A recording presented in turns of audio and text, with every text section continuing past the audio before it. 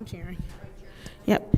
The time is now 4:30 p.m. on Monday, March 23rd. I hereby call the Special Affairs Committee meeting to order. Roll call, Madam Clerk.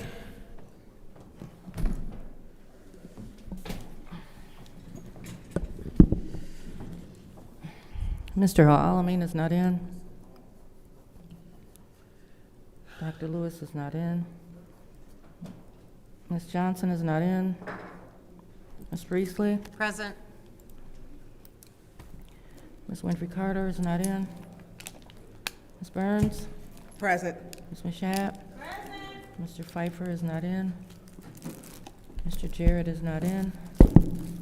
You have 3 members present. We have 3 members present.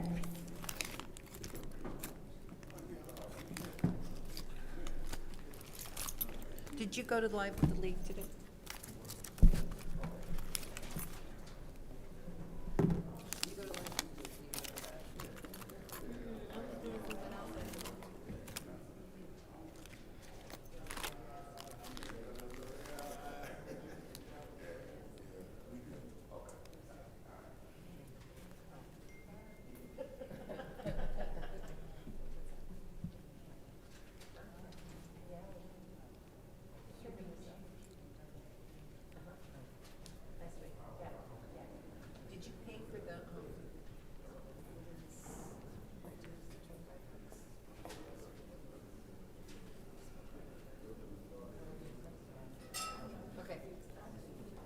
Okay, because I haven't gotten it. Okay. All right, thank you. Can you create something?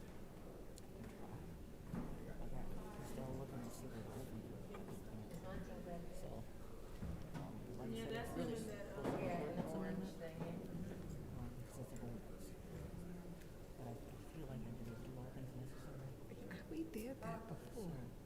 Yeah. Okay. Where's Joanne? Oh.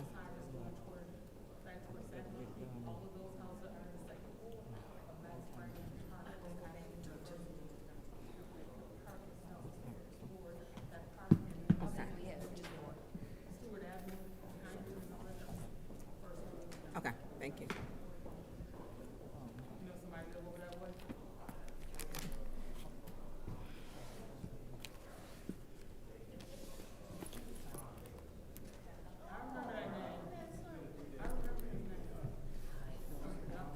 Hey, how are you, Z? Good. Do you have your mom's badge at all? Nope, I need you to do me a favor, and if you can go get the mail out my mailbox and office, can you do that? Okay, yeah. I'm number 6, and you can badge in with my badge to get in. Thank you.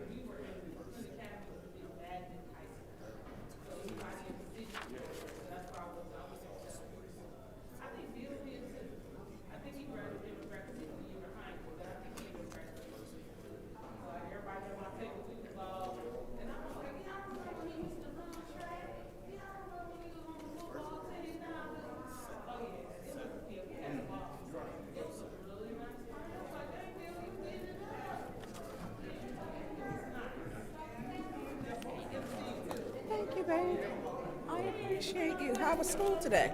It's good. I got to go on a little field trip thing. Did you? So where'd you go? It was like the Kroger. Like I have a cooking class, so we started buying things and stuff. Oh. So what do you? Councilwoman Priestley. Okay. Have you ever did that before? Yeah. Okay. I have a group with me, so Oh, you're doing it as a group. yeah. Okay, because that's a lot of ingredients. Are you doing like a guacamole with it, or y'all figuring it out? We still got to figure it out. That's understandable. That's understandable. Oh, thank you. My daughter got it for me. Not long enough. It was not long enough. It went rather quick, and it was okay. I'm not gonna say it was bad. Just wasn't long enough. I was still busy with stuff, but how was your weekend? All right. Guys, Oh, Sky's on was fun. So how long were you there? a couple hours. Was it a birthday party or just to go? We just to go give my friends. Were y'all exhausted when y'all got home? Because that jumping to get you.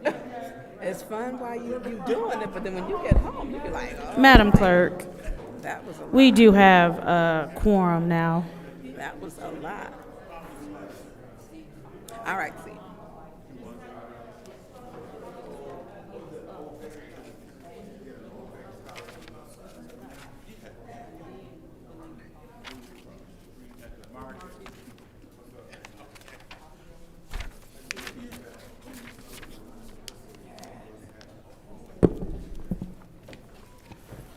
Okay, it is I didn't do everything. It's 4:37 p.m., and we will redo the roll call to establish a quorum. Mr. Alamin is not in. Dr. Lewis is not in. Ms. Johnson is not in. Ms. Priestley? Present. Ms. Winfrey Carter? Present. Ms. Burns? Present. Ms. Mashat? Present. Mr. Pfeiffer? Mr. Jarrett is not in. You have 5 members present. We have 5 members present. It's now time for the reading of the disorderly person city code subsection. Any person that persists in disrupting this meeting will be in violation of Flint City Code Section 31-10, disorderly conduct, assault, and battery on disorderly persons, and will be subject to arrest for a misdemeanor. Any person who prevents the peaceful and orderly conduct of any meeting will be given 1 warning. If they persist in disrupting the meeting, that individual will be subject to arrest. Violators will be removed from the meeting. Are there any requests for agenda changes and/or additions? Seeing as how there are no requests for changes and/or additions, it's time for public comment. Members of the public who wish to address the city council or its committees must register before the meeting begins. A box was placed at the entrance to the council chambers for collection of registrations. No additional speakers or slips will be accepted after the meeting begins. Members of the public shall have no more than 3 minutes per speaker during public comment, with only 1 speaking opportunity per speaker. First public speaker, Madam Clerk.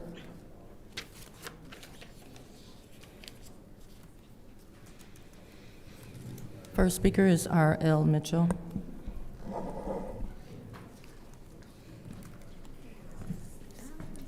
Good evening, Madam President. For the record, my name is R.L. Mitchell, but for the record, Madam President, do I have to apologize for anything I've done to you before? Hello?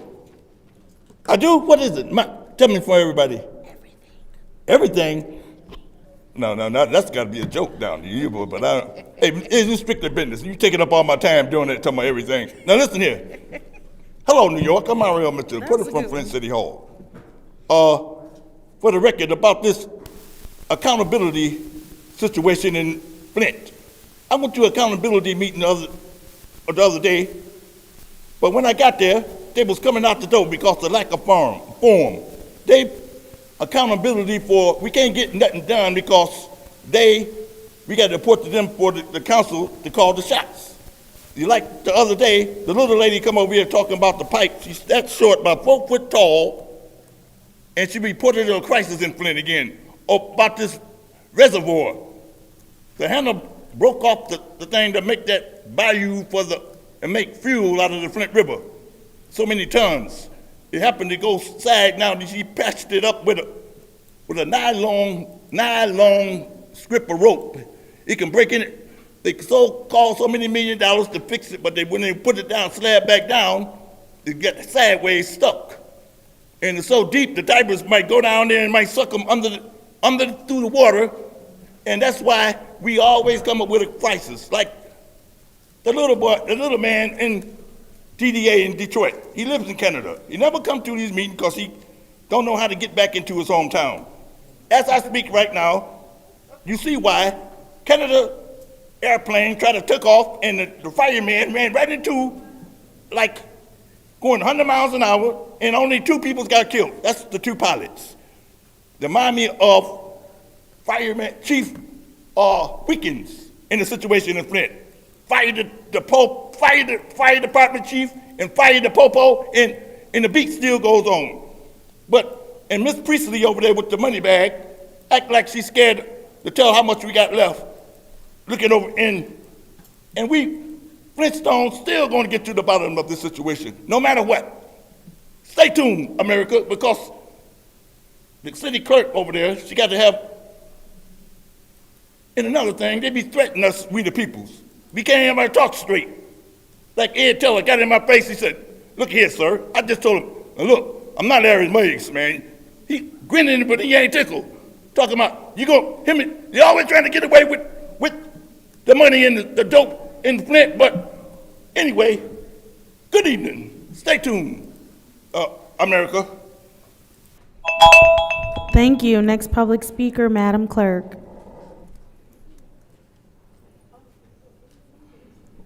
The next speaker is Claire McClinton.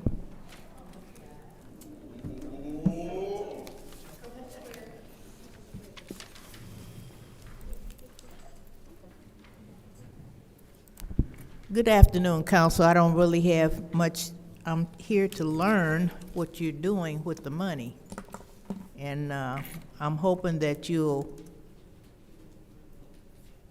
investigate the ARPA funds. There's been some very disturbing publications about the spending of ARPA money sent to the federal government. There's a lot of missing information on there.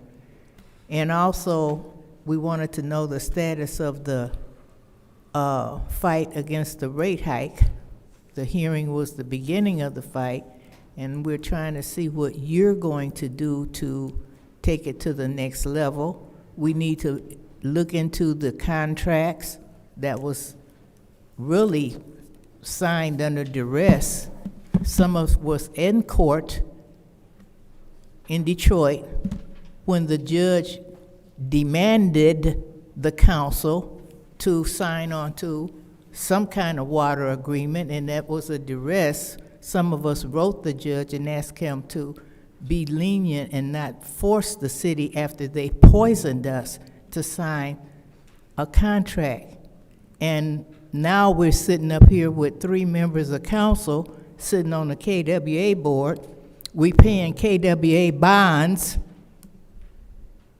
to Wall Street, and we have no control over the water rates and things like that. We're not on the KWA. And it's just a crazy, disturbing situation. And we need some legal counsel to look into that, not our city attorney, with all due respect, conflict of interest. But we need some outside, you use outside attorneys all the time to go after residents. So we want you to look into these things, and we want you to look into, it's hard, heavy lifting work. We need a water affordability plan. Thank you. Thank you. Next public speaker, Madam Clerk. Next speaker is Audrey Muhammad.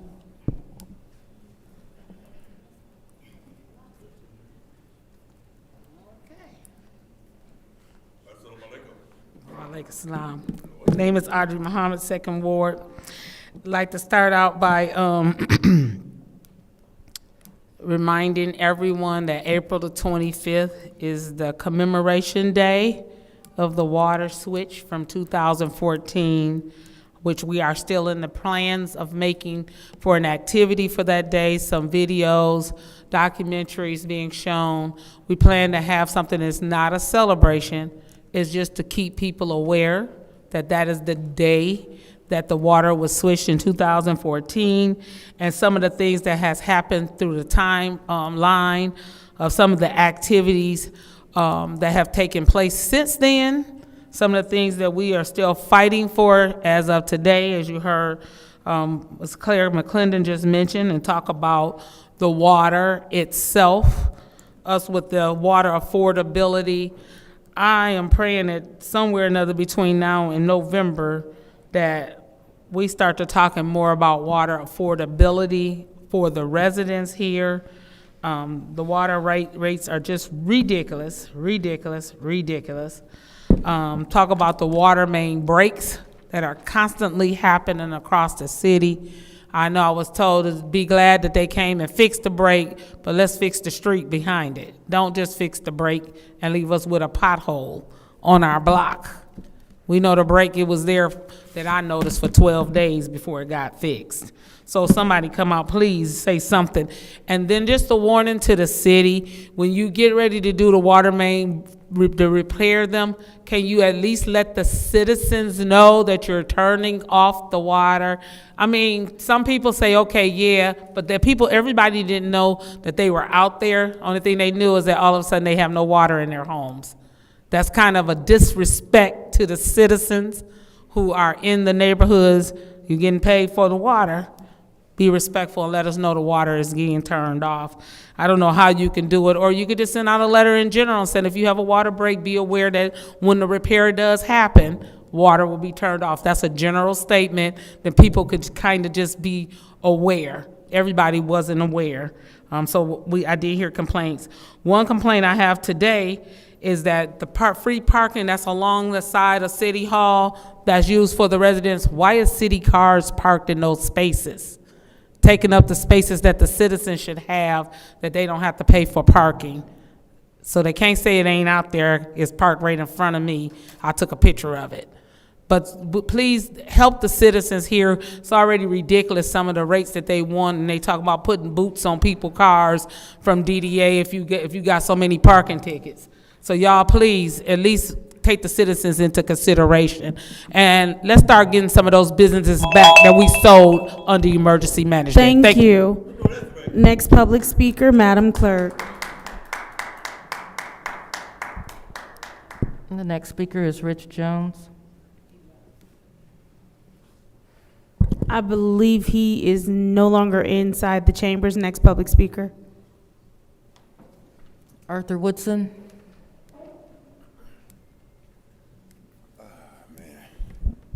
I hate Councilwoman Liddell Lewis isn't here because what she said last meeting, you know, it's sad that council people pick with the audience. Ms. Houston wasn't even here, and she insinuated that Ms. Houston is trying to get the contract to be the interpreter. Ms. Houston, Sarah Houston, she works for the governor. When the governor need sign interpreter, she works for all the elected officials that comes here. So for her to insinuate that she has a job, you know, and you know, have to be mindful of who's really instigating and starting the conflicts with the audience. What I spoke about last week, I heard Michael Carpenter say some things that puzzled me. So when I went home, I started thinking about it. They said that they didn't have any money to fix up Ms. Towner's house.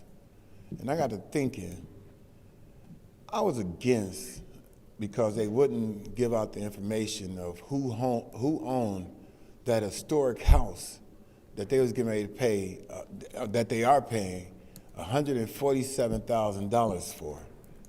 If you were able to pay $147,000 for that historic house that they fixed up, why weren't you able to paint Miss Towner's house and fix it?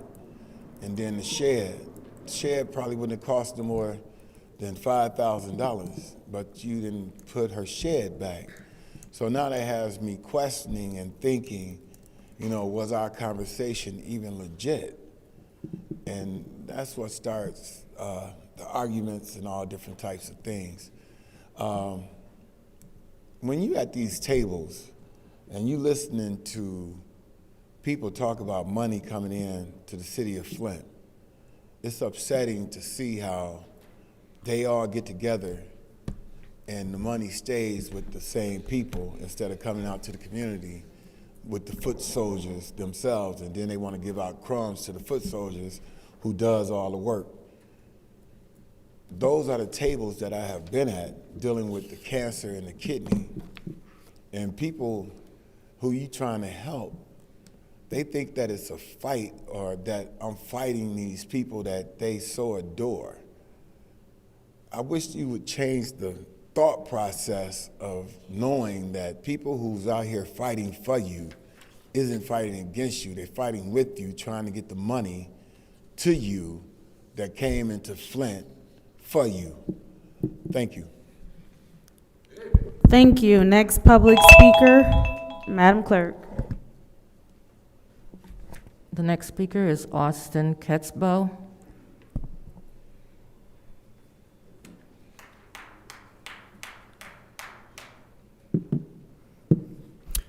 Good evening. My name is Austin, and I'm a resident of the 3rd Ward. I just want to take a minute to talk about something we all see every day. Flint was built for nearly 200,000 people back in 1960. As of today, we're sitting at around 80,000 people. We're still maintaining that same infrastructure from 1960. Roads for 200,000 people, same pipes, same land. That gap that we have costs us money every year. It's not going away on our own. Flint has lost over half of its population since 1960, and we're trying to support that infrastructure with a much smaller tax base. I've been looking into how other cities have handled this. Tulsa created a program to attract remote workers, people who already have jobs, and they brought in thousands of new residents and significant income into that city. Youngstown took a different approach. They focused investment into a stronger neighborhoods and started rethinking vacant land, turning some areas into green space instead of trying to maintain everything. Land Bank, we know, maintains, 30,000 properties, somewhere around there? They mow each one of those properties, they maintain each one of those properties, and that costs Flint money.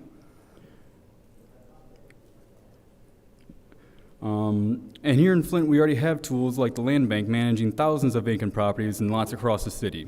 We're already doing a lot of this work, demolitions, lot maintenance, cleanup. I'm just asking if we can take the next step and be more intentional about where we invest and where we reduce long term. I put together a short one-page summary with some of the research provided. I'm sure there are things that I'm missing in there, but I just wanted to ask. Are strategies like these, bringing in new residents while also right-sizing what we maintain, something the city could realistically explore, even as a small pilot program? I'm not here to criticize. I just think that this is the scale of thinking that the situation calls for here in Flint. Thank you. Thank you. Next public speaker, Madam Clerk. Next speaker is Beverly Biggs Levy.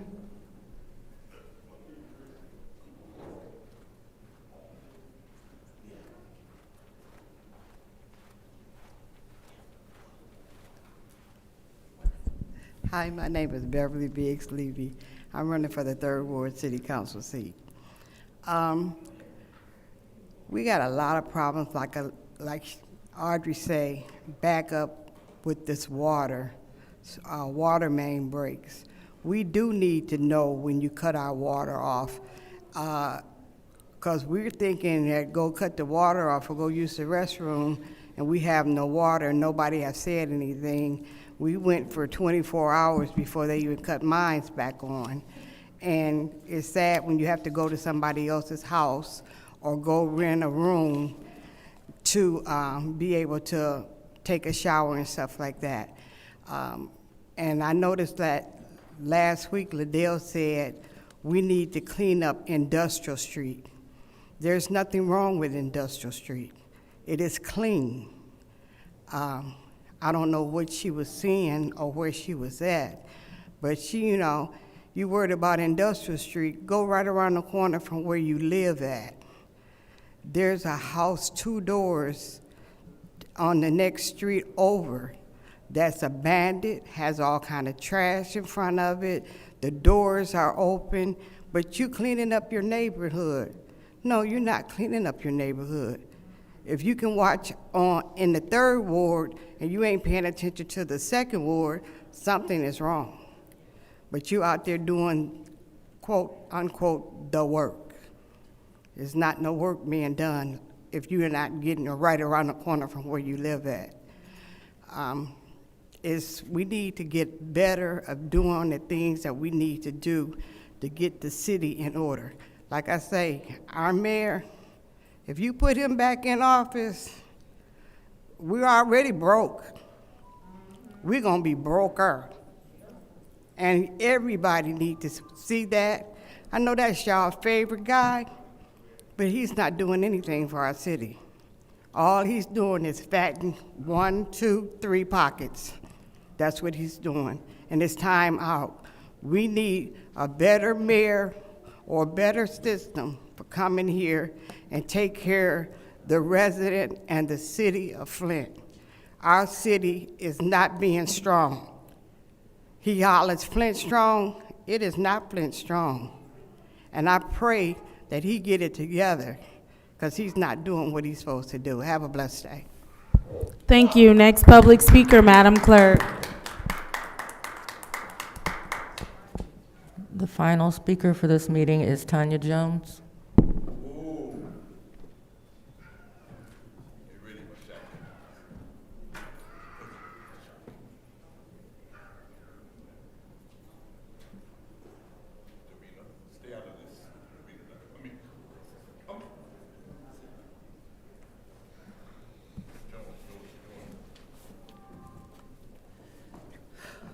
Good evening. I'm running late. I just got through feeding the people, the homeless. I'm here. I advocate for my son, which is part of the opioid crisis. But let me get to the point. I wouldn't came today, but only reason why I came today is because I heard some money was getting passed for the opioid. I think it's different ways y'all could go. I don't have a problem with the deaf community. I like Sarah. But number one, I recall Leon getting $150,000 of the opioid money. I don't know what that was for, and y'all just take it and just do what you guys want to do with it. So my thing is, we out here, we feeding the people. Everybody's not a part of the opioid crisis, but if that's what the money is for to do, my son is a part of the opioid crisis, and I feel like you guys really need to focus on sending the money where it needs to be advocated to. So that's what I'm here for. Once I get my breath, I come back second round, but just what you guys think about it. And Tanya Burns, after this over, I need to see you. It's important. Have a good night. Thank you, Madam Clerk. You said that was the final public speaker, correct? That's correct. All right. Unfortunately, if you just make sure that you are present when we go to the next meeting, we will make sure you have your opportunity to speak. It is now time for a council response. Council members may respond once to all public speakers only after all public speakers have spoken. An individual council member's response shall be limited to 2 minutes. Is there anyone who wishes to speak during council response? Councilman in the 8th Ward. I'm just going to do a point of order real quick. I just want clarity. Where does it say in the rules that you have to be here? Like, if public speaking is open and he signed up for public speaking, shouldn't he get the opportunity? Well, she said it was the last one, so that minute. I understand that, but where does it say you have to be here when your name is called? It doesn't. I'm asking, I don't know, Madam, through you to the city attorney, city clerk, does he still have a right to his 3 minutes?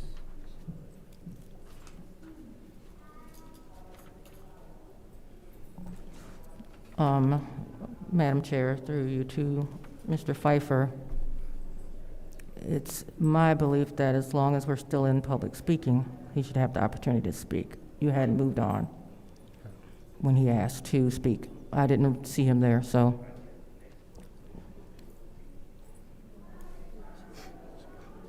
Madam Chair, I'm sorry, it's hard for you to speak or hear, but I believe you said I'm as long sorry. as he shows up during or during public speaking, he should be able to speak. I did not notice Mr. Jones was standing there. If I had, I probably would have just called his name and circled back to him. Okay. But you hadn't moved on. I believe he spoke up as she was asking who's there, the last speaker. So we were still in public speaking. That's my opinion. So yes, I believe he should have had the opportunity to speak. That's just my opinion. Yeah. Yeah, I'm not, yeah, if he signed up according to the rules, then I would move that you allow him his allotted time. Yes, ma'am. Mr. Jones. Thank you, Mr. Pfeiffer.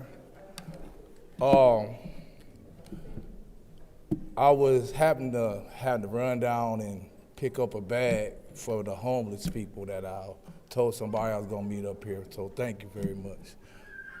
Little slow, getting slow. I'm getting slow. Don't laugh at me. But anyway, I just came up here to say that I had some conversations about the 30-day cleanup. And like one person came to me, they were like, I was trying to talk political, which I wasn't. I really just trying to say let's do this and clean up our city and eliminate a problem that we've been having for a long time, way before any of y'all was on council, and that is the stuff that's not getting picked up on garbage day. And it's some conversations is coming, but I only got one answer. Far as it's two answers, but I received one. The answer that I received, first I'm gonna say what my answer is. My answer is we get together and with this contract, we put language in there that they gotta pick everything up on garbage day. The solution that came to me yesterday was an old solution from back in the day. Our last election, Sister Muhammad, that's get one garbage truck at a time.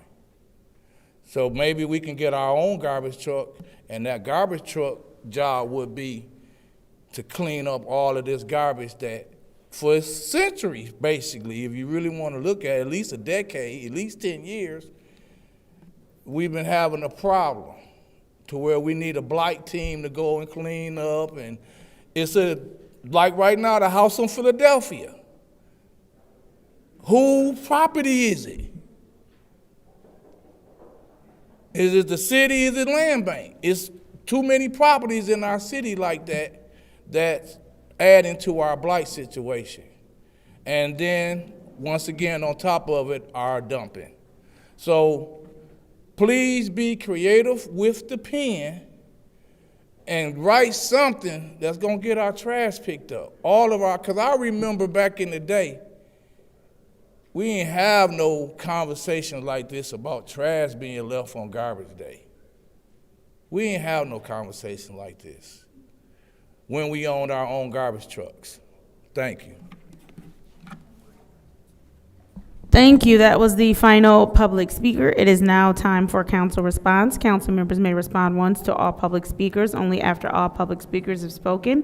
An individual council member's response shall be limited to 2 minutes. Is there anyone who wishes to speak during council response? Councilwoman Burns, you have the floor. Thank you. Mr. Rich Jones, we do have a garbage truck.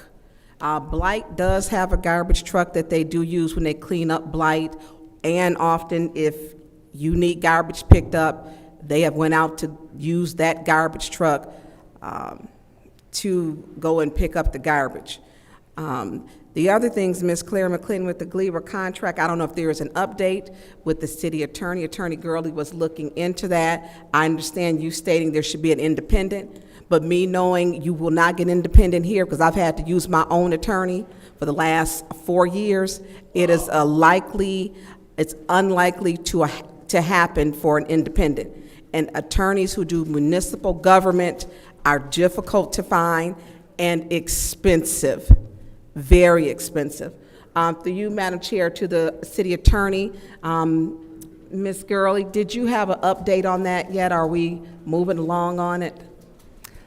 Through the chair, yes, we are close to having a final opinion, and we are also working with outside counsel on certain provisions. So I would say by your committee meeting, if not sooner, for April 8th, you'll have a decision. Okay. So, Ms. McLean, there is outside, and I get what you're saying, a completely separate. I get it because I've had to do it. And I had to incur the cost of my attorney myself every single time. So they're getting, because the language is very specific, she said that they're working on it. Also, Mr. Woodson, there was another call with someone. Mrs. Towner called this morning and stated her house was not fixed. She said that she did not sign the paperwork to sign off of that for that lead-based program.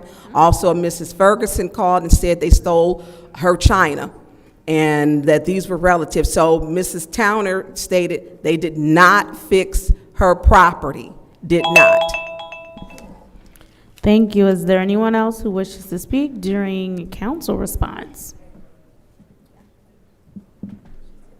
Madam Chair. Councilwoman in the 4th Ward. So I want to address Claire.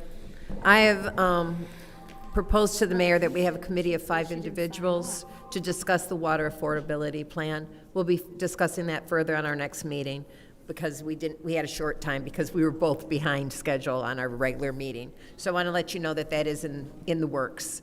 And the mayor is predisposed towards doing that. Also, I want to apologize to the land bank for my comments last week in my response, in my council response. They are very responsive to me. It's just frustrating. That day I'd had several calls on land bank properties, and it had just, that with other personal items just hit me wrong, and I want to apologize directly to them. I've spoken to Michael Freeman and apologized to him as well. So I want to make that public that I was out, it was just frustration for that day. And thank you very much. Is there anyone else who wishes to speak during council response? Seeing as how there's no one else, we will now close council response and move to the consent agenda. Councilwoman in the 4th Ward. Make a motion to approve the consent agenda. There's a motion. Send the consent agenda to council. There's a motion to send the consent agenda to council by the councilwoman in the 4th Ward, properly supported by the councilman in the 1st Ward. Are there any separations? Madam Chair. Councilwoman in the 4th Ward. I'd like to separate 260091 and 250414-T.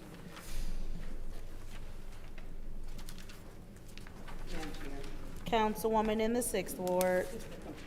No problem. The entire agenda has been separated. Moving on to Resolution 260071, which is the rescind Resolution 25039 1.1-T, $150,000 ARPA funding for North Flint reinvestment. What is the pleasure of the body? Madam Chair, Councilman in the 1st Ward. I'd like to make a motion to move Resolution 260071 to council. There's a motion to move to send 260071 to council. Is there support? Moved and properly supported by the councilwoman in the 6th Ward. Is there any discussion? Councilwoman in the 6th Ward, you have the floor. Thank you. Through you to the city attorney, Madam Attorney, I know there was just the issue in regarding the language, and you had a Tuesday meeting, I believe, with the compliance firm to make sure that we could move forward, because in the resolution it stated ARPA funds. I believe that was one of the issues, and these with the general fund and ARPA funds, as it is stated, do we need to change the resolution, or can we leave it the way it or as is to fund the market? Through the chair, are you asking if you can simply transfer the money, or? Can we approve the resolution as it is written? You can approve the resolution based on the information that's in the be it resolved. I cannot attest to the differences between the two organizations. So as far as the verbiage is concerned, that's accurate, but I don't know the distinction between those two groups. Yeah. So there was the vetting, because the legal department wanted to vet they were vetting each resolution. Has this resolution been vetted for approval? That would have to come from the department. As far as I stated originally, both of these organizations are listed under LARA, under good standing. Okay, thank you. Is there someone from the administration who can come and speak to Resolution 260071?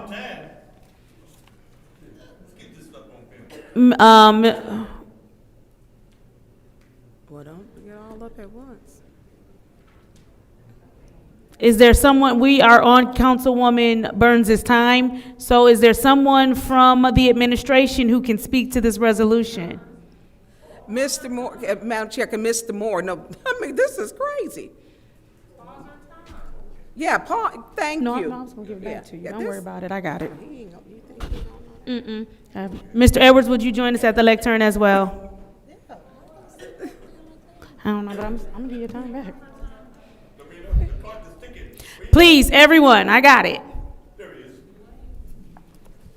We're gonna wait for Clyde before our starts time. Who was the new, Heather, the new Shyness? No, why would she come up here? Oh, wait, she was walking that way. I'm gonna give you time back. I'm just waiting for Clyde to get here. All right, well, you know, that's a slow walk. But that means you're gonna have time.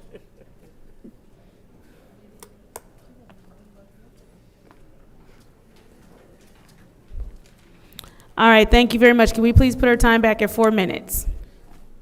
Thank you, Madam Chair. Good evening, Mr. Moore and Mr. Edwards. Has this resolution been approved or vetted to be approved?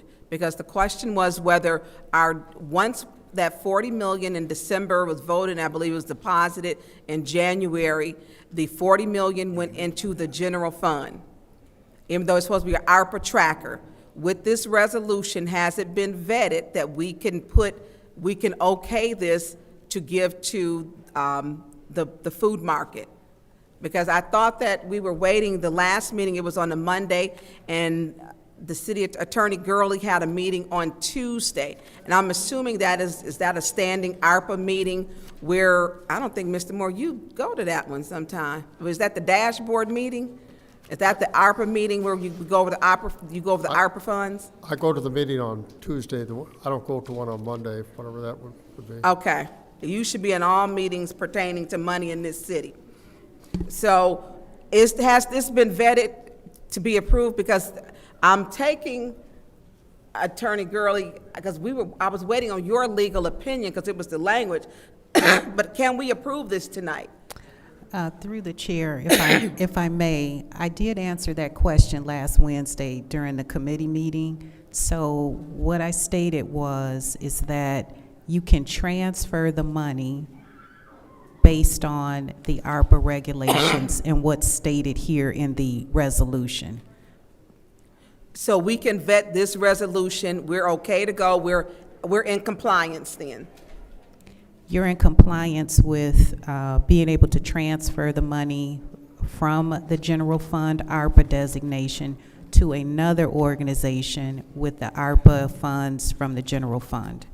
Okay, so we are taking these funds from the general funds. I'm confused. Can somebody, Mr. Moore, this is your job. Can you tell us what's going on here? I've never been, if you notice, my autograph is not on this resolution. My understanding of the resolution is that you're moving from one entity to another. Can you repeat that? I didn't hear you. From my understanding, the purpose of this resolution is to change the name of the entity that you're going to give the money to. Why isn't your name on here? I have no idea. I never made it to my desk. So you never got it? No. This was not a resolution generated by the administration, nor has it been one that was properly vetted by the administration. It originated in council. Okay, so originating it, who originated it in council? I have no idea. Okay, Madam Chair. yes, Madam Clerk. So, if I may, the original resolution that council had done for the $150,000, it was brought to, I'll say my attention, because I'm pretty sure this came from the floor, that it was going to the wrong entity and that it needed to be changed to the North Flint Reinvestment name. So this, I believe this resolution was brought from the floor. I believe there's a second page that's missing that actually had more lines. It was not signed. I believe it came from the floor unsigned, and you considered it that day from the floor. So But- what do we need to do to get this approved? I mean, Mr. Moore, can you look over by the time we get to council? And Mr. Edwards? And also, I just want to add, 250391.1 was the resolution that council drafted. This was a resolution that was brought by the administration to replace that because, By the administration to replace it? correct. So how do y'all not know this y'all resolution? All right, everybody give me 1 second. I need, as we move forward, everybody go through the chair and so we can keep this conversation in line. I do want to point out again, this particular resolution is not council's resolution. Right, this came from the administration because the wrong name was in the be it resolved of the one that we did from the floor. So all of this is doing is correcting the entity that is supposed to act as the fiduciary for the food market. Other than that, it's the exact same resolution we passed once before. It's just changing the name. And if I heard the city attorney correctly, we are good to pass the exact same resolution we passed before. Is there anybody else in the first round of discussion? Madam Chair. Councilman in the 8th Ward.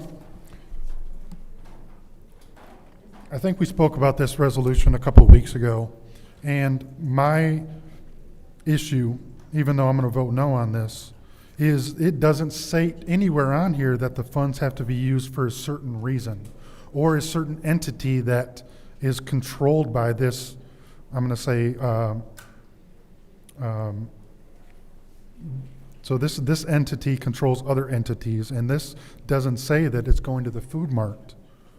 And I know the North Flint Reinvestment controls more than just the food mart. So I don't understand, and this, we're not just replacing the name on it, the entire resolution is being rescinded that we already passed. So my issue is this does not say that this money is going to be used for the North Flint food market at all. So, I mean, I don't understand what we're I mean, this could be used for the event center. We don't know. So, I mean, that's my, and this is not a complete resolution. It doesn't even have the lines for everyone's signature, let alone the attorney's signature that said that they haven't vetted it yet. So I was told we can't pass anything until it's vetted. So if the city attorney hasn't vetted it, why are we approving it tonight? So, Madam Chair, to you, to the city attorney, isn't what, I think it was policy, or you said that you didn't want anything before us that hadn't been vetted by the city attorneys. So was this not sent to you, or, I mean, I know it's been on the agenda for a couple of weeks, so I guess when are you planning on vetting this for approval?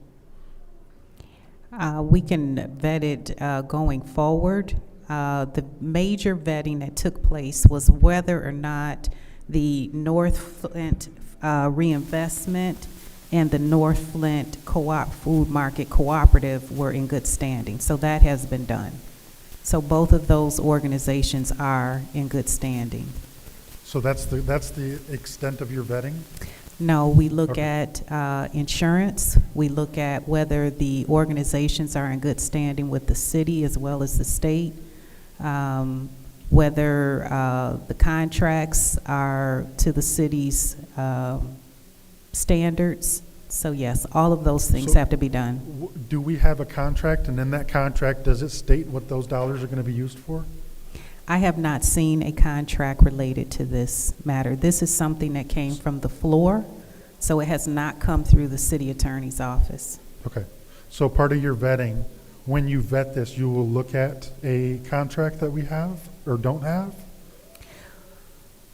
If we don't have a contract, then there's usually a proposal. Okay. And so in that proposal, it will state exactly what the city is requiring of the group to perform. Okay. So we either need a proposal Or the contract? or a contract. Okay. So it seems like I don't know that if the city attorney hasn't been given a contract or the proposal, it seems like we wouldn't have that. So I'm going to vote no on this no matter what, but it's up to the council to make sure that the dollars are spent to what their intended purposes are. So I'll yield my time, but it seems like this isn't ready yet. Thank you. Is there anyone else during the first round of discussion? Councilwoman in the 4th Ward. Just a quick comment, and everybody I think knows where I stand on this, but when we talk about the proposal and we go back to when the ARPA committee was in accepting grant applications, they did not apply. Thank you. Thank you. Is there anyone else in the first round of discussion? Seeing as how there, Madam Chair. okay, Councilwoman in the 2nd Ward. Thank you. So I remember looking at the Flint Food Market application, and so through you, Madam Chair, to the colleague in the 4th Ward, are you saying that the Flint Food Market did not apply for ARPA funding? Is that what you're saying? So ladies, pardon me, before you answer, it's directed toward the chair. So again, before we even get into what this is about to turn into. Go ahead, you have the floor, Councilwoman in the 2nd Ward. Through you, Madam Chair, to the councilwoman in the 4th Ward. So are you saying that the North Flint Food Market did not apply for ARPA funding? As has been stated through the chair, as has been stated several times in the past, they have not, they did not. They said they did, but it did not appear on our spreadsheet, nor does it show up on the Ernst & Young website as having been applied for. Thank you. So I remember, if my knowledge served me correctly, that this was one of the cases where we saw that he printed out a copy from the website. And so when we brought this to his attention, he delivered that copy to council. So I don't want to propel a false narrative that they didn't apply when he presented the proof that he did. So I want to make sure that we eliminate that falsehood there. Furthermore, going back to my colleague in the 8th Ward point, I understand this is when administration came up with a rule, now it's blowing up in your face in terms of vetting. So we can't vet things from the floor, it had to go through the attorney. So now you are, if I'm hearing this correctly, so now administration is bypassing the attorney to get something done? I mean, again, please feel free to point of information me so I can make sure that I'm following this correctly. Okay, so I'm in full support of the food market. They have done their part. The food market is opening and flourishing. This is not a shell organization. They are providing fresh food and groceries to the community. Moreover, we have Mr. Threlkale, Pastor Threlkale, on the front row representing wearing the shirt. Clearly, he's wearing the shirt because he's in support. And we have plenty other members that are on this body as well as in the community that want to see this food market win. I'm one of them. So I don't want to nitpick. I don't want to nitpick. We know for a fact that they applied. It's been brought to us before. There's no reason why we shouldn't do it, but again, when the administration says that we cannot just bring anything from the floor, that it must be vetted through the attorneys, that's what must happen. So, I mean, again, if I'm wrong, if I have the wrong interpretation, I welcome a correction. Thank you. Request information. What is your request? Through you, Madam Chair, to Councilmember Lewis. So are you stating that we need to have it, in your opinion, vetted first before council approves this? Yeah, I'm gonna go ahead and take my. No. All right, so, thank you. Is there anybody else in the first round of discussion? Madam Chair, Councilman in the first ward. through you to the speakers, I just have a question. I'm in full support of the market, which was already approved, and we just needed to make a change prior to getting to this point that we are at. And it did come from the flow from one of our council members when it did get approved. My only question is, I believe the attorney already had mentioned that it has to follow the same guidelines as the ARPA rules and so forth. Can you confirm that or not? So if it is passed or not passed, but if it is passed, will it still have to follow those guidelines as far as like with the contracts and making sure the money is spent and going to where it's supposed to go? Just say yes. Just say Yes, they should follow the ARPA guidelines, because we're using ARPA funds for this. Okay, so before any dollars can be spent, it will be tracked the normal process in the normal way and so forth. All right, thank you. I'm in full support of it, but thank you. I just wanted that clarity. Thank you. Thank you. Is there anyone else in the first round of discussion? Seeing as how there's no one else in the first round of discussion, I will go ahead and take my time. Let's just backtrack and do a little history here. The original resolution came from the administration. What happened was, it then on the floor, Councilwoman Burns wanted to give a different amount. So council fixed the resolution from the floor. Fast forward to, that is what we did end up going ahead with. Well, now we had already approved a dollar amount for the North End Food Market. What happened was, there was something caught where it was going to the wrong sponsor for the food market. So if the concern is the language and whether or not it is going to go to specifically the food market, we can fix that here and now. I am, before I make my motion, I also want to point out that the city attorney has already stated that the be it resolved and everything that it says on this current resolution, it has been vetted and we can pass as is from the be it resolved section. You all just heard her say that tonight. So again, if the concern is whether or not it is going to go to the North Flint reinvestment for the purpose of funding the North Flint Food Co-op, we will go ahead and make that change from the floor to simply say, to be paid to the North Flint reinvestment for the purpose of funding the North Flint Food Co-op. We've gone down this road. I thought we were clear of this road. Apparently there was just simply a clerical error that now has us doing way too much, when we are all, most of us, are in agreement of the fact that we want to go ahead and help fund this food market. It already had the votes, it already passed, it was a clerical error. We are now fixing the clerical error, and if we want to make sure we're doing our full due diligence, we will go ahead and change it from the floor to make sure it says, to be paid to the North Flint reinvestment for the purpose of funding the North Flint Food Co-op, so there is no confusion as to where the council wants this money to go. Madam Attorney, I'm gonna go ahead and can we add that language in here right now from the floor? Is that language that will suffice? And again, the language is just simply, to be paid to the North Flint reinvestment for the purpose of funding the North Flint Food Co-op. That way, we're not asking, is it going to an entertainment center or anything else, or any of the many, many wonderful projects that the North Flint reinvestment, which we'd like to reiterate is not a shell company, one of their wonderful projects that they do, we can make sure is strictly for the food co-op. We're good there, Madam Attorney?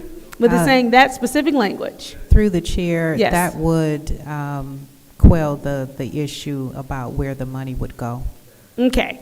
Is everybody fine with that particular language before I make the motion? Because we're going to turn up. Go ahead. Yes, ma'am. Are we required to have a proposal or contract with this? Because she stated we do not have one. By approving the money, you will trigger We a can't have a contract till we contract approve. being reviewed and approved. So you're allowing the money to be submitted to the organization, but then there should be a contract as well. So once we approve, it triggers the contract to, It can go after, okay. but So it we will can have to go be in before or conformity with your resolution. And it would be in accordance with the resolution. So once we change the language, the contract also has to state this as well. So I think that satisfies the fact that that is where the money will go. I'm going to make the motion. Everybody good with that? All right. I'm Okay. sorry. Go ahead. Point of information. What's your point? So we're making sure that it's going to be strictly used on food access. So the language is, that we're going to add is to be paid to North Flint Reinvestment for the purpose of funding the North Flint Food Co-op. From food that's coming from the food access category. Are we having that inside of the language too? Because that was one of the categories. Madam Attorney, is that necessary, or is the language, will that suffice as stated? I'm sorry, can you repeat that through the chair? So Councilwoman Burns wants to know, do we need to specify that it is coming from ARPA food access? I don't know if that was in your original contract, but your resolution, based on what the language is here, you should be mirroring the same language that was in the original reso with the addition of it being used just for the North Flint food market. So I'm not sure if there's I do specific understand. accounts. We didn't put the categories on anything, but yeah. I do see what you're saying, though. Yeah, okay. All right, so I would like to make a motion, and Madam Clerk, this becomes point 2, correct? No, it's No, already this point is- 1. It would become point 2. This is a point one. It would, no, I'm making a motion, so wouldn't it become point 2? No, because you're amending the. I'm amending 7-1. point 1? You're amending the 7-1. This is to rescind 391 altogether. Replace it with this one. So this one would become a Oh, that's point right, I one. got you. Thank you, Dennis. All right, so I would like to make a motion that we add in the language to be paid, I gotta say the language again, but thank you. To be paid to North Flint Reinvestment for the purpose of funding the North Flint Food Co-op. And that is the motion on the floor. It has been moved, properly supported by the councilman in the first ward.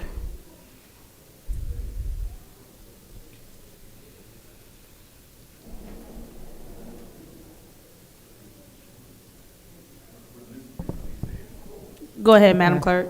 This is the roll call on the amendment. Mr. Alamin? Dr. Lewis? Yes. Ms. Johnson? Yes. Ms. Priestley? You need him? Ms. Winfrey Carter? I abstain. I'm a member of the North Flint Market.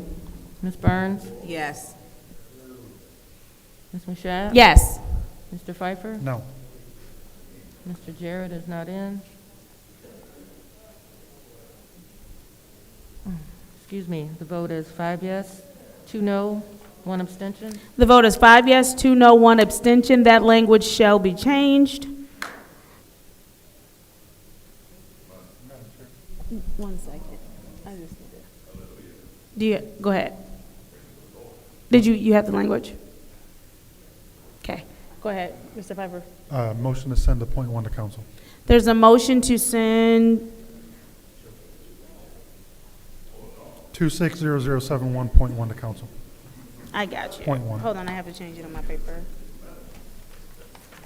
There is a motion to send resolution 26007.1 to council, and is moved by the councilman in the 8th ward, supported by the councilman in the 1st ward.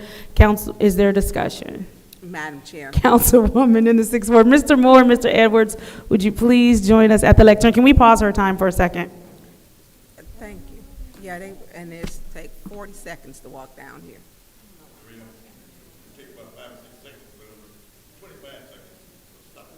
RL, can you please? Yes, dear. Thank you.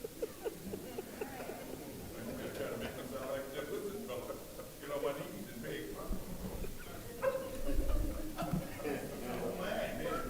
RL, please. Can you start your time? Thank you. Mr. Moore, so with the changes, so the proper language that the city attorney, Mr. Edwards, I know that Ms. Gurley, Attorney Gurley, is working on that. Are you in agreement with that? Because Mr. Moore, you have to sign off on it also. Yes, it's not going to, from the finance perspective, it's not changing the dollar amount. We're just changing from one entity to another, so yes. I'll be Okay, fine. and then so that way, so that we're making sure, because I thought this was vetted by the time that it came here today, but I guess we're missing a page, and then the contract will be triggered once the vote. So a contract will be, they'll be contacted, is that with Nick? Who will contact the food market? Yes. So Nick, who is handling our ARPA funds, which, by the way, Nick can't take questions from council people. He's been told he can't talk to us. Even basic questions. I know you know, Mr. Edward. So You're welcome to come down and have a conversation with him anytime you want to. I don't have any problem with it. yeah, and it's just because I do know that we cannot interrupt the flow of, we cannot day-to-day operations, That's but a correct. basic, That is yeah, correct. have no, don't want to direct anybody, but just basic questions, where it has been a stone wall that they will not even take phone calls. So I don't have time to come down, hey, Nick, what's up, and chat it up. Hey, Nick, got a quick question. Where's Bethel at? Bethel Church, have they got, we're not able to get basic questions, and that is a hindrance for any of the organizations with ARPA. Not asking them, hey, put an extra 25,000. We can't do that. Just basic questions so that we can make sure that we're acting in good faith, but they will not. Literally, you have to tell people, press 1 if you think I'm saying yes, press the button twice for no, because they won't do it. And I'm not being, I mean, it may sound funny, but this is what I've had to ask city employees, because they will not answer questions, and it stops business. So I just want to make sure that we're clear that a contract will be triggered. We did get a email stating that our legal department must vet our resolution, that it was mandatory. It was mandatory. And so that definitely pumped the brakes and stalled that part. And so she stated it doesn't have to have food access on it, but it is stated that it will be used for food. Am I correct? Attorney, through you, Madam Chair, to Attorney Gurley? Yes, that was not in your original contract, so. Okay, and so it looks, so you're good to go with everything so we're literally vetting this now, which it should have been vetted before we got it sent to us. So Mr. Moore, Mr. Edwards, are we good to go? Because we know that it will stop down in the mayor's office, and I don't want it to sit on that shelf 4 shelves down and not signed if we're stating we're going to get it done. So if we are vetting it now, we need to make sure we vet these, because a lot of these companies or organizations, we don't even know if they got the money. So I'm hoping that the administration, it's election season. Hopefully mayor won't let it sit there on that shelf. We can get it signed, because we're doing everything on the floor now. So we are good to go, and I yield the floor. Anyone else in the first round of discussion? Madam Chair. Councilman in the 8th Ward. Mr. Moore, I was told since we transferred, I think maybe Councilwoman Priestley said this, we have to oblige by the state ARPA guidelines.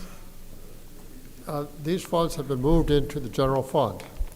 And the resolution that the city council passed when they approved moving the funds to the general fund was that we abide by the ARPA guidelines for that. So following that direction, we will make sure that for this contract that ARPA guidelines are followed. So is Ernst & Young still managing these dollars or no? Yes, they are. Because this states that they're going to ensure compliance with the U.S. Treasury, and I'm like, are we still doing that? We would not be reporting these to the U.S. Treasury. They don't follow from the U.S. Treasury's perspective, those dollars have been spent. But the direction we had from the city council was that we were to treat it just like it was ARPA dollars. So we'll follow all the guidance and rules that we have for those. So Ernst & Young is still going to be involved until these dollars are fully spent? Correct. Okay. I yield. Request for information. Every time. What's your I request? know, I got questions, because I'm listening intently, Mr. Moore. Through you, Madam Chair, to Mr. Pfeiffer, and Mr. Moore, have your ear open, please. So these dollars will never show up at the Department of Treasury to them. Correct. So the Department of Treasury, it will not show that they received, that our ARPA dollars went to the food market because it went to the general fund. That's correct. Okay.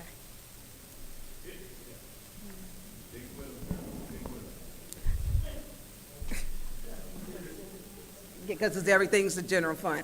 Okay, thank you. Anyone else in the first round of discussion? Anyone in the second round of discussion? Seeing as how there's no one else, this is the roll call vote to send resolution 26007.1 to council. Roll call, Madam Clerk. So that means everything that is spent. Dr. Lewis? Yes. Ms. Johnson? Yes. Ms. Priestley? No. Ms. Winfrey Carter? I abstain, conflict of But it interest. does not go. Ms. Burns? Yes, it does not. Ms. Mashat? Yes. It does not go. Mr. Pfeiffer is not in. No, because it's in general fund.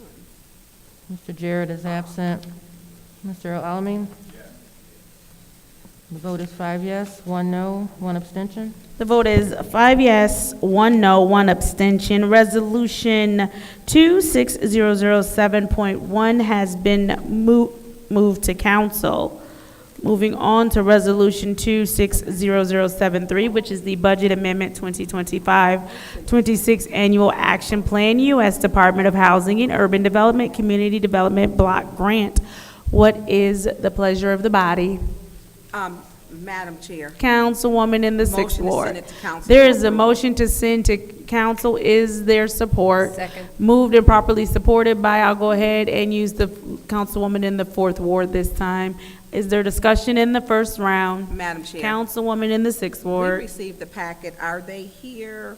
I know we, one of the. Is there anyone here Slaughter, who can Mr. speak to Slaughter. this? I believe Mr. Slaughter. If you could please join us at the lectern. Got a little quick thing for you.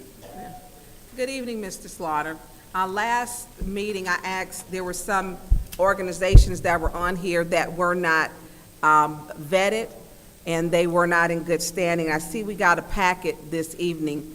And so are they now in good standing? Did they make the corrections, and are they here this evening that they would like to speak? They are here this evening, and they never were in bad standing. That's not what I got. That's the information you were incorrect on. But did you But look they are at- here today to speak on Did you, behalf. okay, did you look it up yourself? Yes. Or someone? It's my contract. Okay, well, I'm gonna send you the information that I have that was, as they were going down vetting them, that this was, so they're saying that on the website, it was an error? No, they've just been in good standing up through 2027. Okay, well, I'm gonna, And there are several best practices, but you have to put so the there's entire. more, so are they saying this was another best practices? The best practices that we work with, all I know is they are in good standing and have been. So you're saying that this is not the same best practice that was on the website? I don't know what you looked at. I'm gonna show it to you. Okay. I'll give it to you. I don't have no problem with that. I don't have any problem with that, fully transparent. Were The you other able? thing that you said was we didn't fully vet. We've vetted everyone, but that No, can I change asked you, every no, I day. didn't say, well, this one came up, but I asked you, could you vet all of those? To Correct. make sure.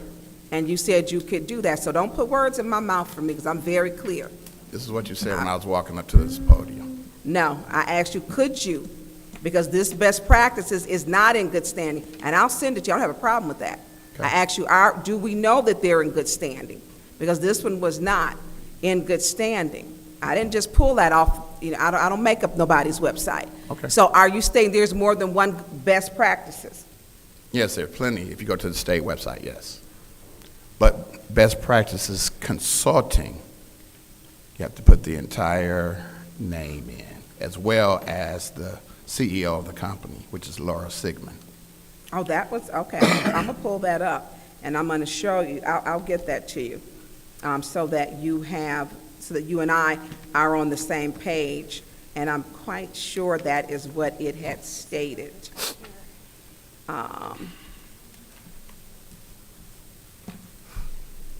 That was on there. And I don't know them, so I'm impartial.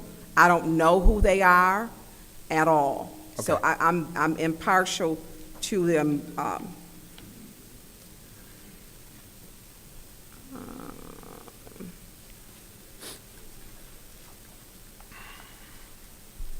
Laura Sigmund, okay. So you know what else is that just, it's right here.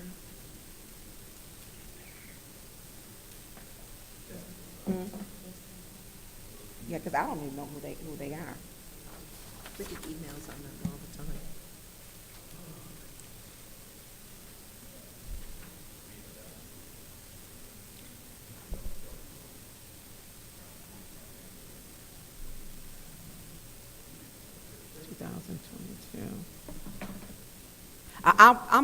I'll yield the floor. If you want to, what else I have here? Is there anyone else who wishes to speak in the first round of discussion? Madam Chair. Councilman in the 8th Ward. Through you to the city clerk, Madam Clerk, I requested all the proposals from this, and I believe you submitted the official request. Did you get any response to that? No? Thank you. I will double check, but no, I did not. I don't think so. But I'll double check right now.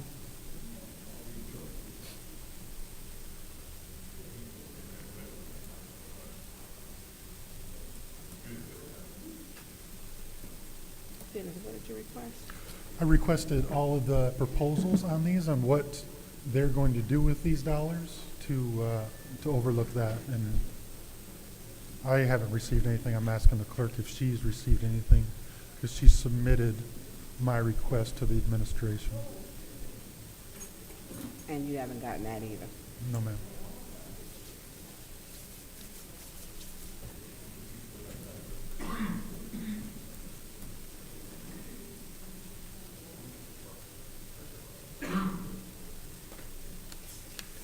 I need her name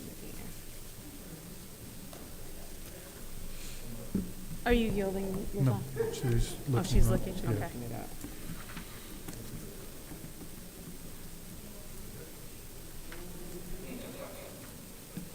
Are they here for a special order?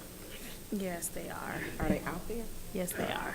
Where's she at? I can't see everybody, but Sir, have you received the request yet to provide all the proposals, or no? Proposals for what? All of these grants? The same proposals that you guys approved in 2025? Is that what you're saying? A request for the actual proposals. We never even got the. Yes, you did, because you approved this back in 2025. We didn't get the actual proposals from each one of these. Proposals for each agency you're asking Correct. for. I didn't get an official email from city clerk to provide. Madam Clerk? Yeah, so I sent it to Mr. Edwards only and have not received any response. You haven't got a response? No. Okay. Through you, Madam Chair, to Mr. Edwards. Madam Chair, Mr. Edwards? I think he. Is he, Mr. Edwards not there? Mr. Pfeiffer? Yes, ma'am. I also want to point out that I did send something this afternoon, right before the meeting started. Mr. Edwards Madam did. Clerk, I'm sorry, I can't hear. Sorry. Mr. Edwards did forward something to council members this afternoon. I believe it was a copy of the resolution, so I'm not sure if that was the answer to your question.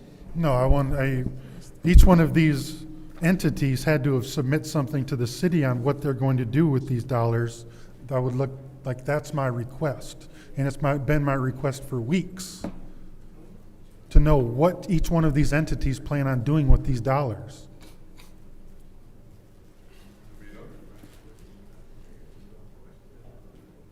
Dennis, did you do that at the last meeting? I did it at the last either committee meeting or council meeting. And then Madam Clerk followed it up with an email officially to Mr. Edwards, so.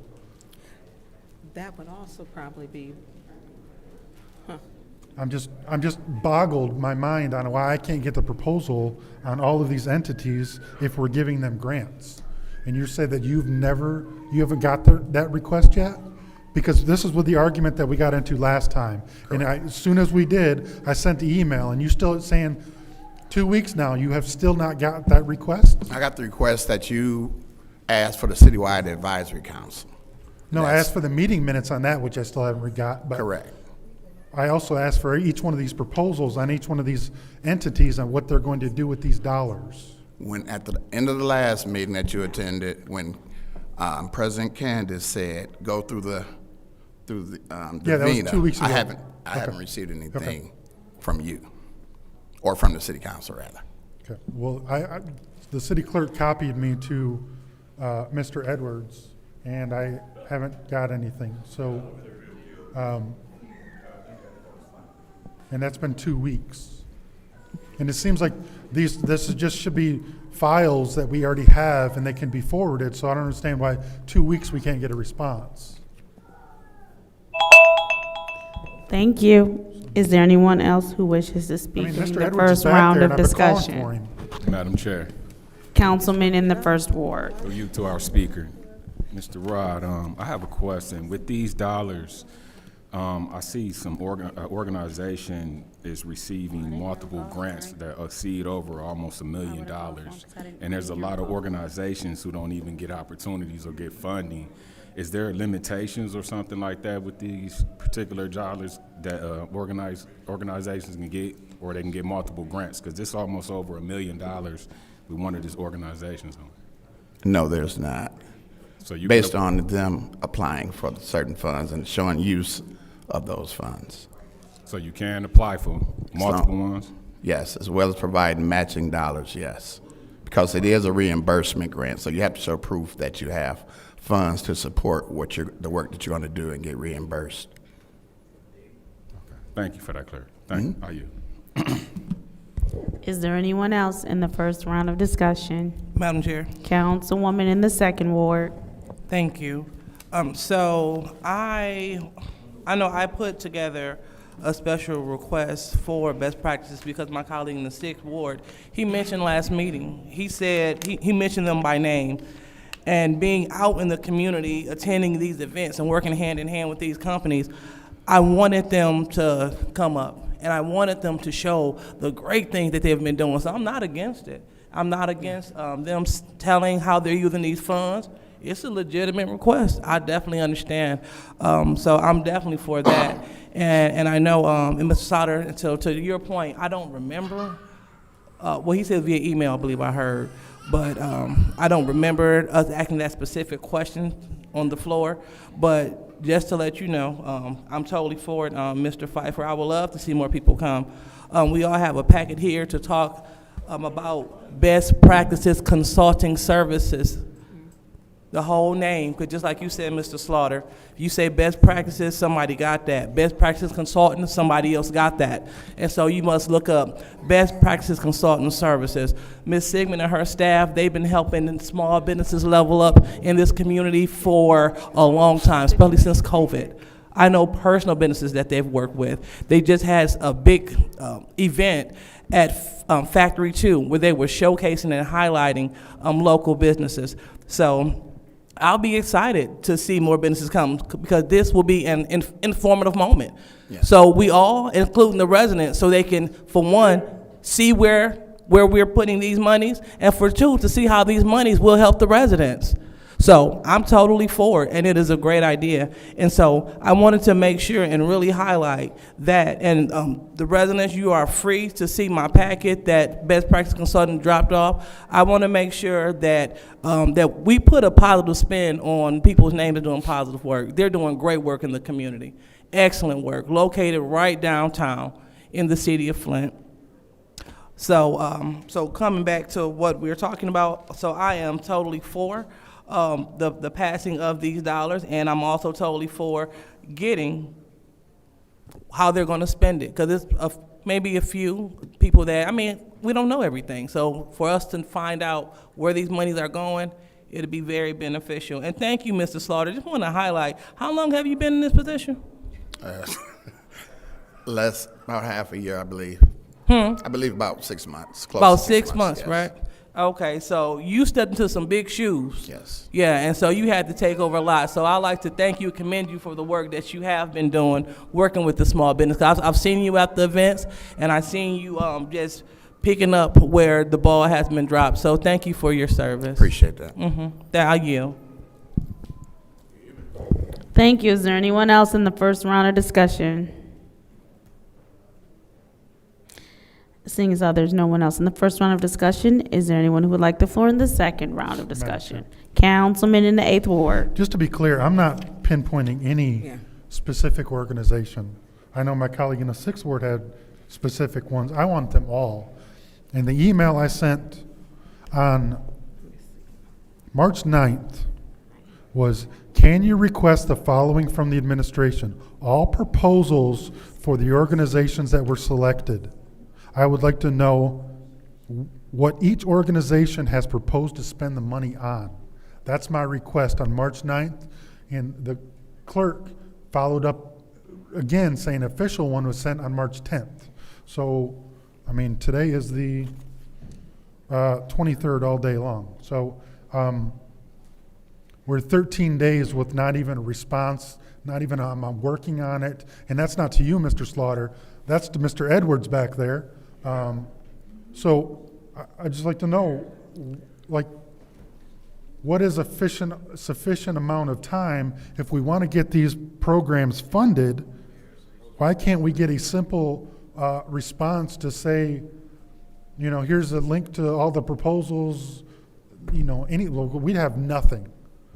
Like literally, I think this is the exact same resolution that doesn't say what any of these are going to be, what the dollars are going to be used for. So I'm sure that the administration has it. Mr. Edwards is not getting up out of his seat for a reason, so.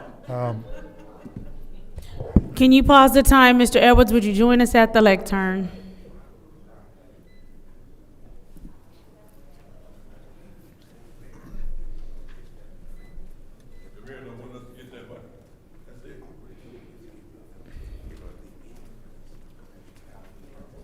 Go ahead, this time.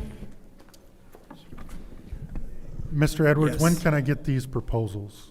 I would say that you can come down and view the proposals, but we're not sending things around electronically. We have suffered from sending things around electronically because they end up on Facebook. So I'm happy to show you, and any council person is welcome. If any council person. What on this is privilege that isn't FOIA-able? So I'm gonna understand what's the, I mean, if it's. I'm gonna defer to legal. If it's privilege. I'll defer to legal Okay, because well, that's we've had fine. instances, I'm just telling you. I understand that, but if it's FOIA-able, it shouldn't matter. So what's not FOIA-able in my request, Madam, through you, Madam Chair, to the city attorney? Depending on the application and what information is required, if there's personal identifying information, yes, that would need to be redacted. So that can be redacted and sent to me via email? Yes, but that would be taking time. And then also, if there's proprietary information, that information is not FOIA-able either. Okay. So are you saying I have to submit a FOIA request? No, I'm not saying that. But if you are requesting information from administration, then all those documents would have to be presented to the law department to redact. So they wouldn't be able to give the proposals without a review, just to make sure that there's no PHI or any other proprietary information. Yeah, they can do a spreadsheet, absolutely.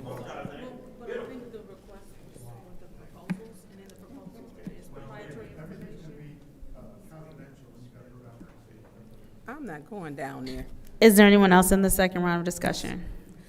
Madam Chair. Councilwoman in the 6th Ward. I mean, Mr. Edwards, that is just ludicrous. At some point, you get to hold the bag to all the information, and council does not. That's crazy. That's ridiculous to me. It is wrong, because we have a responsibility to be transparent. This isn't your money. It's not, and it's not ours. And so you're holding the balance of the power because you, the city attorney, and Attorney Gurley, I'm not in agreement with you on this, but this goes both ways. The administration doesn't get to choose what they withhold from council. Where's the truth in lending? We're not withholding. Well, I'm talking, please, Mr. Edwards, because I've asked you since February the 21st, where is the annual action fund report? And I haven't gotten it yet. And you sent me. That was what we sent. I don't have it. Because I need that. And so when we get this, Mr. Slaughter, let me say this, we don't get anything. What we get is what is in this packet, and that's not sufficient to make a decision. Because we get people say, well, how come I didn't get community block grant dollars? Well, this organization got it. Well, what do I have to do to get them? And it should be fair across the board. And the biggest complaint people get is the same organizations that keep getting the money, and people do not get a new opportunity to develop their organization, and it's not fair. It's not. And so you hold all the chips, and I don't know if it takes, because I've had to sue the city about your illegal ARPA committee and won. We shouldn't have to do this. Y'all do stuff that is not above board. Through you, Madam Chair, to the city clerk, do you have the annual action fund report? I sent 3, 4, 5 emails. At last one you got at 4 o'clock, no, 2 o'clock today and 4 o'clock in the morning for the annual action plan report. Do you have that? I don't have a formal response to your email. What I received was what I sent to council, which I believe is a copy of the resolution. But Mr. Edwards, where's the annual action plan report? Through Madam Chair, to Councilwoman, that is the response. I talked with the division and sent you the material. That's the material that was given to me. I forwarded to the clerk for each one of you. It's a relatively 15, 16, 17-page document. Well, I'm a reader, so I'm up at night sending emails, so I don't have a problem with the length of something. That's fine. And so, What you sent to me. until, like Councilman Pfeiffer, Thank you, Councilwoman Burns. Is there anyone else in the second round of discussion? Seeing as how there's no one else in the second round of discussion. I forgot my thought. We'll go ahead and do the roll call. Madam Chair. Oh, 1 second. I'll take my time.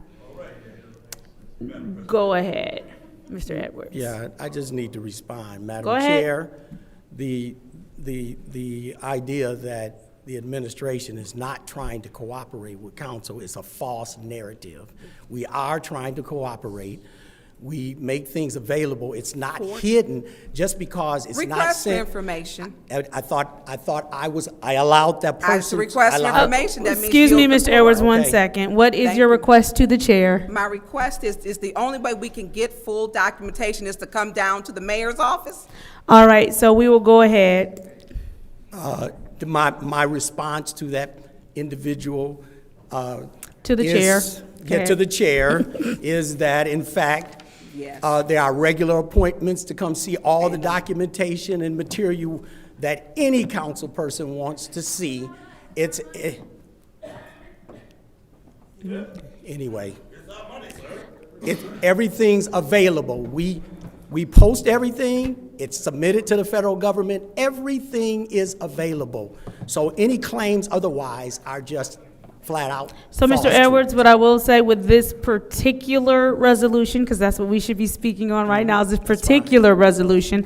I do understand what you are saying when you speak about, or what, Madam Attorney was saying when she spoke about proprietary information and that not being able to be out on the internet. So I am in agreement with that. However, my colleague in the Fifth Ward did have a good suggestion, and maybe moving forward, we should look into at least sending something down with a paragraph or something of saying how everyone is going, what they're going to do with the money. I mean, I think that at one point in time, you used to overload us with information, and I do understand that times there were questions that made it appear as though maybe the information wasn't all being read. But I think what happened at that point in time is because we weren't getting the information in a timely manner. We now do receive information in a timely manner. So feel free to overload us once again, and then we can just kind of go from there. But I am in agreement that with this particular resolution and the fact that there is a lot of proprietary information that goes into these organizations and the work that they do,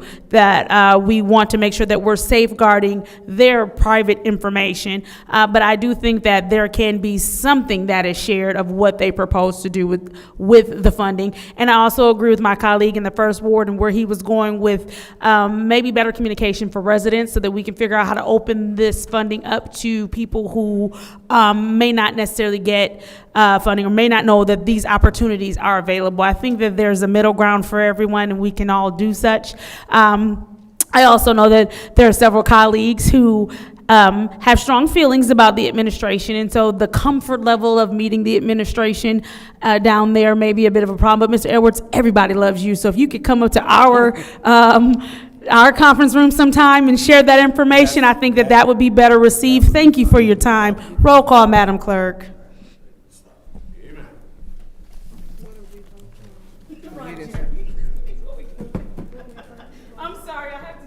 Sorry, this is the roll call vote for Resolution 260073, which is the Budget Amendment 2025-26 Annual Action Plan, U.S. Department of Housing and Urban Development Community Development Block Grant. Roll call, Madam Clerk. Ms. Johnson? Yes. Ms. Priestley? Yes. Ms. Winfrey Carter? No. Ms. Burns? No. Ms. Mashat? Yes. Mr. Pfeiffer? No. Mr. Jarrett is absent. Mr. Alamin? Yes. Dr. Lewis? No. The vote is 4 yes, 4 no. The vote is 4 yes, 4 no. Resolution 260073, which is the Budget Amendment 2025-26 Madam Annual Chair. Action Plan, U.S. Department of Housing and Urban Development Community Development Block Grant, has failed to move to council. Madam Chair. Councilman in the 8th Ward. I make a motion to send 260073 to Finance Committee with the note that it needs to come with a summary. Perfect. There's a motion Spending summary. to move Resolution 260073, which is the Budget Amendment 2025-26 Annual Action Plan, U.S. Department of Housing and Urban Development Community Development Block Grant dollars, with the caveat that it must go there with a summary to Finance. Roll call, is there support? Moved and properly supported by the councilman in the First Ward. Roll call, Madam Clerk. Ms. Priestley? Yes. Thank you, babe. Ms. Winfrey Carter? Yes. Ms. Burns? Yes. Ms. Mashat? Yes. Mr. Pfeiffer? Yes. Mr. Jarrett is absent. Mr. Alamin? Yes. Dr. Lewis? Yes. Ms. Johnson? Yes. The vote is 8 yes, 0 no. I'm sorry, could you repeat that? 8 yes, 0 no. The vote is 8 yes, 0 no. Resolution 260073 has moved to Finance. 260089, which is the acceptance of the Genesee County Senior Millage Funding Eric Mays Senior and Community Service Center Fiscal Year 2026 Budget Amendment. What is the pleasure of the body? Madam Madam Chair. Chair. Councilwoman in the 4th Ward. Make a motion to send to council. There's been a motion to send to council. Is there support? Moved and properly supported by the councilman in the 1st Ward. Is there discussion in the first round of discussion? Madam Chair. Councilwoman in the 6th Ward. I believe there were several questions in regard to that. I don't know if Mr. Moore, I don't know who needs to come down for this one, but to the chair. I believe Mr. Moore, and then I also believe that there are some questions that you had for Ms. Wiggins as well, something she would be able to answer if she is present. Is she present? If she could join us at the lectern. Hi, Mr. Moore. And there was and it wasn't just my questions, actually. I think the council as a whole wanted to know about the ARPA dollars. Oh, you got good bending skills. Thank you. Thank you. So one of the questions was, you have on here that personal expenses, 120, I'll let you explain what is on the paper. And then my other question is, can we use ARPA funds for the Mays Center? And it was stated that this was a salary. And with the department, if we're following the ARPA guidelines, even though it's in general funds, can we use this for a salary? Yes. Because it's in general funds? Well, more than that, we used, the resolution that was approved had a number of different positions that were approved for using ARPA dollars. And this was just one of the positions. What was the positions? Because I know we did holiday pay. I don't know of any other positions. There was a number in the planning development, I think one in the finance. You know, we didn't approve that. I don't recall that. There's the resolution number that is on the sheet. Was it a personal service contract? No, it's not a personal services contract. It was a resolution authorizing the expenditure of the ARPA dollars for hiring some staff. Do you know what resolution that is? Yes, it's 240139. And Madam Chair, to the city clerk, can you pull that up and email that to us, please? Because we don't have a copy of that. One of the questions was, to my understanding, so you're saying because it was a past practice, I know I never approved funds for salaries. I did hazard pay for our workers, our essential workers, because they have to work through COVID. That is, to me, a separate, when we talk about a salary for a year ago. COVID was 2020 and 21. This was 2025. And hazard pay was approved because our essential workers, police and fire and so on, had to come to work when the world was shut down. The Mays Center, and actually I don't think it's just the Mays, well, right now it's just the Mays Center, but it's also going to be the McKinley Center too. We don't even know how much is Mrs. Wiggins being paid. What's her contract? We don't even have that. We've never been told. Mr. Moore? I understand. That question would be best asked to the HR department. Well, is Mr. Eddie Smith here? I don't believe so. I haven't seen him. Okay, can I get a referral to Madam Clerk, Madam Chair, to the clerk, and redact the personal information? Because we never saw the personal contract. So you're asking us today to approve some funds, again, when we have not been given the information.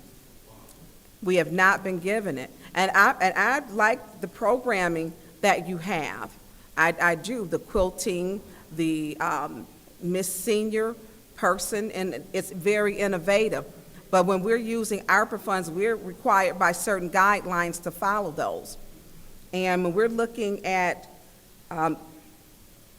past practice with this 240139, I don't recall it, and I do not. And I don't want to pause necessarily our senior centers, like expenses. Can you explain, and it's going to run out of time, for your personal expenses and supplies.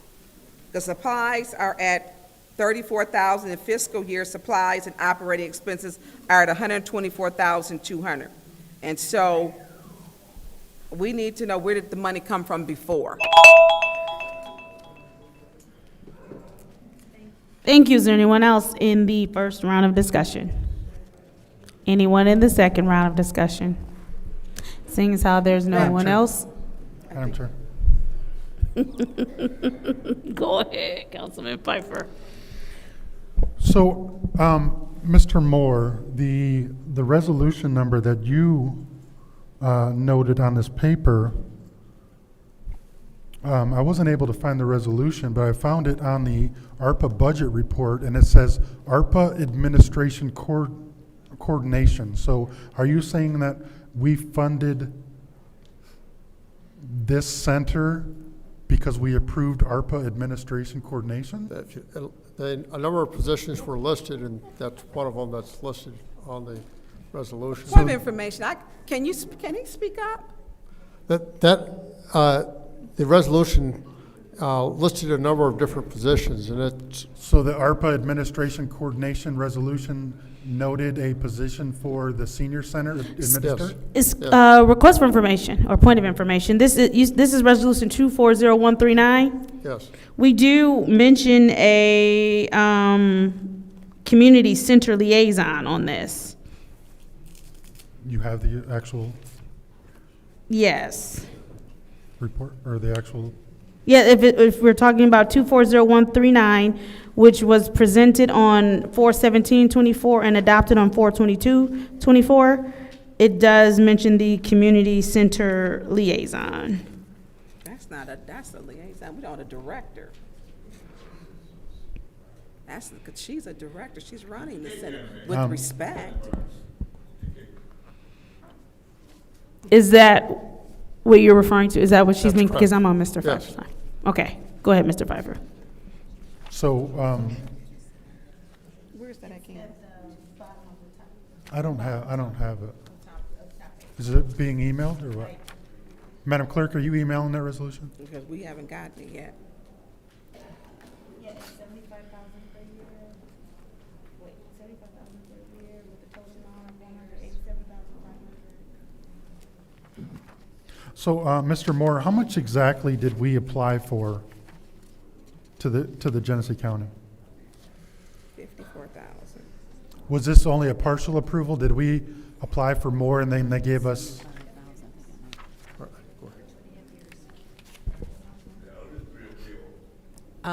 We originally applied for $175,000 and they approved $54,000, $700.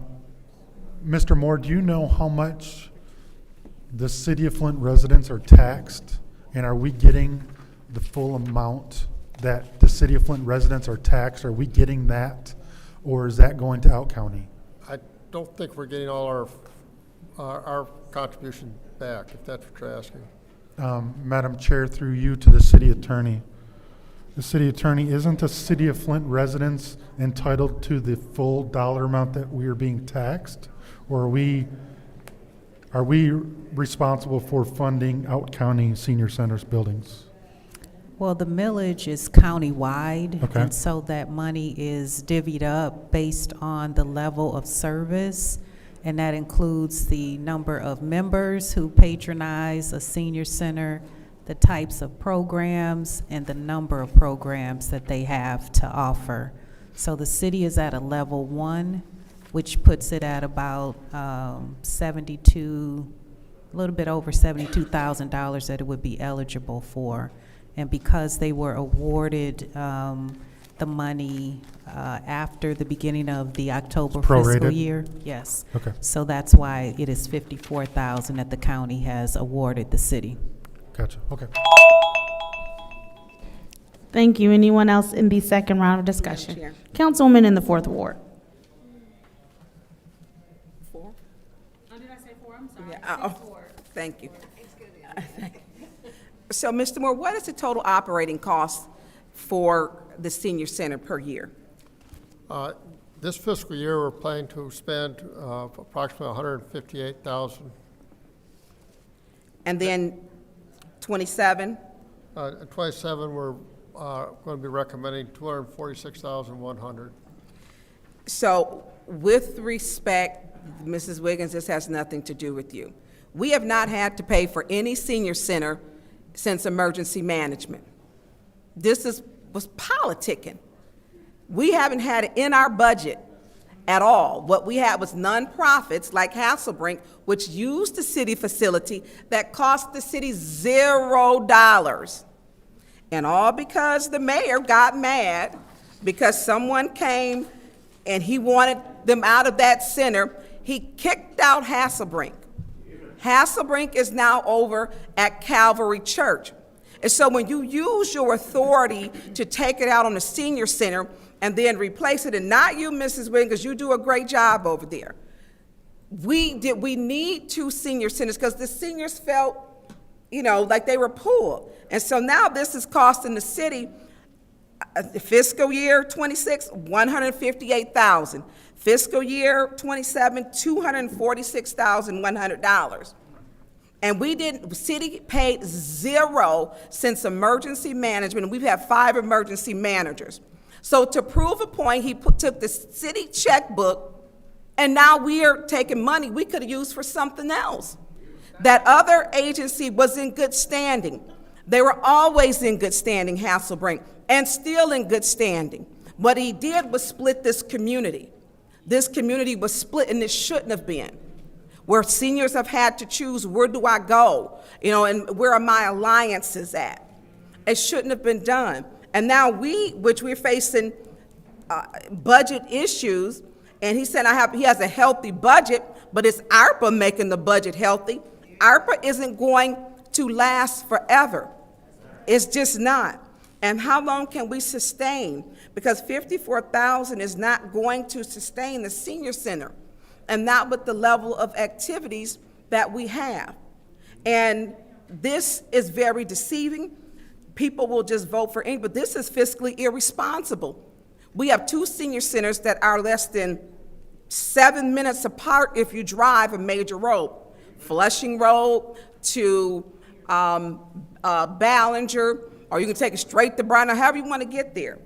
But this was derived out of the mayor evicted them, put them out over something political, and now the residents are getting ready to pay $246,100 for a temper tantrum. Thank you. Is there anyone else in the second round of discussion? Yes, Madam Councilwoman in the 5th Ward. And to Councilwoman Burns's point, I'm going to finish it. To your point, now that the ARPA funds is now in the general fund, I have a strong feeling that the mayor is, how would I want to put this? He's abusing the $75,000 threshold. He's using that to fund that center. Because I want the residents to understand this. He doesn't have to come before council to get that approved. So that's how that's being paid. Okay? So it's a lot here. It's just a lot. And Ms. Wiggins, nothing against you. It's just a lot with this. This is why we have to do check and balances. Okay? We have to do our jobs. So I just wanted to finish that up. Thank you. I yield the floor, Madam Chair. Councilwoman in the 2nd Ward. Thank you. So I am totally for the progressive things taking place at the Bank Center. You do a lot of great work there. Just like Councilwoman Burns mentioned, the patents and stuff, total ingenuity. But I do have one concern, and this isn't with you, it's with the administration. So when council people cannot use the facilities and have to jump through red tape, that's a problem. And so it's nothing to do with you. This is to do with administration. So I want to make sure that we put it on the floor. What's the proper protocol So through you, Madam Chair, to Mr. Edwards, maybe he can join them at the lectern, just so we can put it on the floor. What are the proper protocols? And Mr. Taylor maybe can join them too. So I think that, Ms. Wiggins, are you able to walk us through the proper protocol? You're not able to walk us through the proper protocol. Sounds good. All right, thank you so much. Because I know that I was supposed to have a town hall meeting with Consumers Energy, but it was basically not approved, and I kept getting told different things.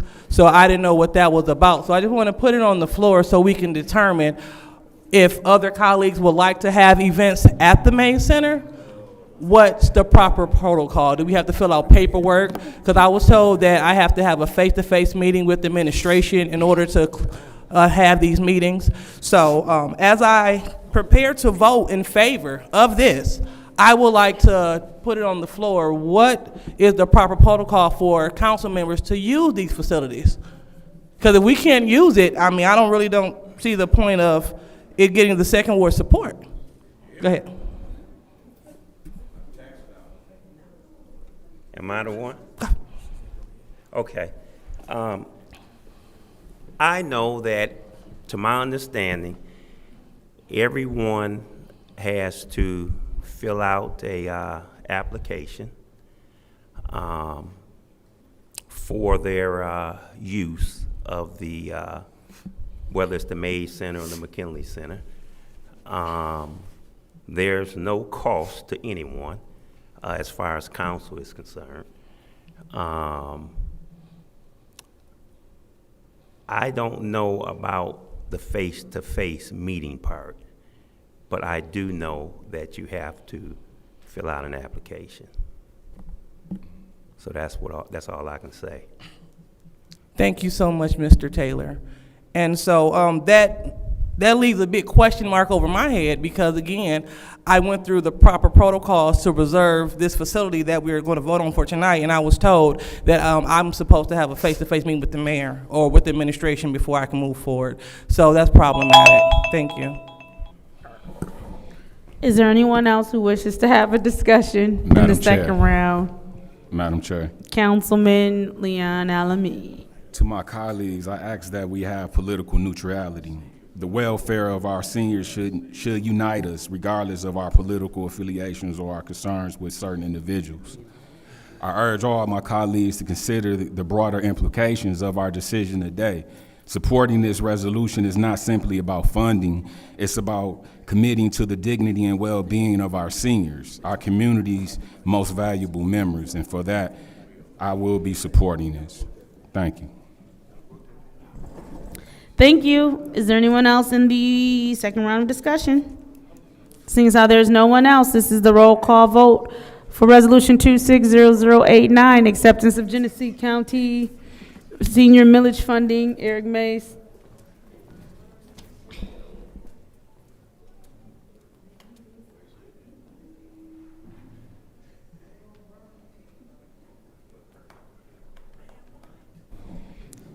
No, I'll go ahead and take my time.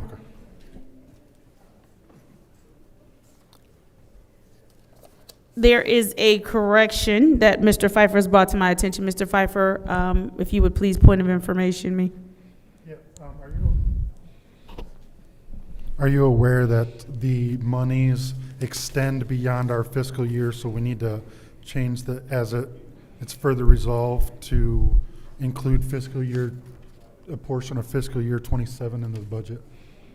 Do you have the exact language that it needs to? I would ask Mr. Moore to approach. Mr. Moore, if you would please approach the lectern.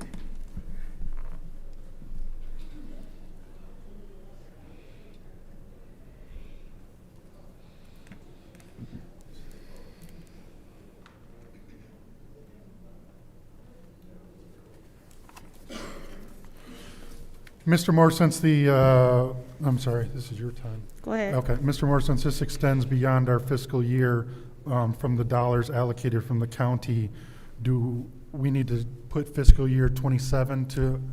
That'd be appropriate, yes. Okay, so are you in agreement that the last statement, do you have this in front of you or no? I do not know. Okay.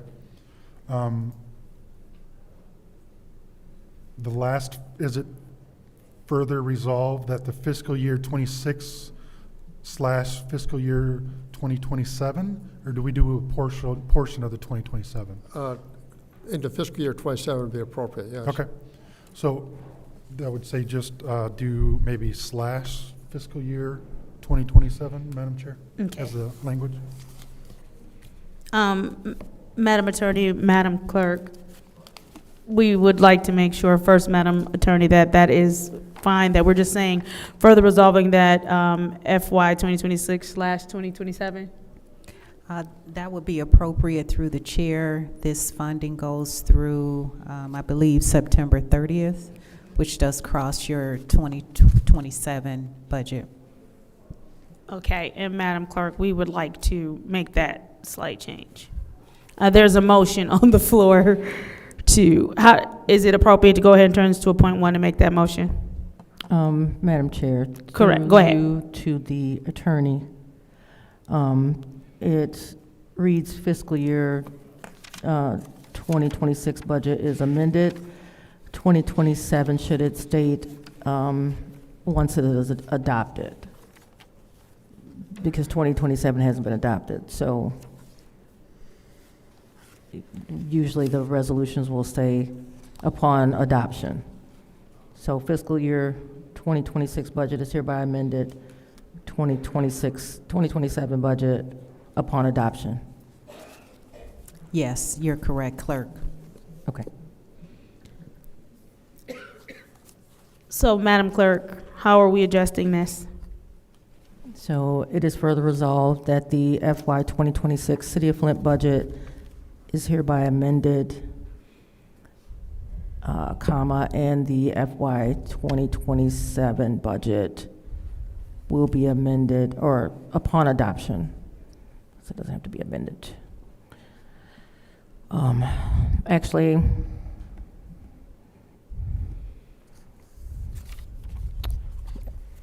its 2026 budget is hereby amended, and the 2026 budget upon adoption to recognize and appropriate these funds. I think that would be okay. Can you just put all of that together so that we have it on record? So it is further resolved that the FY 2026 City of Flint budget is hereby amended, and the FY 2027 City of Flint budget be adopted to recognize and appropriate these funds for senior center programming, et cetera. All right, so moved. Is there support? There's a lot of support there. We'll just take Fourth Ward. Roll call, Madam Clerk. Dennis Clark.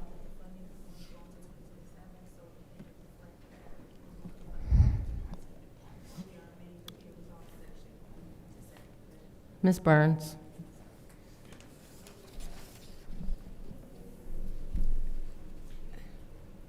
Madam Clerk, I don't know how. Yeah, and I had to take an emergency call. I have a relative that's going away to Ann Arbor, U of M. Can you just repeat the language? So this is to amend 260089 to a .1, to amend the second resolved paragraph to read, it is further resolved that the FY 2026 City of Flint budget is hereby amended, and the FY 2027 budget be adopted to recognize and appropriate these funds, et cetera. Yes. Ms. Mashat? Yes. Mr. Pfeiffer? Yes. Mr. Alamin? Yes. Dr. Lewis? Yes. Ms. Johnson? Yes. Ms. Priestley? Yes. Ms. Winfrey Carter? Yes. The vote is 8 yes, 0 no.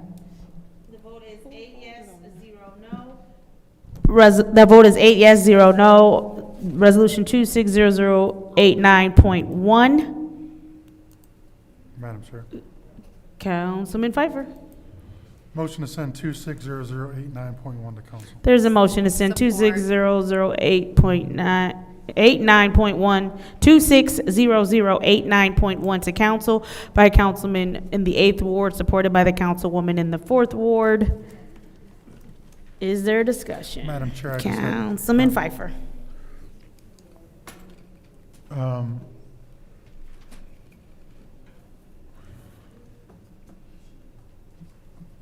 Madam Chair, through you to the city attorney. Madam Attorney. Madam Attorney, does it, and I'm just thinking out loud, does this, because it doesn't say how much we're putting in 2026 or 2027. So how are, we're not directing them to put 90% in 2026, or like how are we? If I, through the chair, if I understand your question correctly, they could very well use the money all In 2026? in 2026. They just have until September 30th to use it all. So do we, because we're allocating it between two different budgets, do we need to tell them how much to allocate per year? We can leave that blank? You can leave that blank. Okay, then I yield. Thank you. Anyone else in the first round of discussion? Anyone in the second round of discussion? Madam Chair. You have the floor in the second round of discussion. Thank you. So we did get, and we're still on, so the salaries. I don't remember this. Madam Clerk, can you get a copy so we'll know who voted yes on this? For this resolution, because this resolution before states that, I know it was a problem when Hasselbrink's director was getting $50,000, but this resolution says for 2 coordinators at $84,500 per person.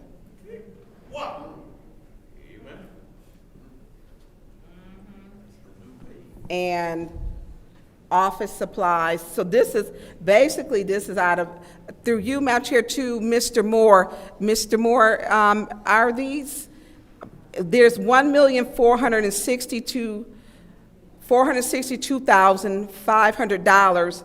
Is that the total amount out of ARPA funds that was approved for the May Center and McKinley Center to be paid for? Because that is the resolution 240139. Was your question if it includes fringe and benefits? Nope, that wasn't my Okay. question, because, hear it, yeah. yeah. Well, no, that's separate. Fringe and benefits is another 37, that's 37,000. That is included. I didn't hear your question. Yeah. I'm sorry. And so, Mr. Moore, so are we with the total that it's costing us for McKinley Center and for the Mays Center, $1,462,500? I'm not sure where you're getting that. That's the resolution, you said 240139.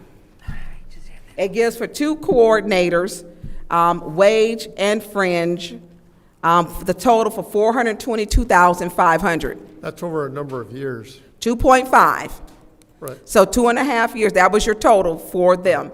Then we also have $25,000 per year, portion of existing budgets, grants manager, and so on. Portion of existing procurement, 2 new coordinators, and portion existing business. And Madam Clerk, I would like to know who approved this. Because guess what we paid before? Nothing.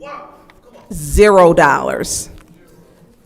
And now we're taking on the cost of a center that was funded with a nonprofit for a couple of decades, at least 2 of them, that cost this city nothing.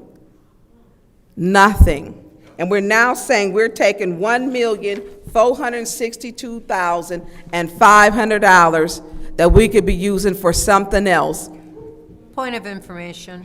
You might as well just wait. Go ahead, Okay, Councilwoman. go let her ahead. answer. Go ahead. Real my weight. So you have 8 seconds left. She's just taking your So time. I guess that's a guess, so. Council, I'm sorry, is there anyone else in the second round of Chair. discussion?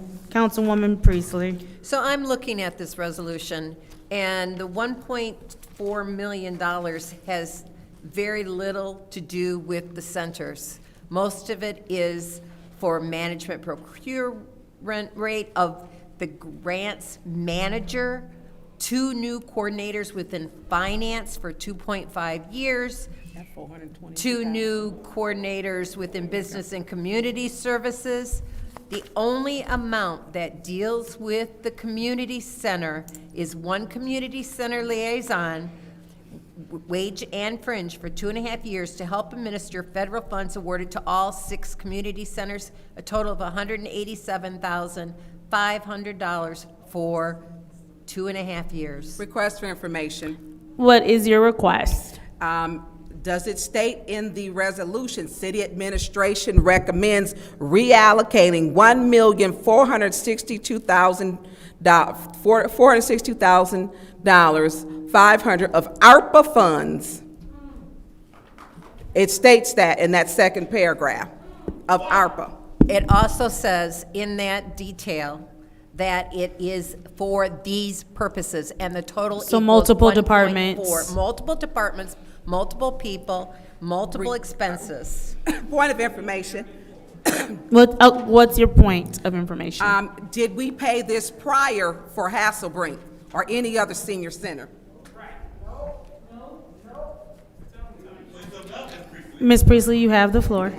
So when it's talked about $1,462,500, only $187,500 of that is for community centers. Thank you. Request for information. Were you yielding the floor? She yielded the floor. Okay, perfect. Is there anyone else in the second we're not round? honoring that. I'll let her slide with that one. She yielded the floor. Madam Chair. Councilwoman in the 5th Ward, you have the floor. What was your question? We still got salaries. Don't make a difference. We didn't spend any of this. And it states right there in that paragraph. So Mr. Moore, Madam Chair, through you to Mr. Moore. So Mr. Moore, we still have the salaries. The salaries total, each coordinator, 2 new coordinators. This was back, they voted on this back in December? No, April of 2024, right? So you have 2 coordinators, $84,500 per year, per person. That totals $422,500. Who voted on this? Madam Chair, through you to Clerk Davina. Clerk Donahue, can we get a count of who voted on this resolution when you get a chance? Yes, I'm looking that up right Send now. that information to me. I don't remember this. I don't remember voting on this. Because I probably wouldn't have voted on something like this. You know, saying that all of the politics that was surrounded around that center, I wouldn't have voted on something like that. And I don't think I'm going to be voting to accept this grant, this millage. Judy, you might better keep your mouth shut. I vote the way I feel that should be voted So on. ladies, we're not going to do that in between each other. Councilwoman Priestley, Councilwoman Murphy Carter did have the floor. So now we're going to move on to Councilwoman in the 2nd Ward. I believe you asked for the floor. So Mr. Moore, tell us a little bit about the mayor's budget, park and recreation budget. It says, I'm looking at the sheet that you passed out, it says the mayor's budget, parks and recreation budget. I didn't know that we had one, so could you please tell us a little bit about that budget? The mayor's budget, the salaries are coming out. The ARPA and the salaries are part of the mayor's budget. He oversees the staff that runs the community centers. Okay, so the park and rec budget, Park and has Rec money. budget is just for the supplies for the center. That comes out of the Parks and Recreation Fund. Okay, so the Park and Recreation Fund is established just to pay for center personnel and supplies? That's correct. Okay, and, because I never heard of that before, and you said it's funded through,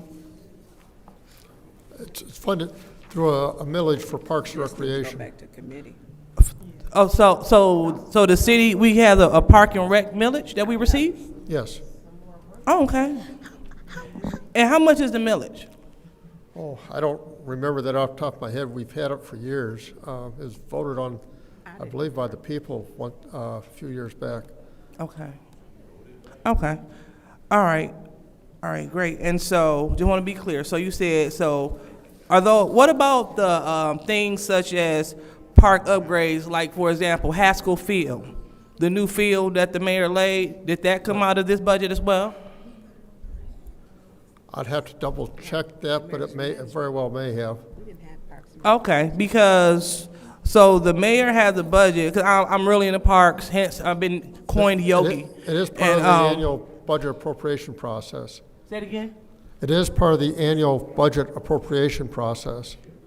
Okay, and so was it specific by line item, or was it just this money going to the, because I've never seen this before, and I would like to have a breakdown of, hey, when this started. Request for information.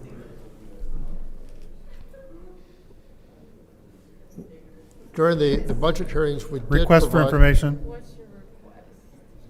To the speaker, are you aware that our Parks and Rec dollars that we get from the millage go directly to the county to supplement the MOT grant just for mowing? I'm aware that it goes to the county, yes, so seeing that the city has their own piece is interesting, and I just want to figure out what are we doing with where this money is coming from and what we're doing with it, because it's the first time I've ever seen it. And so since I'm really invested in parks and recreation, I'm really interested in seeing, learning more about this budget, in the mayor's budget. So I know he wants us to come down to his office, but it might be great if he come up here or have representative let us know what's his budget and what it's all about. Would Councilwoman Lewis be willing to send it back to committee? Sure. If you could make that request, I don't have any more time. Okay, thank you. So, thank you, Mr. Moore. So, I would like to put a motion on the floor to send this resolution back to the Finance Committee. Support. There's a motion on the floor to send resolution 260089.1 to, what committee was that, Finance? And it was properly, that motion was made by the councilwoman in the 2nd Ward and supported by the councilwoman in the 6th Ward. Roll call, Madam Clerk. Ms. Mashat? No. Mr. Pfeiffer? Yes. Mr. Alamin? Yes. Dr. Lewis? Yes. Ms. Johnson? Yes. Ms. Priestley? No. Ms. Winfrey Carter? Yes. Ms. Burns? Yes. The vote is six yes, 2 no. The vote is 6 yes, 2 no. Resolution 260089.1 will go back to Finance. Moving to Resolution 260091, which is the Sign Language Interpreter City Council Meetings. What is the pleasure of the body? Madam Chair, Councilwoman in the 6th Ward. motion to send it to council. There's a motion to send to council. Is there support? Supported by the councilman in the 1st Ward. Is there discussion? Madam Chair. Councilwoman in the 6th Ward. Thank you. We have been trying to, it says to do all things necessary. I know one of the things was for digital and different things, but until then, we need to have something in place till we move to that other end.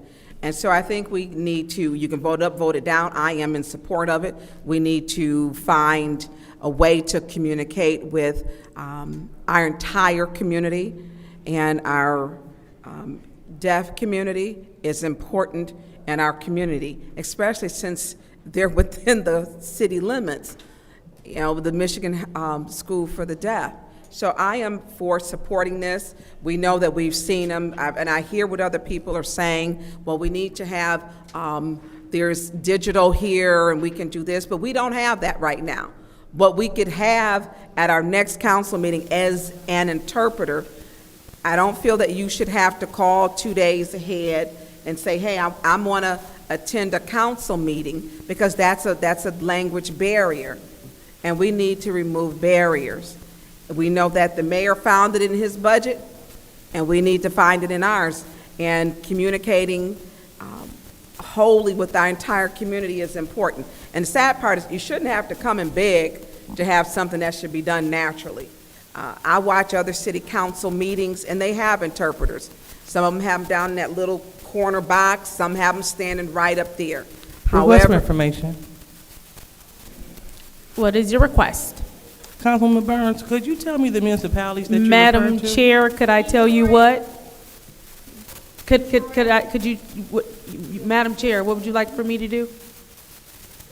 Oh, excuse me, through you to Councilwoman Burns? Oh, I'm sorry. Yes, Detroit is one of them. Okay, thank you. And so I just want to, I don't want to get bogged down with this, but let's make sure every person in our community has the ability to communicate and to know what's going on. And so I feel it's important, and I am in support of it. This is something that is, I mean, it should be done, period. And so until we get, and I know you're hearing that static. I know you are. Yeah, I know. Yeah, I know. And if we could, Madam Clerk. Madam Clerk, thank you. Yeah. We need to make sure that every person in our community can be able to hear what's going on. They're entitled to know what's going on in these meetings. I am in support of this. We've heard many discussions about Miss Sarah Houston, who was born with 2 deaf parents, and her being able to communicate. She's a sign interpreter, and she has made it well known every single place in time with someone who clearly understands growing up and as an adult herself how important it is, and teaching this language, which is a language. It is a language, and without us having it creates a language barrier. So I am supporting this. I don't think we've all listened to her. She's very well spoken. We understand the need for it, because Lord knows we found $1,462,000 for a second senior center when we paid 0 before. 0.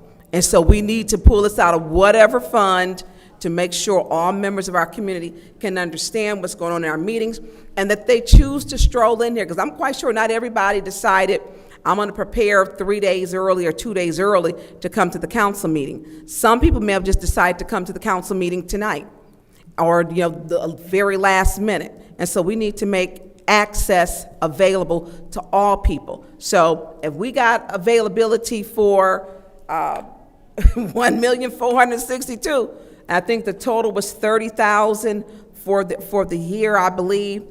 That is minuscule compared to what we're talking about for things that are pet projects for other people, when this is a language barrier. I will be supporting this to do all things necessary, because we don't have the technology. Our technology's got some issues actually going on with it. And now I'm tuned into and it doesn't even bother me, the static, but I know that some of my colleagues, it irritates them.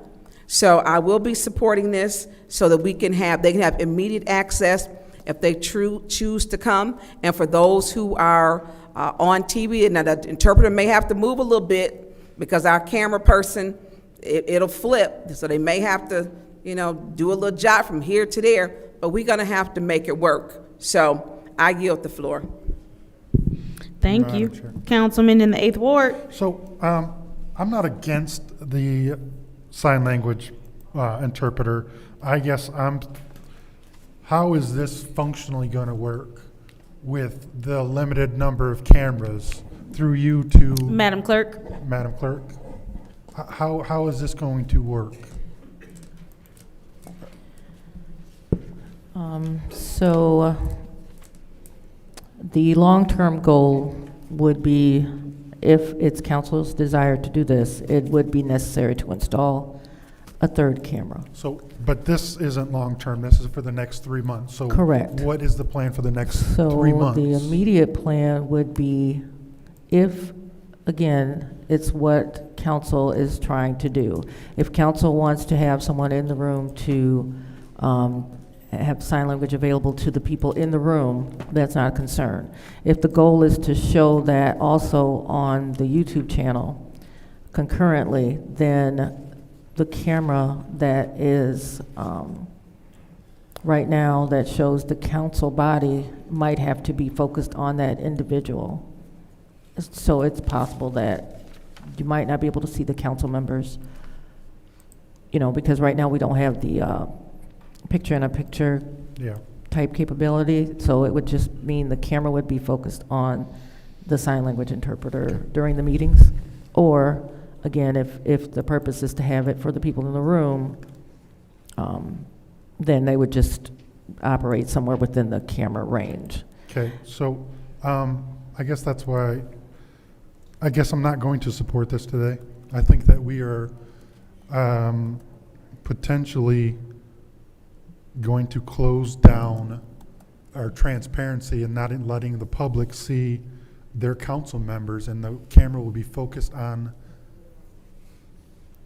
the sign language interpreter. So that doesn't make sense to me. Like we're supposed to be transparent, but our voice, you're not going to see us speaking, you're going to see a sign language, and then our voices are going to be in the background.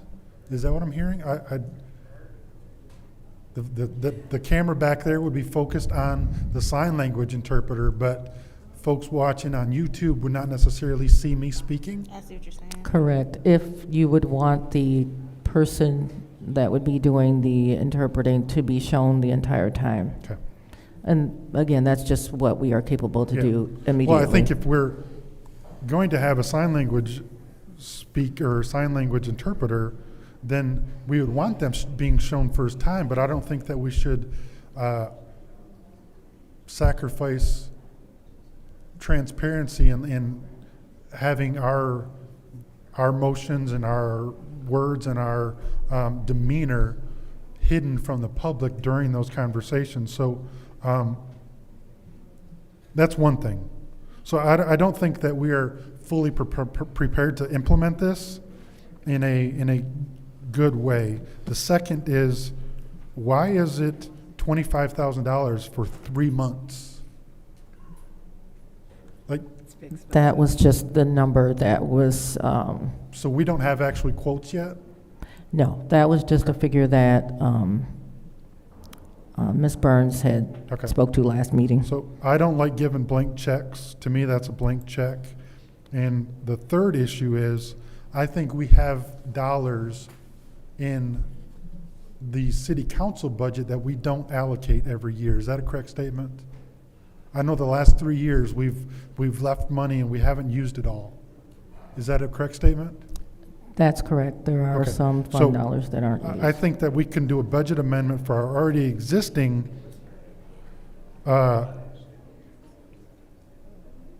budget, and I don't think that this is appropriate use of the opioid fund settlement when we still have dollars, or we still have overdoses and everything else. I don't know that this is a good use of the city opioid settlement fund dollars. So unfortunately, I'm not going to support this tonight, but I think we need to be fully, if we're going to jump in, let's make sure we got cameras, let's make sure that we got quotes for all of this stuff, and let's move forward in a diligent manner, not just throw money at it and not have a good plan. So I'm not going to support this tonight, but I look forward to seeing a plan where we can fully implement this and move forward that way. Thank you. Thank you. Is there anyone else? Madam Chair. In the first round of discussion, Councilwoman in the 4th Ward. So since we started discussing this issue and it was brought forward to us and ding, ding, ding, ding, light bulb, I actually went to Detroit's rules and to see what they had, if anything, in their city rules, because I was also working on revising our current council rules, and I wanted to see what they had. But they have in here for translators, The council shall seek to provide translators at each of its sessions and all meetings of its standing committees for each language requested, including the hearing impaired, where the translation is necessary to enable Detroit residents with limited English proficiency to participate in the proceedings. The service will be provided as long as the request for such translation services is communicated to the clerk of the council at least 48 hours before the meeting. So I do know that they were working on revising the rules, but this is the same language that's currently on the Detroit City webpage. And I think the problem is that if we're going to have interpreters in here, then, and I want people to come, but we do have to have a minimum of 2 interpreters here during our council meetings. If you're going to go on the YouTube channel, they have closed captioning. I don't know how accurate those percentages are, but if we're going to have somebody here, we need 2. And I don't know how much the current rate is for that. Because I haven't worked with that service since the mid-1980s. Well, you can't, because I can still assign them. But because they have to be able to switch off. They can't do an entire meeting. They have to be able to switch off. But our technology cannot show that on YouTube. So if people want to come and participate, we can have interpreters here, but on YouTube, it would have to be either down the line, the enclosed interpreter signing our meetings, or closed captioning. They can do closed captioning now. I don't know how accurate it is. I haven't followed it and I don't watch it. But in order to have interpreters here, I think that we need to have some kind of notice so that we can have interpreters here. Just know that they won't be on camera for the people at home who are watching.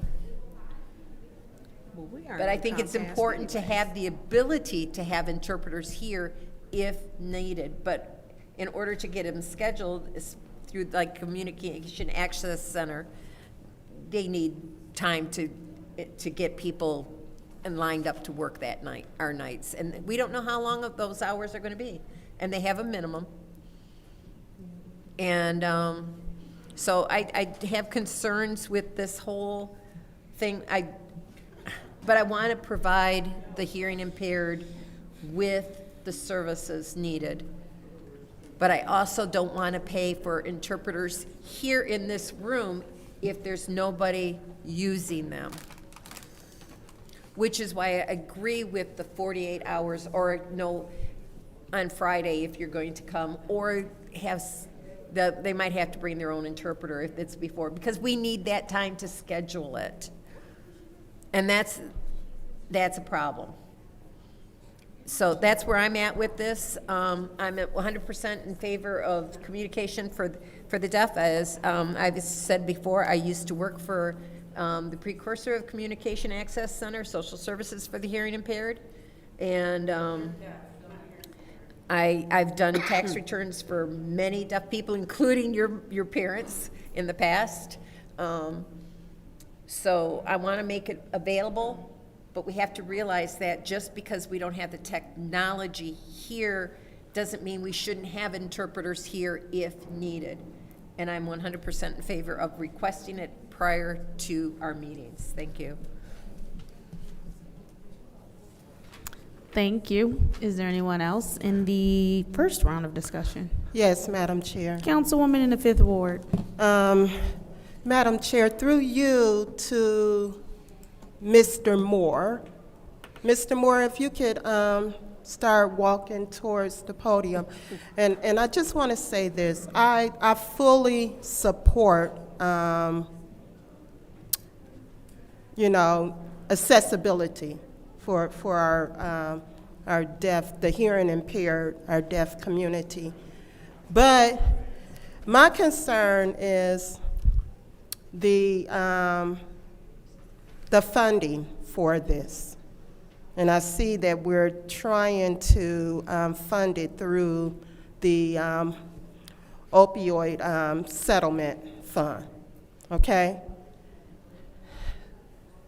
did we look at other ways to fund this resolution before dipping into that fund? No one asked my opinion for that when they prepared their resolution. If you ask, from my perspective, I might have, we probably could have found room in the general fund if needed. Okay. Well, we need to certainly look into that. So Madam Chair, through you to Clerk Donahue. So Clerk Donahue, where did you do this resolution?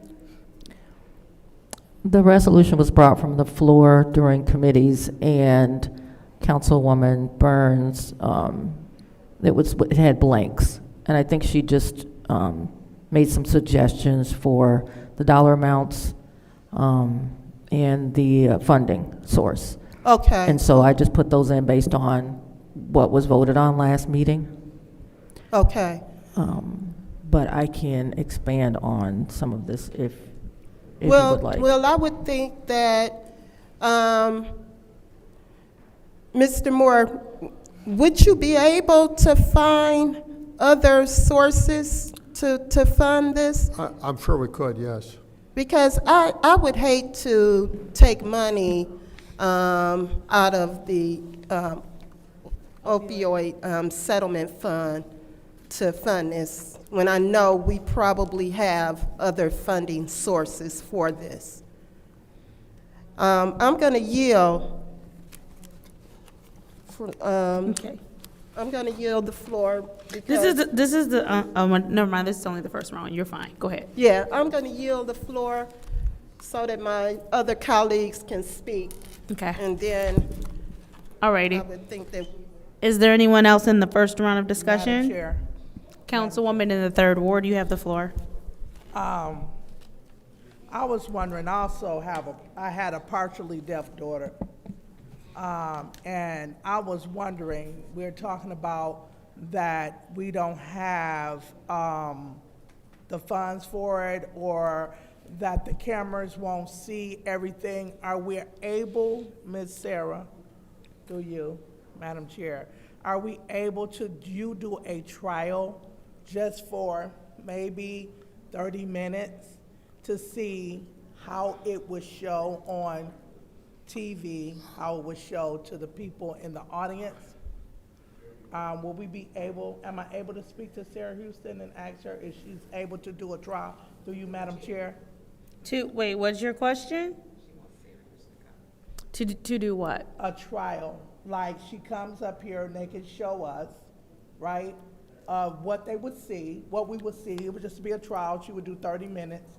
If she would do it, for free, just 30 minutes for us, and show us what we would see through the TV audience, what we would see on camera, and what we would see through the audience. Are you able to do that? Well, wait. No. So that is something that we couldn't just do on a whim, for one.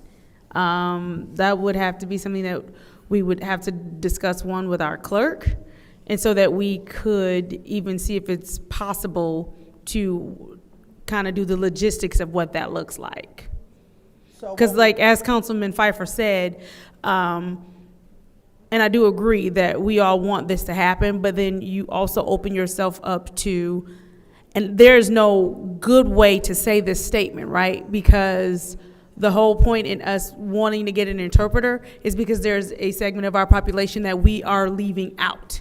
And so Councilman Pfeiffer had a good point of when you do it that way, now while we're being inclusive in that way, we're now excluding people who would then try and make the argument, well, now I can't see my council person, even though they could hear us. Okay. And so I'm trying to be really delicate with this because I feel like there is an even greater point that we've been missing for the longest time, and the fact that we've needed interpreters or some way that our hard of hearing community can participate. And so her time should actually be paused. And so it just feels insensitive to put it that way, only because then it'll be like, well, now everybody else can feel how they've been feeling, right? But it's just something that we would have to work out logistically. Can we put our time back at 3 minutes, please?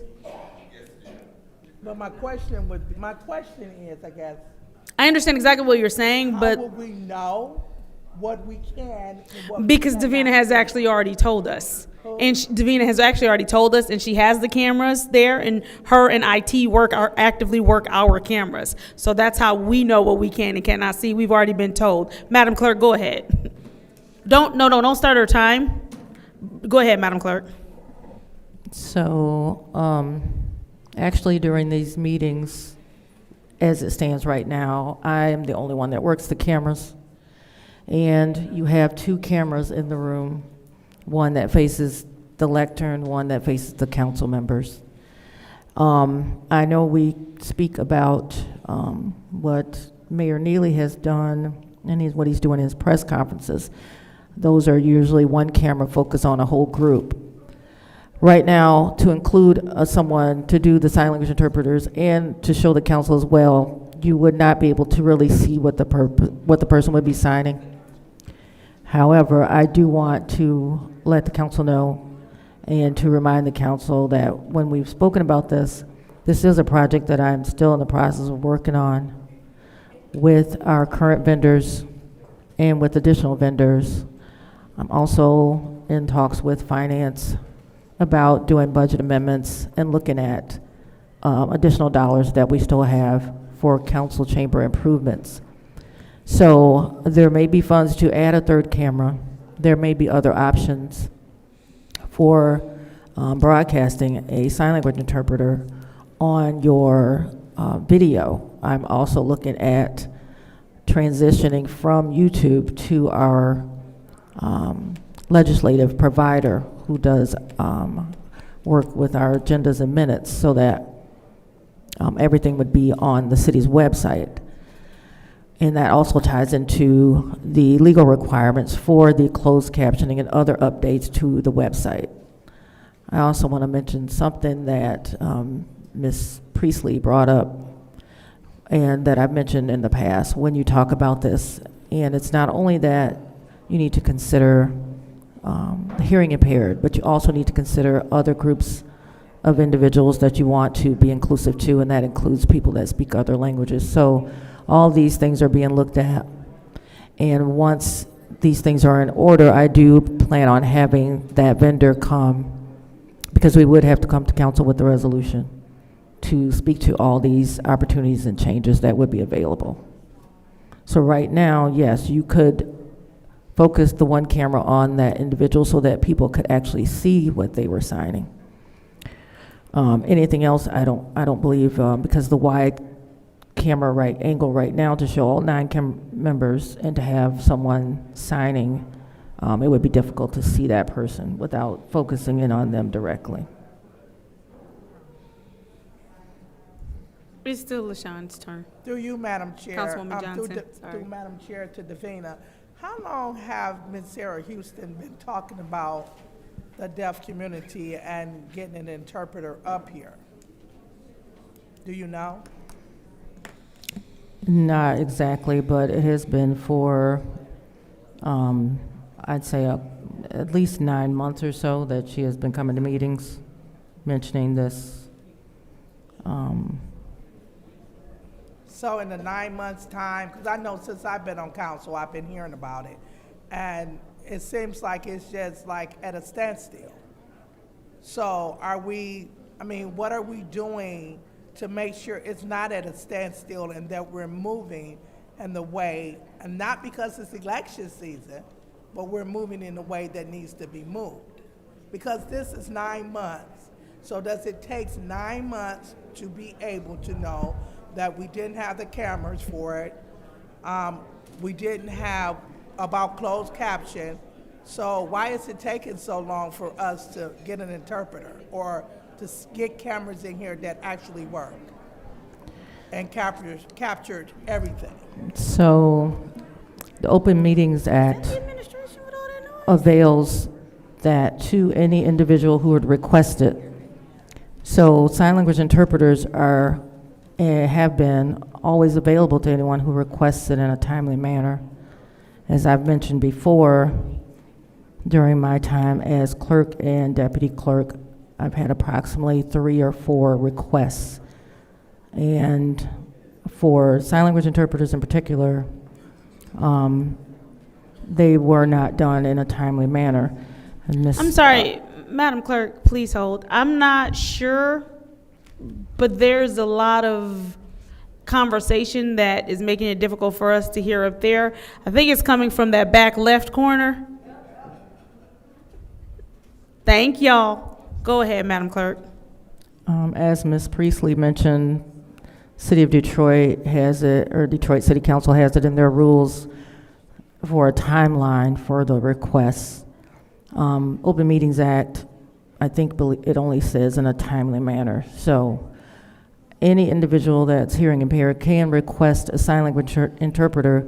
That is not something that needs to be budgeted on as a requested basis. What's being asked by the council council wants to do something broader, and that is to provide interpreters continuously for all of its meetings without requests. Everything else that has been worked on is something that's a project that's been in the work beyond what's being requested. Also by Ms. Houston, I believe her concerns is to have someone in the room, and then the council had discussed also the closed captioning, and then became a discussion about the YouTube channel and all these other things. But I think ultimately the main request is to provide the service for individuals in the room. And yeah, so council has only, been in discussions about it, but it's a multifaceted project.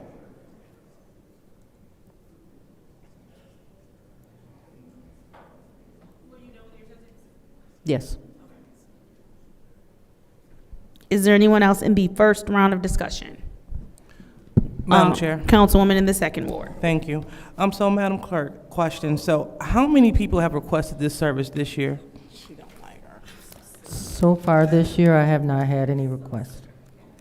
Okay. What about since your tenure as clerk, as head clerk? As the clerk, I believe I've had 2. As was the clerk 1, as interim clerk 1. She's a narcissist. She's a lying narcissist.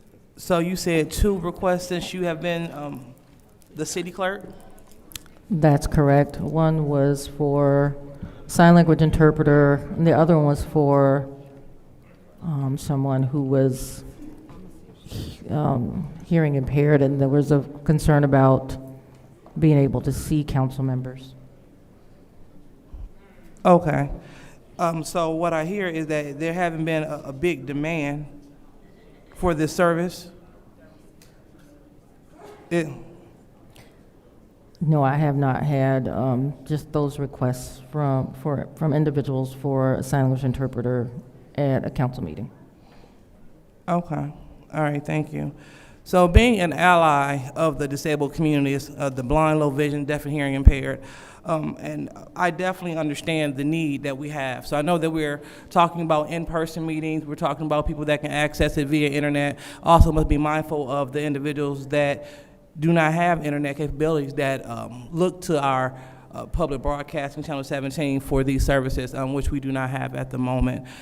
So we must be mindful of that. So I did hear the clerk mention that, and I also had a meeting about getting those things reinstated. And I also want to highlight that at my community meetings, when I was told that we had members from the deaf and hard hearing community, they wanted to come, we were able to locate resources to ensure that we provided those services. And so for the private meeting, we were able to do that, and but it was upon their request. And so I went and I saw exactly what Councilwoman Burns said. Detroit, they do have the interpreter. They do have exactly what she said. It's like a in-screen shot. You all can go to YouTube, City of Detroit. You all can see the current meetings going forth. That's how they go. But also listen to what Councilwoman Priestley said, upon demand. Someone requested this, and it is upon demand. And so, I hear Ms. Houston yelling out from her seat. I definitely understand her passion. But what we have to deal with facts, protocol, and how this will look going forward. And so, with that being said, I am totally for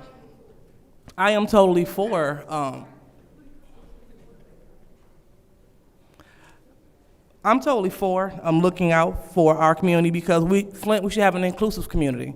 We should have a spot for everyone, not just being able to sign and accommodate them at our meetings, but we should make sure that we have positions for these individuals on boards. We need deaf, blind commissioners on different commissions. So the whole point is we need a community where everyone feels involved and included, and I am definitely in support of that. And I brought it up last meeting. I was talking about the different technologies that I saw that they had to accommodate this. Different things that they have on-demand translation through different applications. I don't want to name the name on the mic because I don't want to advertise for them, but if we can get those things going, that'd be great. And so again, I want to make sure that we stand on a few things. For one, the amount of people that are requesting this service. For two, how we're going to deliver this service and how much it's going to cost. And so once we can get those things nailed down, I will definitely be in support. So I'm in support of doing all things necessary to make sure that happens. But that's where I stand, so thank you. Thank you. Anyone else in the first round of discussion? Mr. Alamin, would you like the floor? Thank you, Madam Chair.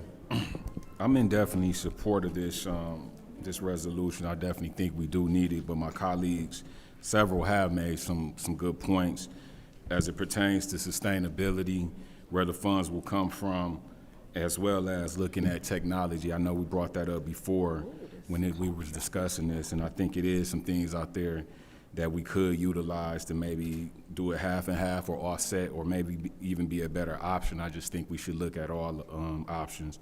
But I am in support, but I would like to see or get some more additional information on those key points that was raised as it pertains to sustainability and also what that technology looks like. Thank you. No problem. Seeing as how you were the last council person who did not have an opportunity in the first round of discussion, I will go ahead and take my time. For the second time tonight, Ms. Winfrey Carter provided us something, I don't even know how many minutes ago at this point, but what she said was, and when Mr. Moore was up here, we are all in support of getting this done. This needs to be done. This should have already been done. So I look forward to moving this to finance so that Mr. Moore can tell us where this 25 is coming from other than opioids, so that, because he told Ms. Winfrey Carter there's 25,000 that he can get us for this to get done. And so that it doesn't have to come out of opioid. And so on Wednesday, hopefully we can wrap this up so we can send this to council. We've had the solution a while ago after Ms. Winfrey Carter spoke. And so I am going to make a motion to, you want the second round? Okay, I'll do the second round with y'all. But my vote is going to be for it to go back to finance so that we can go with the solution Ms. Winfrey Carter gave us, I don't know how long ago, about just having the 25,000 from somewhere else, put it there and let's go. I yield my time. It is the second round. Go ahead, Ms. Burns. Thank you. To you too, Ms. Sarah Houston. Could you come to the podium, please? Ms. Houston, would you like to join us at the lectern? Madam Chair, to her? Yeah. Absolutely. She started headed that way. She wasn't burning up my time. Thank you. Ms. Houston, thank you. And thank you for your advocacy for the deaf community. I appreciate it. Your words have not clearly fell on deaf ears. Not to be. So I do want to say, as I was speaking, I did ask you if you would be willing, so off of our council time, so that you can help to mold and shape what this is like. To you, Madam Chair, to the City Clerk. City Clerk, would you be willing with me, you, and Ms. Houston to kind of work on some logistics so that we can figure out, and then also Mr. Moore said he's going to find this lucky pot of gold to pay for it. so that we don't have to do it during council time? Would you be willing maybe to have some meetings? And then to Councilwoman LaShawn's point, LaShawn, oh Lord Jesus, I'm tired. LaShawn, I'm sorry. Councilwoman Johnson, and I apologize. Councilwoman Johnson's point, Ms. Houston says she would do a sample trial so that people could see, because we may have to change our streaming, and this is going to be a multi-step. One, funding from finance. Two, what does it look like? Then to follow through, so we can get everything. So, Madam Clerk, are you willing to meet, you and Ms. Houston can just put our heads together collectively so that the next time we come, we have it all worked out? You okay with that? Okay, Ms. Houston, is there something you would like to say? Just that I would be more than willing to come down and give of my time to the council to make sure that access is for all people. And just that closed captioning is not the same. It is English. ASL is sign language. It is a completely separate, different language than English. So putting closed caption up there would not be accessible to the deaf community, because the majority of the deaf community does not have a strong English language base. So closed caption is not accessible for the deaf community. Sign language interpreting, which is giving them their information in their language, is what is needed. And I would ask that let's do this now and worry about that when the time comes. I know you got a deadline in April of what, the federal government has certain rules that have to be in place, and I understand that.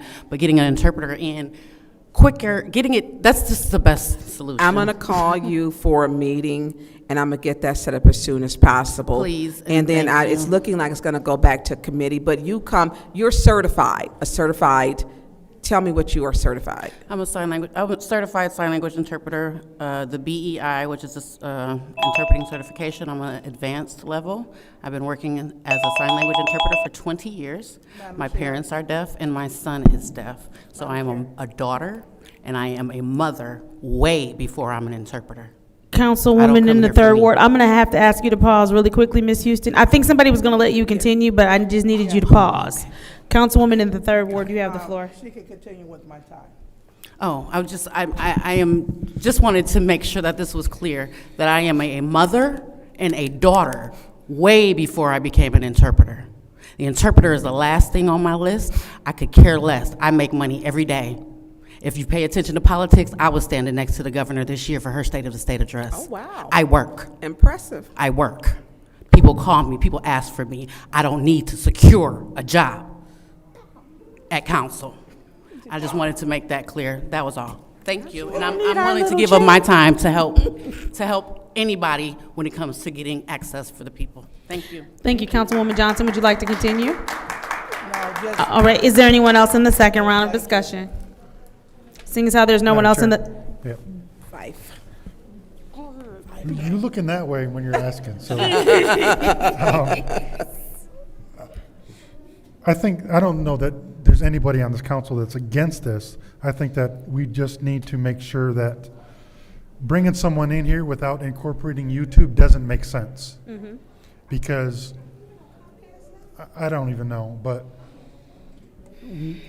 like there's been plenty of nights we've been here till midnight and RL's the only one here. So are we asking the sign language interpreter to do to an empty crowd? So it only makes sense to incorporate it into YouTube. So I think we have to go the route to get RFPs or whatever it is to get the additional cameras and get all of that squared away, because bringing someone in here to sign language to a group that isn't requesting it, to me, doesn't make sense. So it only makes sense to do that via the broadcast or YouTube. So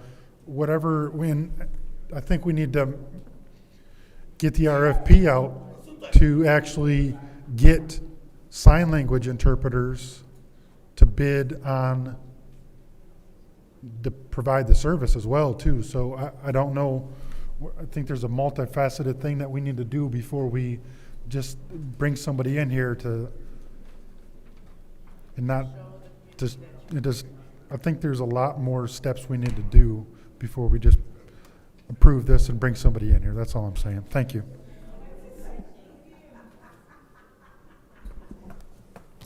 Is there anyone else in the second round? Seeing as how there's no one else in the second round, I will take my time. I would like to make a motion to send Resolution 260091, sign language interpreter, city council meeting to finance. Moved and properly supported by the councilman in the first ward. Roll call, Madam Clerk. Mr. Pfeiffer. Mr. Alamin. Dr. Lewis. Yes. Ms. Johnson. Yes. Ms. Priestley. Yes. Ms. Winfrey Carter. Yes. Ms. Burns. Yes. Ms. Mashat. Ms. Mashat. Yes. The vote is 8 yes, 0 no. I'm sorry, what was that? 8 yes, 0 no. The vote is 8 yes, 0 no. Resolution 260091, sign language interpreter, city council meetings will return to finance. Resolution 250414-T, the pleasure of the body. Mr. Pfeiffer has a motion. Motion to leave that here in committee. There's been a motion to leave it in committee. I will support. Roll call, Madam Clerk.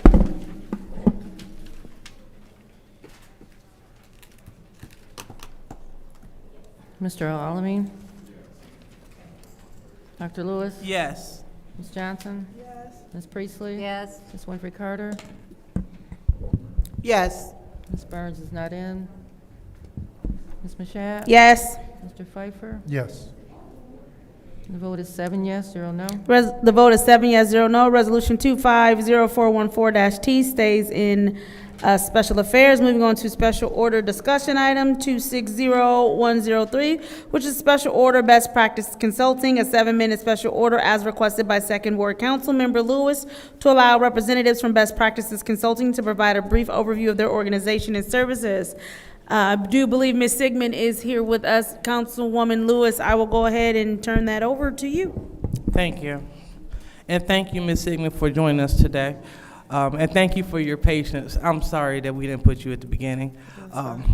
But welcome to the chambers. And just want you to enlighten the body on your organization. I see there's been a little confusion with your organization and others. So please enlighten the body on what you do, who you do it for, and et cetera. So you have 6 minutes. Excellent, thank you. First, I want to tell you all, thank you so much for giving me the opportunity. We've been in the city of Flint for a decade now. We've worked as a partner with the city of Flint. It doesn't matter if it was the city's administration or city council. Just a really quick recap. We've helped over 388 small businesses right here in the city of Flint.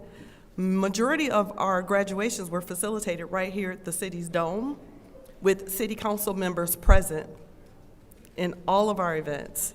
We actually started the very first kickoff here in the city of Flint in your lobby in the main city hall area, where in rotation for 4 years, we had pop-ups where you could see and identify and participate and learn more about the participants in our program.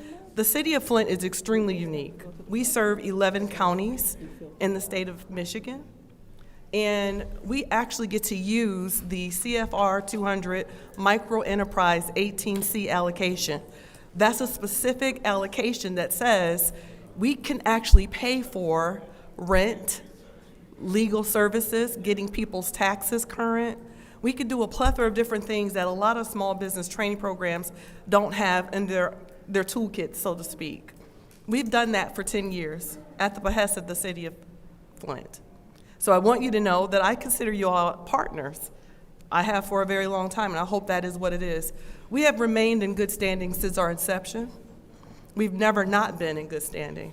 And to Ms. Councilwoman Burns' point, there are 12 best practices on the state's website. You have to type best practices consulting services to get directly to who we are, and you will find that we are in good standing. We serve not only the 11 counties here in Michigan, or 11 of the 83, we're also in California, New York City, Baltimore, and North Carolina. We're a team of 7, but what we do really well is small business support. We have the only contract with AARP Foundation nationally in the state of Michigan. We've been sponsored through the state of Michigan's MEDC program to actually run the Buy Flint program, specifically as a version of the Detroit Buy Detroit program, where we helped 19 small businesses learn how to procure government contracts. Yes, PTAC or former PTAC, now the Apex Accelerator, they will help, but you have to be in 2 years in business and nearly 6 figures in revenue. We structured the business a very different way, where we could ask small business owners, you know, do you have a $5,000 commercial cleaning contract? Can we get something for less than $10,000? What's your spend? We take nonprofit 990s, we reevaluate where their spends and specific allocations, and we match our participant programmers to that particular offering so that we can help them grow and sustain their small business. This will be our 18th year. I am the founder. But I'm a refugee entrepreneur. I didn't come by this because I decided I wanted to be an entrepreneur. I lost my job as a director at FedEx, and I had to learn this process on my own. After 18 years, I can tell you I've mastered it. I do okay. We do okay. My team of 7, we are proficient in small business technical assistance. We work with the city of Detroit, the city of Lansing, the city of Jackson, the city of Pontiac, the city of Grand Rapids. We're headquartered in Romulus, but our largest footprint is right here in the city of Flint, right here. We've operated, every event we send you guys an email. I guarantee you probably don't see it because you're probably getting a whole lot of communication from everyone else, right? So I hope that this opportunity will afford me a chance to find out the best means of communication, because every time we do something, I want you to see our impact in this special city. Not only was I an adjunct instructor at Mont Community College for 12 years, I started its entrepreneurship program. Not only did I start the program, we opened our doors for the Small Business Roundup, where we took businesses out of the county and we used and deployed our students who were in the capstone programs to actually help support and sustain small businesses. This is the heart of what I do. This is everything to me. Best Practices Consulting Services is where your business is. That is our motto. Wherever you are is where we are. And the city of Flint has allowed us to actually participate consistently. Just really quickly, we have 3 programs that will launch in April. 1 is brand new. Our feedback came back that there are a lot of people who want to be nonprofits. I don't have any funding anywhere that will support small businesses as a nonprofit designation. However, there is a special allocation that was awarded in the state of Michigan in 2008 called the L3C. We can go after the L3C as a PRI-funded event, meaning we could target Ruth Mott Foundation and all the other charitable spaces to help couple what those PRI expenses look like. We are the only one in the state of Michigan doing that right now. I'm probably after saying it today, we won't be. However,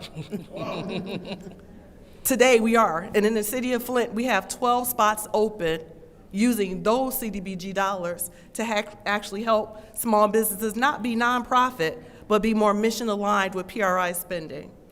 I recognize that my time is up. If you have any questions for me, again, thank you so much for the opportunity to come and defend Best Practices Consulting Services, where your business is our business. Go ahead.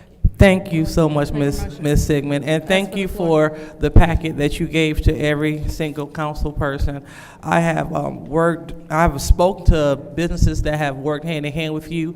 They're very pleased. You have helped many up level, and thank you. So I know we only have a few moments, and time is of the essence, but I just want to encourage my colleagues. So reach out to Ms. Sigmund, and maybe we can connect your residents, the businesses in your area, to Ms. Sigmund, so we all can do great things and keep Flint strong. So thank you. Thank you, Madam Chair. Go ahead. Thank you. Madam Chair, I would like to add 5 minutes to the clock, please. There is a motion on the floor to add 5 minutes to this discussion. Without objection. I'll order that without objection. All right, Councilwoman Burns. Thank you. Thank you for coming. Yes, and I ma'am. don't want you to feel you had to defend, because it was not, I honestly did not know, I've never seen you in here to speak. And so when we get a list of several, and I think about 70, and was it 70 that we had on there before? So we don't know, we ask for specific things which was like reports. And we don't get, I'm glad you're here. Yes. So that people, and I hope this helps to expand, your business. But when we don't know, we ask for specific things and we don't get them, and we have to go down to the mayor's office. I'm glad you're here. I want to work with you all directly every single time. Every event we have, you've gotten it in your mailbox. Actually, I should check that. I'm not certain what you know. No, I'm looking while you were talking. Yeah, but we do get a lot. Why is she? I know you guys are inundated with things, and I will do a more personal appeal because the program is succinct to the person and the people who participate in our program. We don't just do cookie cutter. We analyze and assess the participants right here, Ms. Hold on Burns. just a second, because we got less than our time. So I do want to thank you for coming. Yes. And thank you for explaining what you do. And we do get a lot of emails. We do. And when we talk about who our leadership is, I was now just talking with President Mushat. We're talking about better sharing information on projects and things that come, because some information comes, we never see it. Some of it never gets to us, and it doesn't trickle down to the entire council. But you coming and explaining what you do and what your business is, I appreciate you being here, and I appreciate the supplemental information packet, because there are several that are on there, that are on the website. There are several. And when we are not getting information in regards to the report which was asked for, it makes it difficult. Because when we get it, sometimes we don't get stuff until it's the last minute. This was voted on, I believe, last year, and I guess it was coming back up, and I get what's going on. I don't want you to feel you have to defend what you're doing, because you're welcome in here. And actually, every person who is getting community block grant dollars should be coming before this council so that we know who they are. Because there may be some services that there are some services I can refer to your business. Thank you. And that is, to me, when we have to be good partners. I don't want to have all of the information and hold it to myself, because then I'm not improving my community. And so I appreciate you coming. I mean, by happenstance, but I'm glad to hear what you do, and that when we asked, we still didn't get that. I don't know when we're getting that report, because I actually send an annual year-end recap every year of who we've touched, how much money we've supported, the number of complaints that we've had about a thing or another. You actually are fully aware of that. I will resend that. If it would be better for me to print it and put it in a box and have it delivered, I will do that if that's the best way to communicate that. And personally, I would like to set up, because we don't have a lot of time, just sit down and talk with you. Sure. That is because I want to make sure we're building good partnerships. Absolutely. So thank you for coming, and I'm sorry we don't have enough time, but they can add to the clock. And if you could give me your, or email your contact information, probably for all of them. I do have it pulled up. If you could email us contact information, so I may not be the only one who would like to sit down and speak with you. I certainly will. I'll make that happen today, as soon as I get a chance to sit back down. Oh, no worries. But you also have it directly on that letterhead, my email, the phone number, all of the information. On the one that you just gave us? Yeah, on what I just gave you. On April 11th, it's a Saturday. I know you don't want to come out, but I implore you. We're at 502 Church Street. If you feel that you're able to come and see what it is that we do. I mean, I think we are a rock star. Yeah, I borrowed your, I took off you had a teal colored, teal clip. Yes. That I took to put on the report that I need to read that I had printed off. Excellent. So yes, thank you. Thank you, guys. Thank you so much for your time. Councilwoman Priestley, you wanted some time. Is there anyone else who will want time after Councilwoman Priestley? I would need more than a minute. All right, so I'll go ahead and add 4 more minutes without objection. Go ahead, Councilwoman Priestley. So we've been getting your emails. Okay. And I just haven't been reading them because I didn't know you were local. Oh. That was the big thing. Okay. And last week we were at Michigan, last week was at Michigan Municipal, 2 weeks ago, we were at Michigan Municipal League, and at the Women's Luncheon, we were hearing about this organization that deals with small businesses in the Detroit area. And Ms. Mashat and I looked at each other and says, wish we had something like that here. No. I knew they existed. You looked at me. I looked at you, okay. So, but I thought that, and so I'm glad to know, I think in the future, when the new council comes on, that you call or write a direct email to the council member so that they know that you're local, because I'm glad you came. Because I've been deleting your emails right and left. Just one more thing I don't have time to read, right? Sure. So, but now that I know that you're working with our residents and our constituents, I will be glad to spend more time with it. I think you. I'll hand deliver it so you don't have to worry about deleting it. I'll do that. Oh, that's all right. No, but they're in my email and I know they're local. It's just along with so many of the other emails we get from around the country that really have nothing to do with Flint, and I just only have so much time. I understand. So, okay, thank you very much. Totally understood. All right, is there anyone else?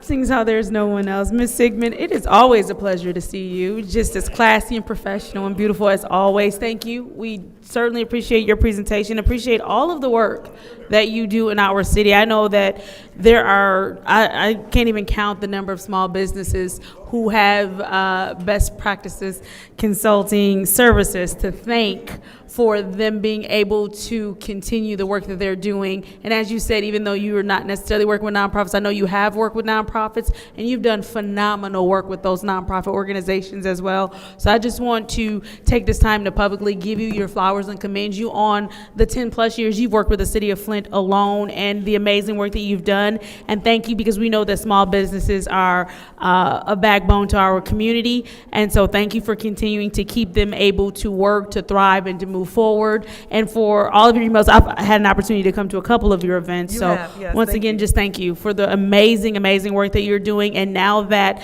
my colleagues are aware that you exist, I know that they will make every opportunity. Councilwoman Burns has already said to me with you. So again, just thank you for the work you've done. We hope that you continue to stay right here in the city of Flint. And with that said, I'll go ahead and close out this discussion item. Thank you. Thank you, guys. Have a great night. Moving on to our next discussion item, 260104, which is the Special Order Ethics and Accountability Board, a 15-minute special order as requested by Second Ward Councilmember Lewis to hear from Ethics and Accountability Board Chairman William Harris regarding EAB appointments. Mr. Harris, thank you for joining us at the lectern. Councilwoman Lewis, I will go ahead and let you kick this off. All right, thank you so much, Chairman Harris, for joining us, and please proceed. Thank you. As you all know, my name is William Harris, and I serve as the chairman of the Ethics and Accountability Board. And I come not simply with a request, but just so that we can address a matter of charter compliance, operational necessity, and accountability. And the Flint City Charter is not advisory.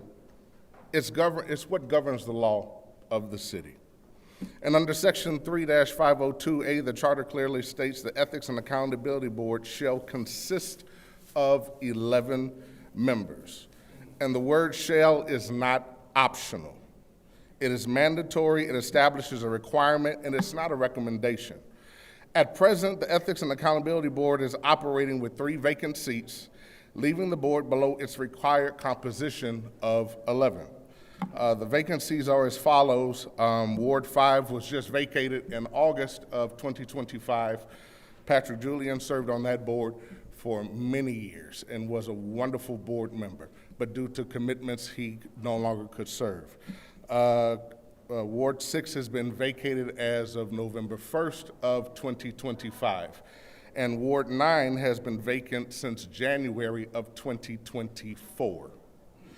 In addition to identifying these vacancies, the Ethics and Accountability Board has taken proactive steps to ensure awareness about the compliance as well. We have issued no fewer than 6 separate occasions notifying the appropriate appointing authorities of these vacancies and the need to fill them. These communications were sent in good faith to support timely action and maintain alignment with the charter.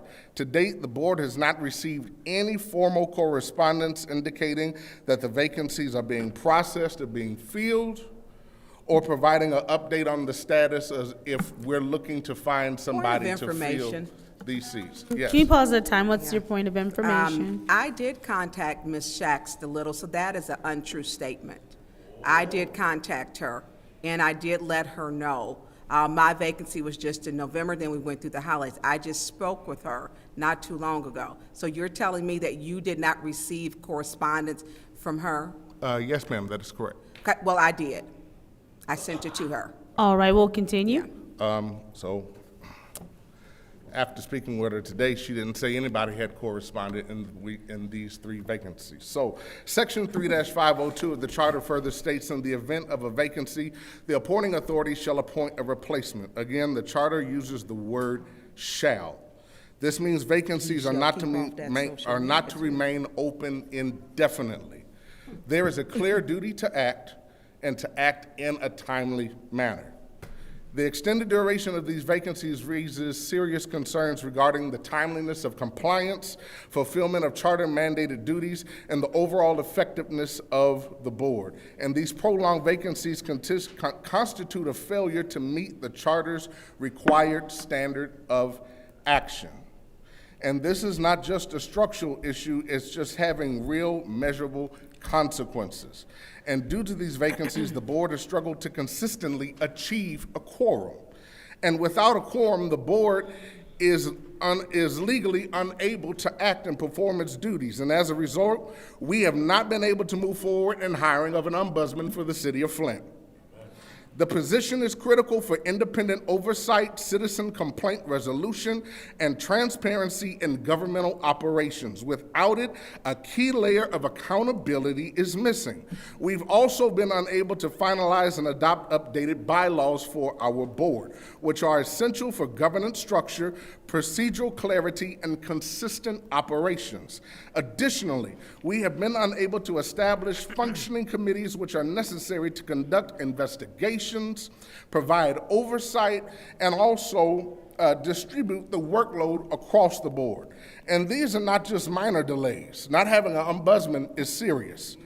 These are core functions of the Ethics and Accountability Board that are currently stalled out. And when seats remain vacant, accountability does not just pause, it becomes diminished.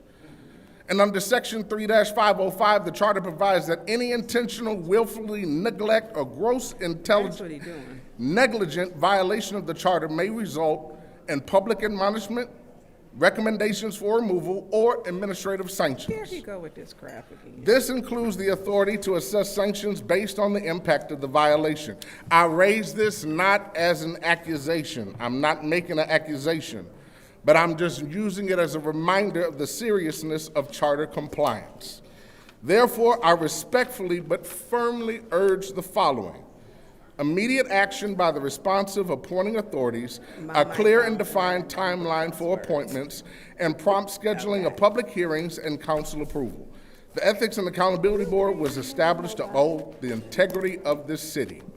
But we cannot fully carry out that mission if we are not fully constituted. That is required by law. Okay. And this is not just about filling seats. It's about honoring the charter, restoring full accountability, and serving the people of Flint with excellence and integrity. And then also, you want to make sure that every ward has an input in us trying to get an ombudsman in the office.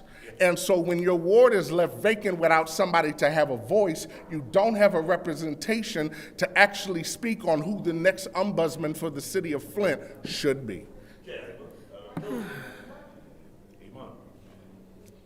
So I just want to thank you all for this, and I yield to any questions that anybody may have. All right, thank you. Wait, one second. Councilwoman Lewis, did you have anything to add to this discussion, or would you like the colleagues to go first? Sure. So thank you so much, Mr. Harris. Thank you so much for coming, and I will just turn it over to the chair. Thank you. Councilman in the 8th Ward. Mr. Harris, how are you, sir? I'm doing good, Mr. Pfeiffer. How are you? Good. I have a question for you. So you bring up the ombudsman. We already posted that position, and you did interviews a while back. Is that a correct statement? No, sir. We did no interviews because we could not achieve quorum. Like way back when? Yes, sir. The last interviews we conducted was in 2024. We could not fill that Right. position, so in That's what I'm talking about. Like, Yes, sir. You conducted interviews and posted the position in 2024, right? Yes, sir. So that's what I'm talking about. How many vacant seats on the Ethics and Accountability Board were back then? In 2024? Yes. We only had 6 members, I believe. Okay, That's so not true. So back in 2024, when you posted the position and you interviewed folks, Yes, sir. you had less people back then than you just currently stated now. So why can't you post the position and do interviews with more people now versus 6 people back then? Well, we just got these recent appointments Well, not too long but ago. I understand that, but now you have them, so, and you're saying that you can't appoint or do the ombudsperson until you get the full board, but you just said in your own words, in 2024, you had 6 folks and you still did the interviews and that. So explain to me how that's different than now. So the difference is the ability to make quorum. We can't do any hiring, we can't do any interviews without quorum. So if I do my math, you're supposed to have 11, you're saying you're 3 vacant, so of the 8, that you have 8 people appointed now, is that a correct statement? We just now have 8 people. You just now have within the 8. last 3 months. So of the 8, who is a habitual offender that doesn't show up to the meetings, did not get you quorum? As of right now? Yeah. You're saying you can't get quorum to post the position and do interviews. I'm like, these are appointed folks, let's put them out on the record and say, we need you to show up because the business of the city is stopping. Correct. So as of right now, and these are all people that do call in to let us know that they're not able to make a meeting. So as of right now, the only ones that I do know, Mr. King missed 1 meeting because he was out of town. My Vice Chairman, Trishelle Young, was out of town in Texas on legal matters. A couple of my board members came down also with the flu and was unable to attend. So you're speaking of particular instances why they missed 1 meeting. I'm talking overall, why can't you get quorum to get an ombudsman? So you're saying that they missed because of a meeting or out of town or they were sick? Like, that's not a habitual offender for absenteeism, so why can't you get quorum at any given time if you have 8 folks? Well, that's what I'm saying. We just got the 8 people within the But last 3 months. But sir, you just said that you can't get an ombudsman until you get the full 11. No, I did not. I said we're not able to achieve quorum. And we need these 3 seats, which is charter mandated, in order to meet quorum. Is quorum 5 or 7 for you? Quorum is 6. Quorum is 6. Yes, sir. Quorum is 6 members. So we have 8. So if 3 don't show up, we can't make quorum. So every week or whenever you call the meetings, you have at least 3 people absent. Yes, sir. For the last 2 meetings, we've had 3 people absent. Okay. We did have 2 meetings so far this year. And was the ombudsperson a agenda item on any of those meetings, or is it an agenda item on your current meetings? Well, yes, sir, it is, because with that one, what we're trying to do is we're actually trying to change the language when it comes to the qualifications of the ombudsman so that we can get more applicants to apply for the position. So instead of HR saying, well, you only have 4 or 5 people after 30 people have applied and they only approve 5, the board wants to send it back to council for you guys to agree on some of the recommendations that HR put together so that when we have 40 people or 30 people to apply, we're not just stuck with 5 people. We actually have a good pool of people that we can interview from. And so that's what's currently before us, is that we want to do that, but we can't do it until we meet quorum because we've got to send it to you for you guys to talk about. And Mr. Harris, I'm not trying to be I'm not trying, like, we know each other. I'm not trying to be confrontational or anything like Correct. that. I'm just trying to say, if you want to come before us and quote the charter states that the Ethics and Accountability shall appoint. It doesn't say may or anything like what you just said about us. It shall appoint the ombudsperson. So I'm trying to figure out, if you haven't had quorum in the past 3 years, why is it the first time that you're before us is today when you have more people than you've had in the last couple of years? Well, actually, I did send out an email, and 2 habitual people that were causing us not to make quorum last year were actually, 2 of them actually resigned. But I had to send out an email, and I had been sending several requests then to get the board feel, because I don't know, I can't explain the reason why the other 2 weren't showing up, but they weren't showing up. And so numerous times we had put it out there. Even Mr. King before me, when he was chairman, he put it out there. So real quick, I'm gonna wrap up and while I had more time for my colleagues. In the past 3 years, I think the first and foremost thing that should be top priority for the EAB board is for ombudsperson. You agree with that? Oh, I agree, definitely. So, to my knowledge, that is not on every single agenda. So, there has to be, okay, it's on the agenda and we need to discuss this every single meeting that we do get quorum and people do happen to show up, but I don't think that's the case. No, it's there. We have line items to talk about in hiring an ombudsman, but this is what I'm saying. At this time, what we've done with the hiring practices, it just didn't work. And so the board wants to do something new by revamping the charter with that line item, with the qualifications to open it up. Okay. I think that. We need to add another. Yeah, we're gonna. I mean, Matt would add another 20 minutes for all I care, because I think this is an important topic.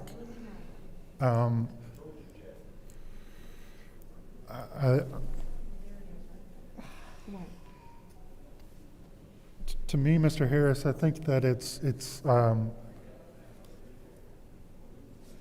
no offense, is you're coming back at us with excuses of why you can't hire somebody, but to me, that is, we need to make sure that HR is disavow, or not canceling people out that saying that they're not qualified. Are you making that judgment? Who's making that judgment? Because EAB board shall, it doesn't say HR. HR isn't anywhere in the section of the charter for the. Well, we have to go through HR, and HR is the one that vets them all and making sure that everybody that applies meets the qualifications that are on the charter for the ombudsman. That's why we use HR. The qualifications for the ombudsperson. Oh, yes, sir. It's charter mandated. Yes, ma'am. I'm sorry. There is a ordinance that indicates. It's an ordinance, it's not the charter. It's not the charter, those are two It's not the different charter, things. sir. It's an ordinance. That's why I'm, like, that ordinance, and Madam Chair, if you don't mind, add another 15 minutes. Order without objection. That's an ordinance, and I don't think that ordinance says that EAB board has to go through HR. No, it does not. It doesn't. It lists out that. It doesn't say that. It doesn't say that the HR has to be the front person and seek these people. It doesn't. I'm telling you. Request for information. Madam Chair. What's your request? Through you two, did you know, Councilman Pfeiffer, with the first ENAB board, it was vetted through City Attorney Angela Wheeler, that you did not. There was no HR, and the Ethics and Accountability Board actually vetted every single application themselves. Yep. And that's my point, Mr. Harris. Is So, I'm sorry, point of information, do you know if they check MERS for it? Yes. And so that's why it goes through HR, is because HR checks MERS, correct? Yes, correct. And then also because of sensitive information, it has to be processed through HR, because a lot of people apply social. So they provide their resume, and it's up to the EAB board to disqualify them. It's not EHR. Exactly. So I just want to I understand it's convenience. I'm just trying to tell you your power as EAB board doesn't have to circle around HR. Well, actually, we did that, and it got us in trouble by doing that. From who? It got us in trouble with, we had somebody to actually sue the board. Hold on, the board definitely was sued in a major lawsuit. And we just got out of that litigation, I want to say about 4 or 5 months ago, because the board did take that action. And so it was the judge that told us we didn't have the Request for ability to information. do that. Is he speaking to Doug Matthews in the lawsuit that he did not win? Yes, ma'am.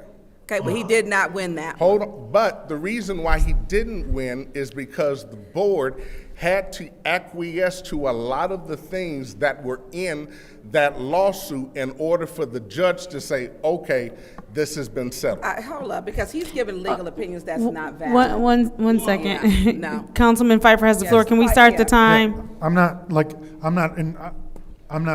familiar with all the ins and outs of that lawsuit, so I won't speak to it. But I will say that, Mr. Harris, you have more power than dealing with the HR and everybody else. So I hope that you use that to do your charter mandated obligations and hire a ombudsperson, because that is the sole responsibility of the EAB board, number one. Number two, thank you for your service. I know that this being a unpaid civil servant, if you will, is not an easy job, and I appreciate you bringing this before us. Anything we can do to help, but if you are hoping that the HR and the administration is going to help you, I hope that you know that you are going to be sadly mistaken and let down. It is the responsibility of the EAB board. If they're not doing that, then you guys vote to hire somebody else that will help you. I yield. Thank you. Madam Chair, thank you. So I agree with everything Councilman Pfeiffer stated, and I want to say this. One, the purpose of the ombudsman is for you to be completely neutral, and it doesn't seem that you understand that.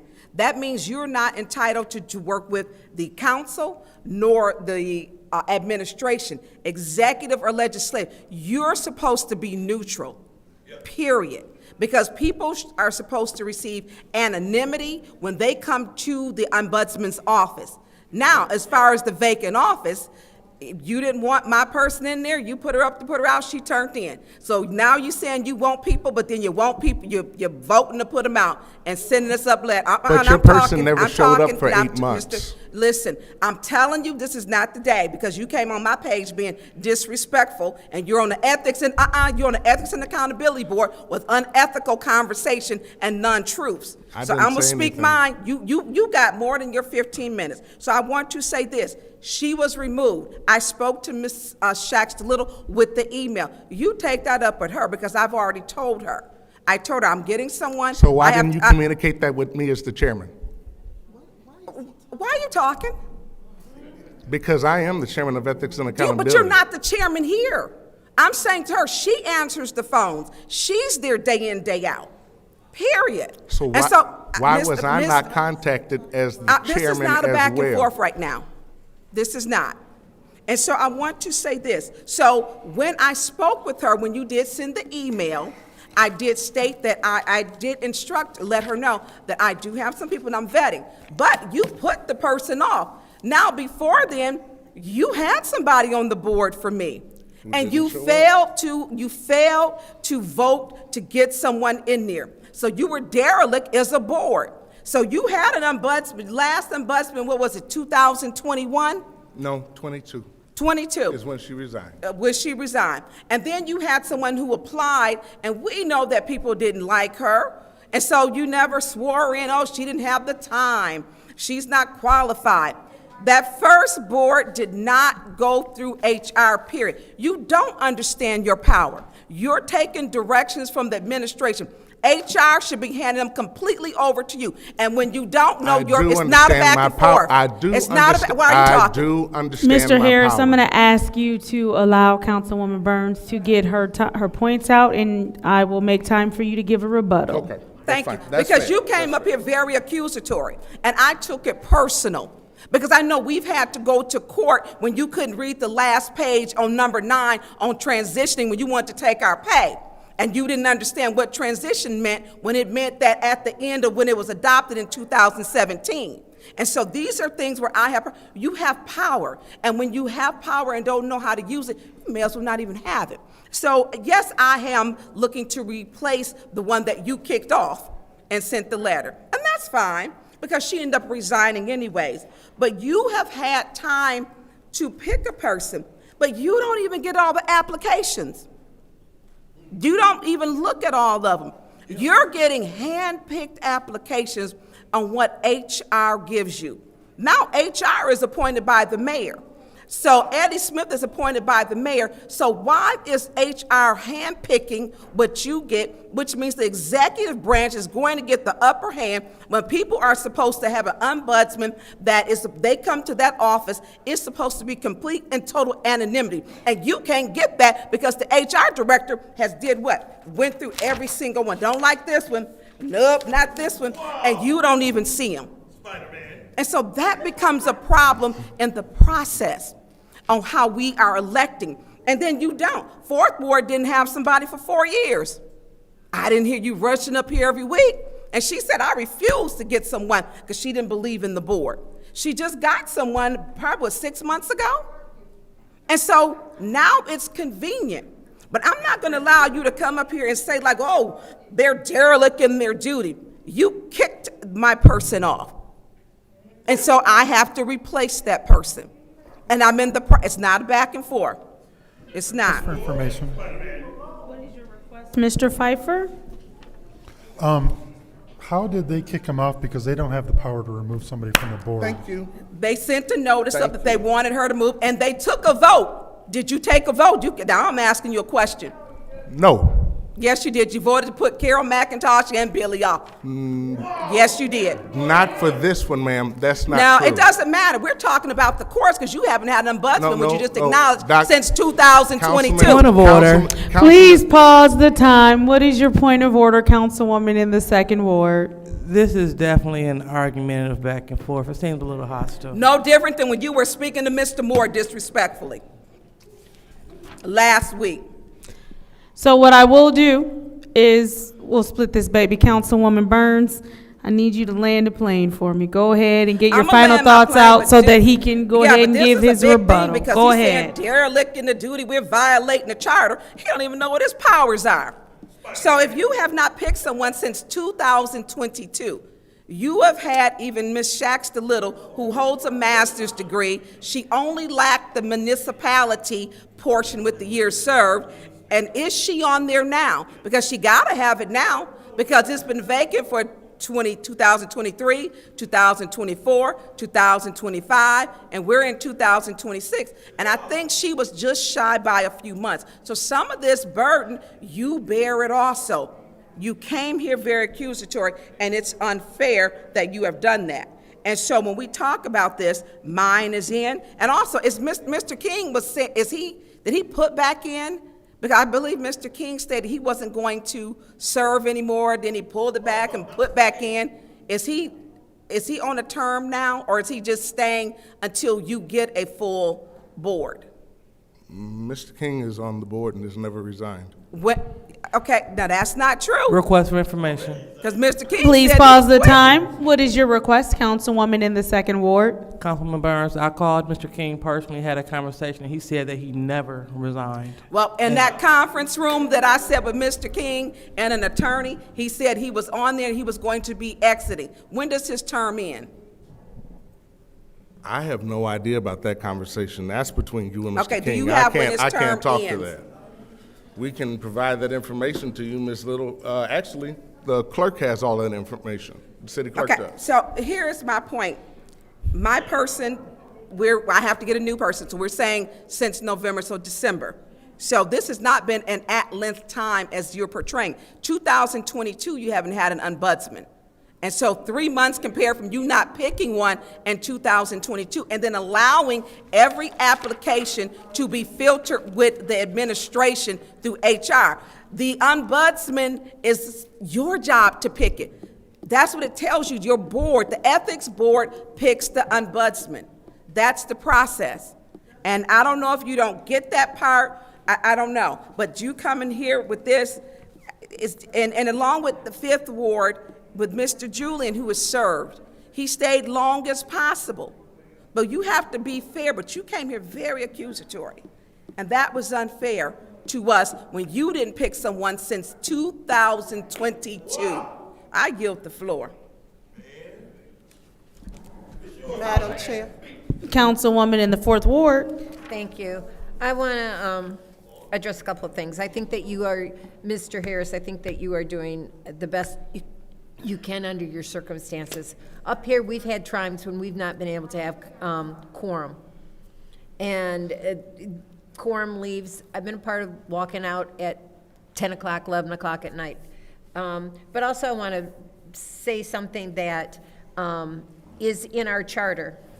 As representatives of the citizens of the City of Flint, City Council members are expected to conduct themselves with appropriate decorum, act respectfully with constituents, each other, and of their public servants. I consider you a public servant, and I consider everybody on your board a public servant. It is very difficult from my end, it is very difficult to find people to serve of their own time. And then sometimes those people come in front of you after you've been looking for someone and are disrespected while they are standing before us. Request for information. What is your request? Would she be speaking to Mr. Utek? Because he said those 2 middle fingers was for you, Judy. Mr. Harris, I'm not going to worry about the issue with the HR going through and determining who fits the requirements for the position. They did it for us when we were hiring the city clerk, and we accepted that. We got a little chart, said this is what they missed, and we had the opportunity to look at those resumes, but we looked at their job. Their main purpose is to see people who meet the prerequisites of the position. So you and I have talked about the ombudsman position on the phone. Yes, ma'am. And as well as the other vacant positions that you'd like to have. And I think that having people who are willing to serve and to show up for work is the hardest thing to find. You know, I've even asked people who, if I said their name, would be shocked that I asked. But it's very difficult to find people to serve. And you guys have a very important job. You are mandated by the charter. You are responsible to be that go-between, that ombudsman and the board itself are responsible for being the go-between between the administration and the residents if there's a complaint. Mm-hmm. We've not received any reports. We've talked about this in budget hearings. Think about that, budget hearings are coming up. But I'm not going to berate you for not having an ombudsman hired. You have been having troubles for several years of getting a quorum. I've tuned in for a few minutes every so often and no quorum. So I think that you are doing well. And if anybody in any of the wards, was it 5, 6, and 9?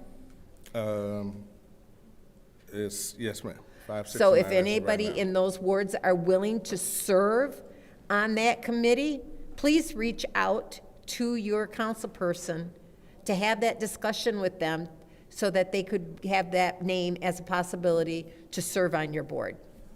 Thank you. Woman Winfrey Carter. Thank you, Madam Chair. Judy, Councilwoman Councilwoman Priestley, I would think that that would be up to the council member to make that call and make that announcement. Now, as far as my vacancy, I'm just going to say this, Mr. Harris. I've been calling and I've been reaching out to different residents, but do you realize people don't want to serve on the Ethics and Accountability Board? It's been hard. I've spoke to probably 10 people. Now, you did stand there and say that you've sent out emails to the council people who have vacancies on the ENA board. I've never received an email. I did receive one on the 19th, my first email from Ms. Little, okay? And no, I did not respond back yet because I'm working on it. But I didn't receive my resignation letter from Mr. Julian until January.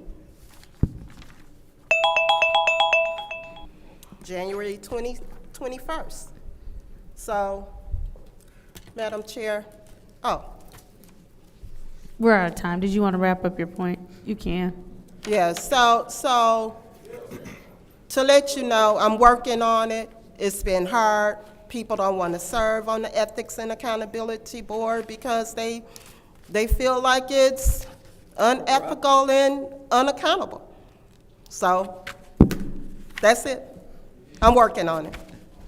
All right, thank you. And with that, that is the end of this discussion item. We'll go ahead and close that out. Move on to our final discussion item of the night. Oh, yeah. Can we give him 2 minutes? Let's go with your rebuttal. Go ahead.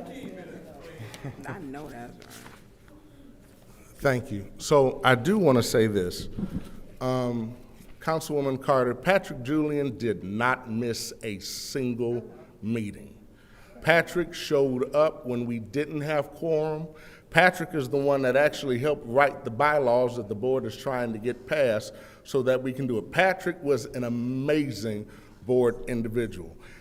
Councilwoman Burns, your person, you came before our board and your person wasn't even there, and you did bring a complaint before the board. And I'll just be honest with you, she didn't show up for several meetings that were called. And it wasn't just her, it was also the mayor's appointee as well that didn't show up for about 8 to 9 months. And so when we were trying to actually get an ombudsman, your former person said, I'm not getting involved in it, I'm not doing any more interviews, I won't be showing up to any more meetings. So, and at the time we only had 6. I mean, we couldn't do any more than what we were able to do. And I can't talk about my previous predecessors, what they didn't do and what they could not do. I'm here just simply stating that we need a board of 11 so that we can meet quorum, so that we can do what needs to be done. And I do understand that it is difficult. I understand everybody doesn't want to serve basically really for free. So I do get that. However, I will say this, and I agree the board has not hired an ombudsman, but I will also just reiterate, this does not release the charter mandate just to fill those seats. That's all I really came up here, was to have a dialogue, because there's been no communication with the chairman as far as what's been going on. So that's the only reason why I'm here. All right, perfect. 5, 6, 9. They will see what they can do about getting you to that 11 membership that you need. Thank you for your time. We are wrapping up this discussion item. Moving on to discussion item 260106, a special order update Flint Housing Commission audit. We will go ahead and start with this conversation. Councilwoman Burns. Thank you. So we did receive a letter And I wanted to share that because one of the things that was brought forward to this council, and thank you, Madam Chair, was that our audit may be off because of the Flint Housing Commission audit. So I'm going to read this letter. We do not have anyone, but they did send it, and it should be in everyone's email. It says, Statement to the Flint City Council, and this is for transparency. It says, Honorable members of the Flint City Council, the Flint Housing Commission provides a brief update on the status of our fiscal year 2025 audit. The audit is nearing completion and remains on schedule. We appreciate the actions taken by the Flint City Council along with the coordination and engagement of the Flint Housing Commission leadership, which helped to create the conditions necessary for our independent auditor, Zink Associates, to proceed with and complete the audit. The audit will include a finding associated with the financial matter involving a board member. It should be noted about this matter is connected to the board's commission vote on August the 12th, in which the commission voted to request that this board member step down from her position as commissioner. The commission is addressing this as a part of our commitment to strong governance and accountability. Over the past year, Flint Housing Commission has led a strong and successful recovery, exiting its HUD recovery agreement and achieving removal of the trouble designation for our low-income public housing program.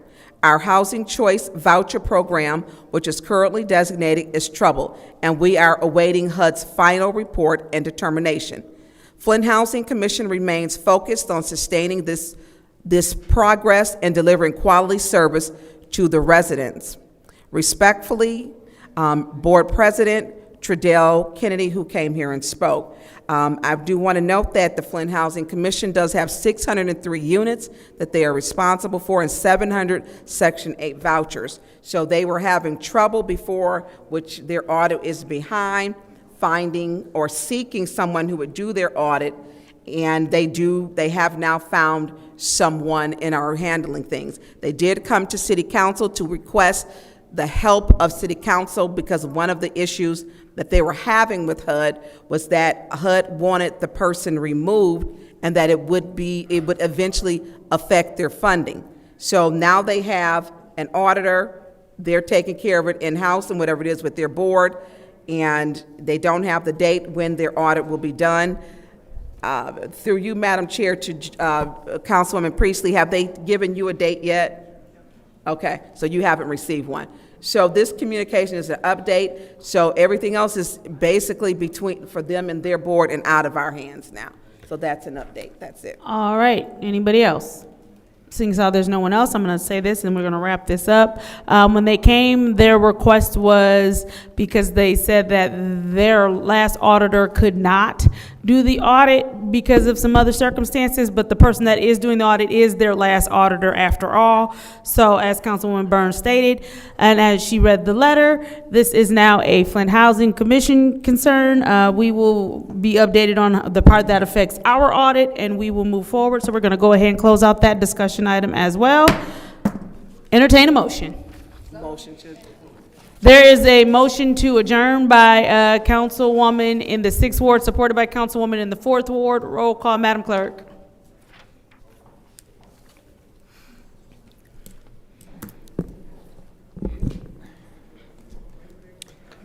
Dr. Lewis is not in. Ms. Johnson?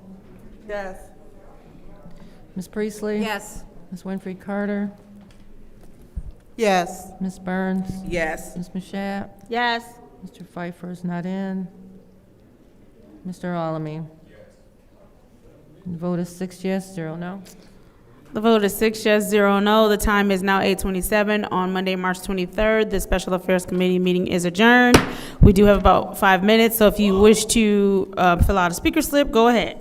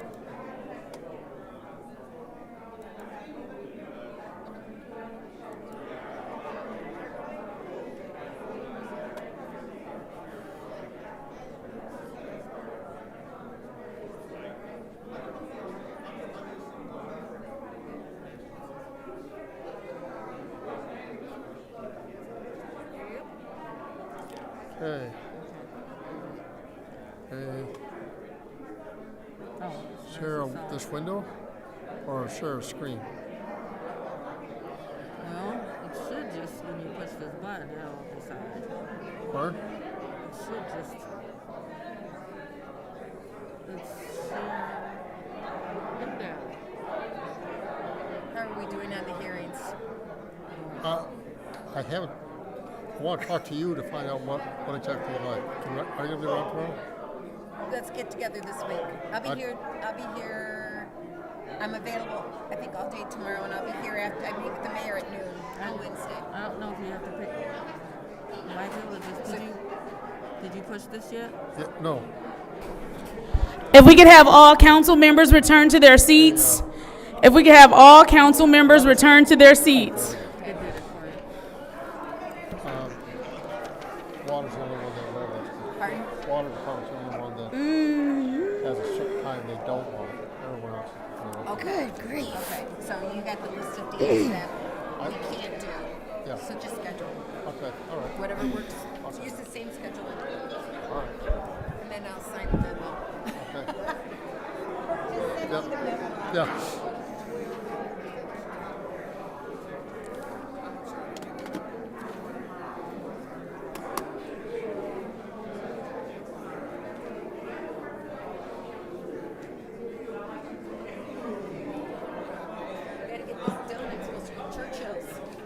What's going on? What's going on there?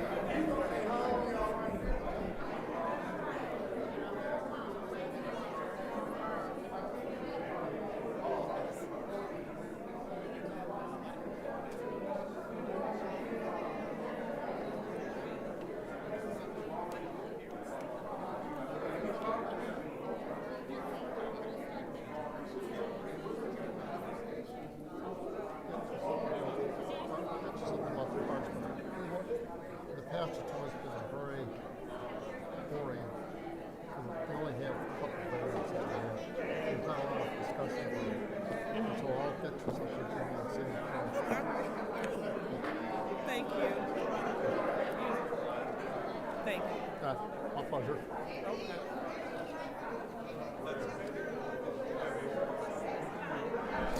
Madam Clerk, if you could please, so that I could start the meeting.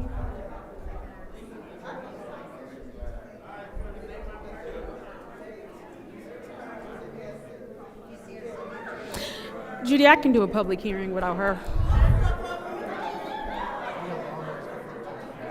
No, we don't. We have, they're up front. Oh, man. Not really.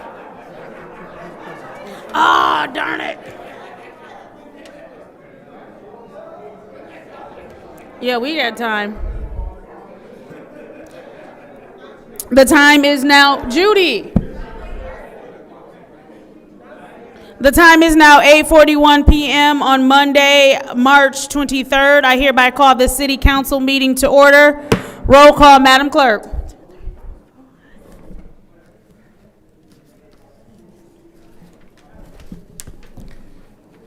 Mr. Alamin? Dr. Lewis? Present. She's coming. Ms. Johnson is not in? Nope. Not in your seat. Ms. Johnson? Present. Ms. Priestley? Present. Ms. Winfrey Carter? Present. Ms. Burns is not in? Doing it? Ms. Mashat? Present. Mr. Pfeiffer? Mr. Jarrett is not in. We have 7 members present. We have 7 members present. It is now time for the Pledge of Allegiance. Councilman Alamin, would you please lead us in the Pledge of Allegiance?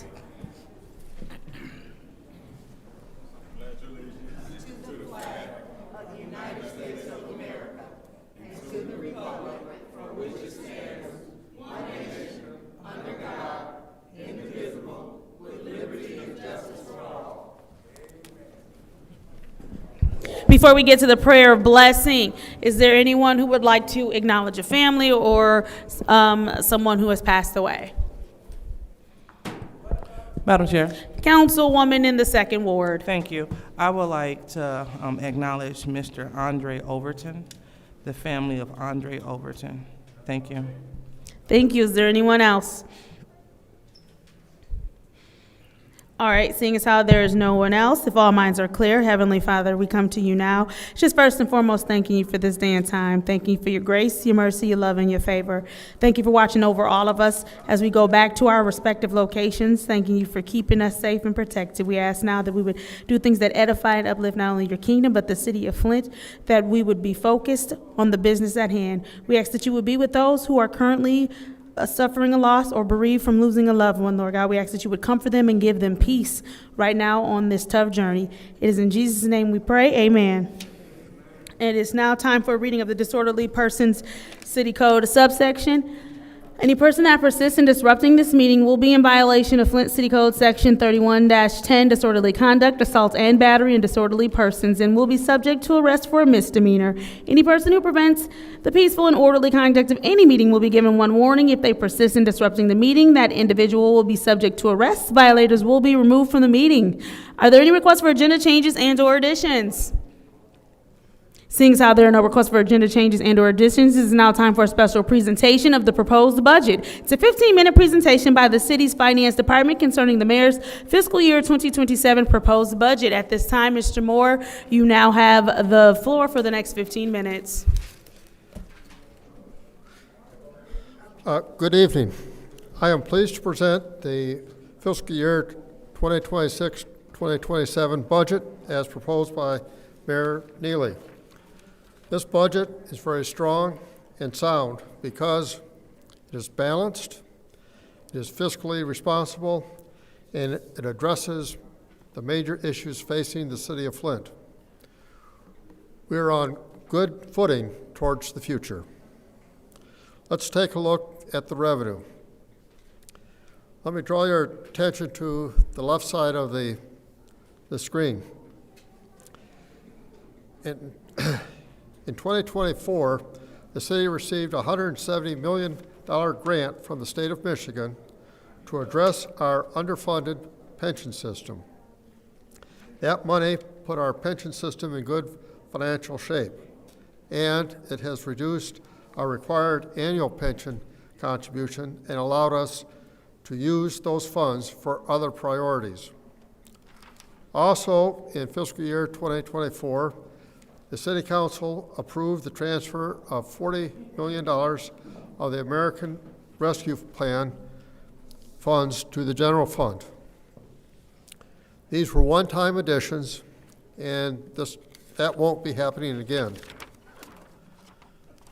As you can see on the right-hand side, since 2025, our general fund revenues have grown slowly but steadily, and we believe they will continue to do so for the next several years at the rate of 1% to 2%. This slow but steady growth allows us to prepare a budget with no changes in property tax, no change in street lighting fees, and no change in trash fees.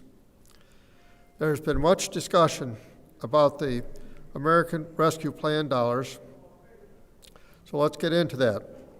In 2022, we received $97 million in ARPA funds. The City Council approved $57 million in ARPA-funded projects.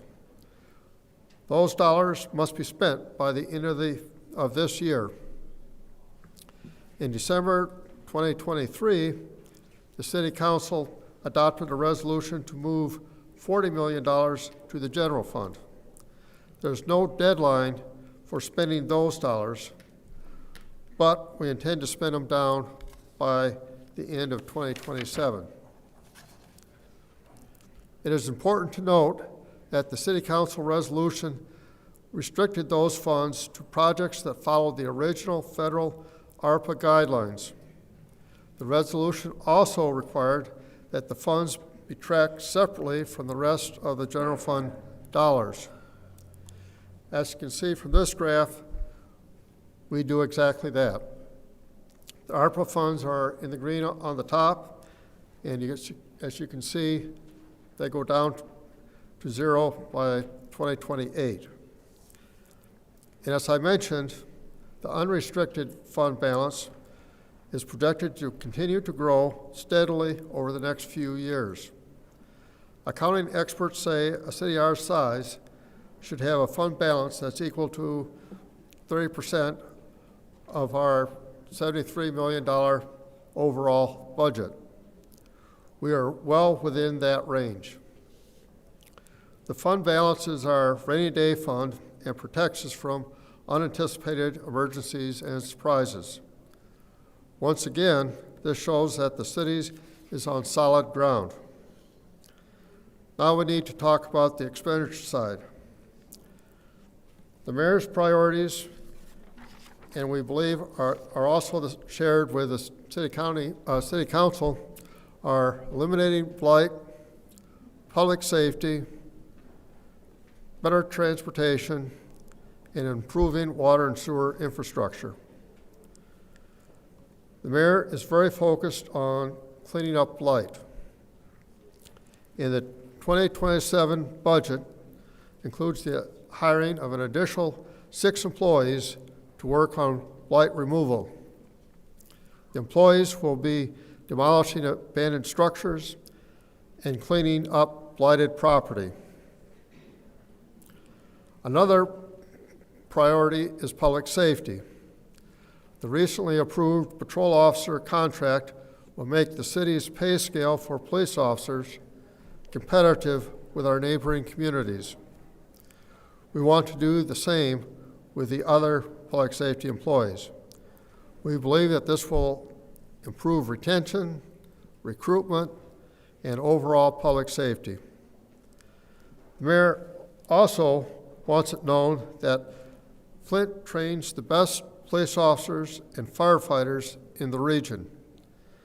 The proposed Police and Fire Training Center will do just that here in the city. The budget proposes $4 million for the next phase of developing the Police and Fire Training Center. 2025 was the first full year of the Flint ambulance service. The service started with 2 ambulances and has grown to 4. So we can staff 3 ambulances 24 hours a day and have 1 in reserve. In 2025, we had over 5,000 runs, an average of 14 runs a day. The ambulance service also brought in more than $1.2 million. Everyone knows that the streets and roads need attention. The mayor is proposing to spend $5.5 million on road projects. It will be a big, active construction year for the city. This slide highlights a few of the major streets slated for construction. Now we're going to talk about utilities. The mayor is committed to no water or sewer rate increases in 2027. This budget includes continued investment in water and sewer infrastructure. We're finishing a $60 million project to the wastewater treatment system. The original pump station and force main are being modernized.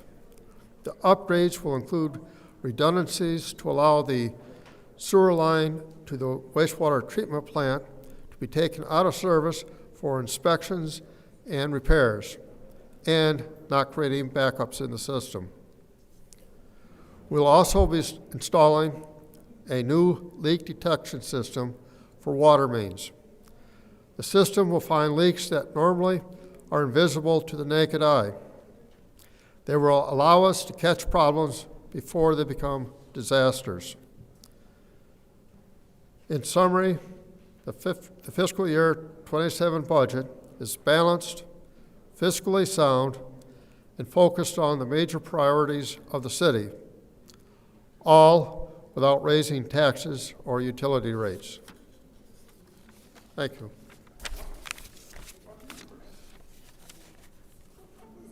What? Is that the end of your presentation?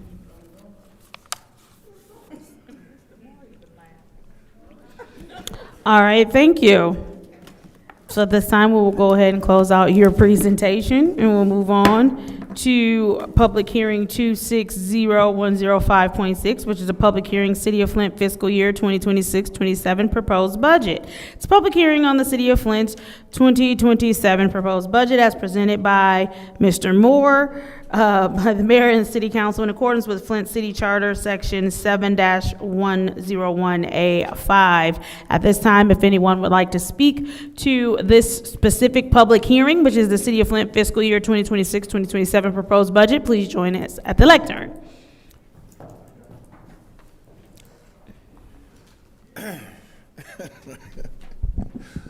Man, I thought I was looking at a coloring book. What are the numbers at? I mean, I don't even know what to say. If that, I'm not trying to speak bad about anybody, but that was the budget. I mean, presentation. Where can we find the numbers? I mean, it's 42% poverty here in Flint. And everybody can't go online. Everybody, I mean, where do we find the budget at that we can actually see numbers so that we can have a serious public hearing? How can we have a serious analytical debate when we come up here and speak to you about the budget when we haven't even seen a budget? Where is the budget? I mean, I'm serious, man. This is crazy. Let me ask, what was the revenue for the water? How much money did y'all collect for the water? Where is the assessment at for the trash right now? Because, I mean, since 2017, we were supposed to have been saving $2 million a year. How much money have we saved? Are we in the red in assessment for the trash? I mean, it's a lot of questions. Do y'all have the numbers? I mean, when was it presented? What are we supposed to talk about? We supposed to just look at each other? I mean, and it's crazy because I'm asking questions and I know y'all can't respond, but damn, I can't even speak on the budget because I don't know what the budget is. So I guess I'll go sit down. Thank you. Is there anyone else who wishes to speak to the 2026-2027? I'm sorry, go ahead. Madam Chair. Go ahead. Before the next speaker, I just want to let the public know that the budget was posted online and is available in the clerk's office per the charter. However, I do have several copies of the budget here available. The reason why I did not have handouts is because it was not published in a manner to pull separate pages, so it is a 50 page document. So I do have several copies available. That's all? Davina? That of you? Go ahead. You have the lectern. Go ahead. Hello, I'm Ariel Mitchell. I live at 759 East Linden Avenue in Flint, Michigan. About this budget situation Mr. Moore just explained to us, he reminded me of my corner store in my neighborhood on the corner of Pearson Road and Saginaw named Easy Stop. The guy seemed to know when I'm hungry and when I ain't got no money. He give me anything I wanted in the store. So I call him Esau, Middle East. He said, why you? He said, that's my daddy name. But last week, he said, Mitchell, come here. He took out his phone and I said, I look like your daddy. I said, where he at? He said, he in Jerusalem. And I saw my face right there and I had he gave me the privilege. The next day I realized I had the privilege of talking to Donald Trump and the leader of the attack. But I came back the next day and I said, let me address it. He said, everybody in Israel is asleep this time, Mitchell. But just like Mr. Moore explained the budget, we're in good hands as long as you give the people like me a chance to speak comments on the budget. because Trump is only one over there. Israel's calling the shot, that little country. Bethlehem is inside the walls of Jerusalem. And I got really proud for letting me speak to his daddy, but I wanted to know, I want to address Jerusalem about them, they're getting too close to that dome of the rock, shooting them missiles over there. And I was going to say, Mr. Mitchell. from the king Mr. to Mitchell. the city of the great king. Mr. Mitchell, the budget. Oh, about the budget. Miss Trump, Miss, what's the fourth ward lady, Priestley. You notice how she said, apologize to the land bank. The land bank was getting all that money, and I'm glad she apologized because she's going to get sued, like the accountability peoples got sued for breaking up the form. Look at it over there. The budget? The same thing, don't want to put the investigation, fire the woman off the, you know what Darrell Buchanan had, the embezzlement situation. In this city, all them people's killing peoples and getting away with murder, think they got grinning. Mr. Mitchell, the budget. Like the budget. The $4 million for the recruit the Popo, the Blue Gang, all they doing is protecting that dope over there on St. John.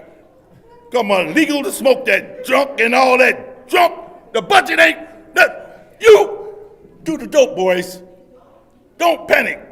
Be like the boys in Jamaica. When they want some money, they capture. Thank you, Mr. Mitchell. That is your time. Is there anyone else who wishes to speak to the budget? The public hearing we are currently having is the City of Flint fiscal year 2026-2027 proposed budget. Good evening to council. Thank you. My name is Jacqueline J. Brown, and I'm a resident of the 7th Ward. I would first like to say that I appreciate the transparency given to us by the mayor's office for the upcoming budget. And I agree with the 9 objectives laid out within the proposed budget. And in those objectives, I'd like to focus on one of them in particular, which is Objective 2, which focuses on reversing population decline by incentivizing our young population to stay and live in the city and encourage immigration into the city.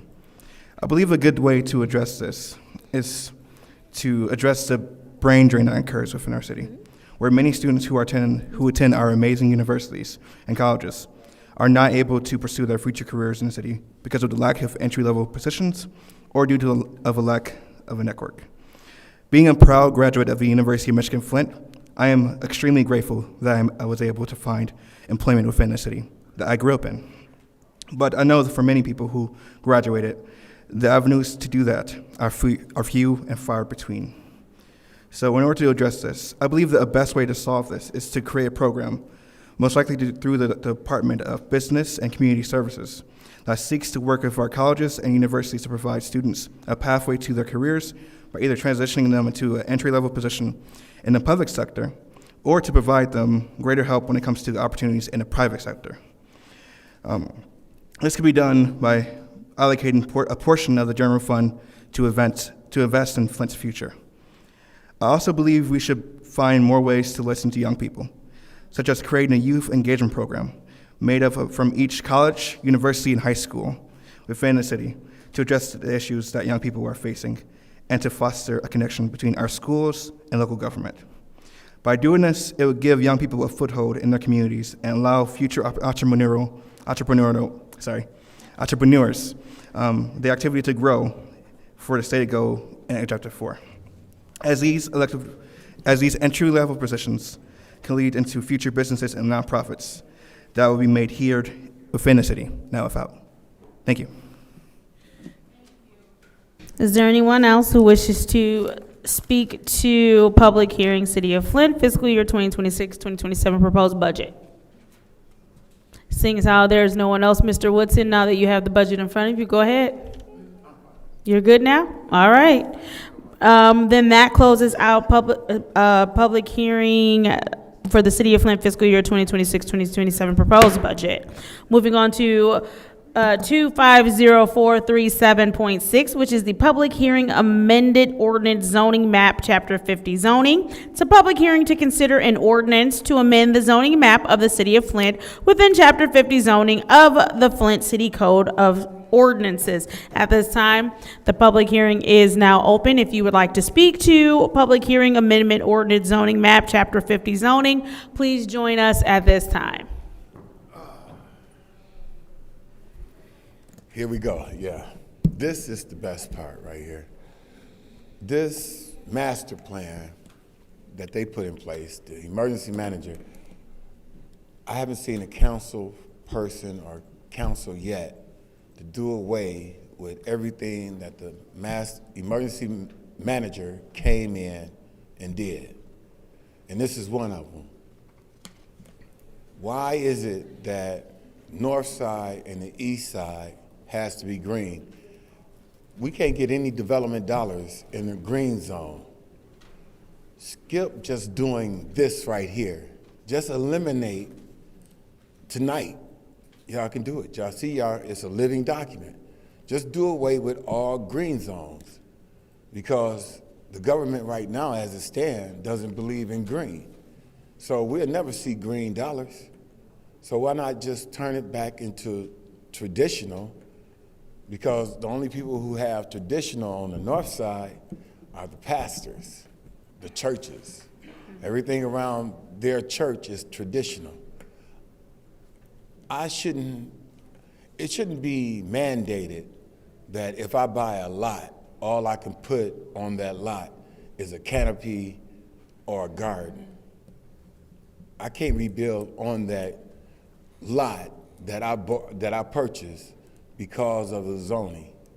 And then between Saginaw and Pearson, Saginaw and Martin Luther King, Pearson and Carpenter Road, it was green innovation where if your house caught on fire, you couldn't even rebuild. I spoke with Kerry Nelson at the time, and I think his name was Kevin, that worked in planning and development. He came and told Kerry Nelson what that was. You couldn't even rebuild. Instead of them just doing away with it, period, they changed it to where if your house caught on fire, you have to come up here and ask the planning commission, can you rebuild? I shouldn't have to ask them anything. It was my house, insurance paying for it. I should be able to come up here and get permits and do what I have to do to my house. So I'm saying tonight, instead of just approving these two or removing just for these two, remove the green zone from the north side and the east side. The sad part is somebody said one time that the master plan is my master. No. You cannot even build a high school in the green zone unless it's a green school. That's how they made it. So all that should be removed. Thank you.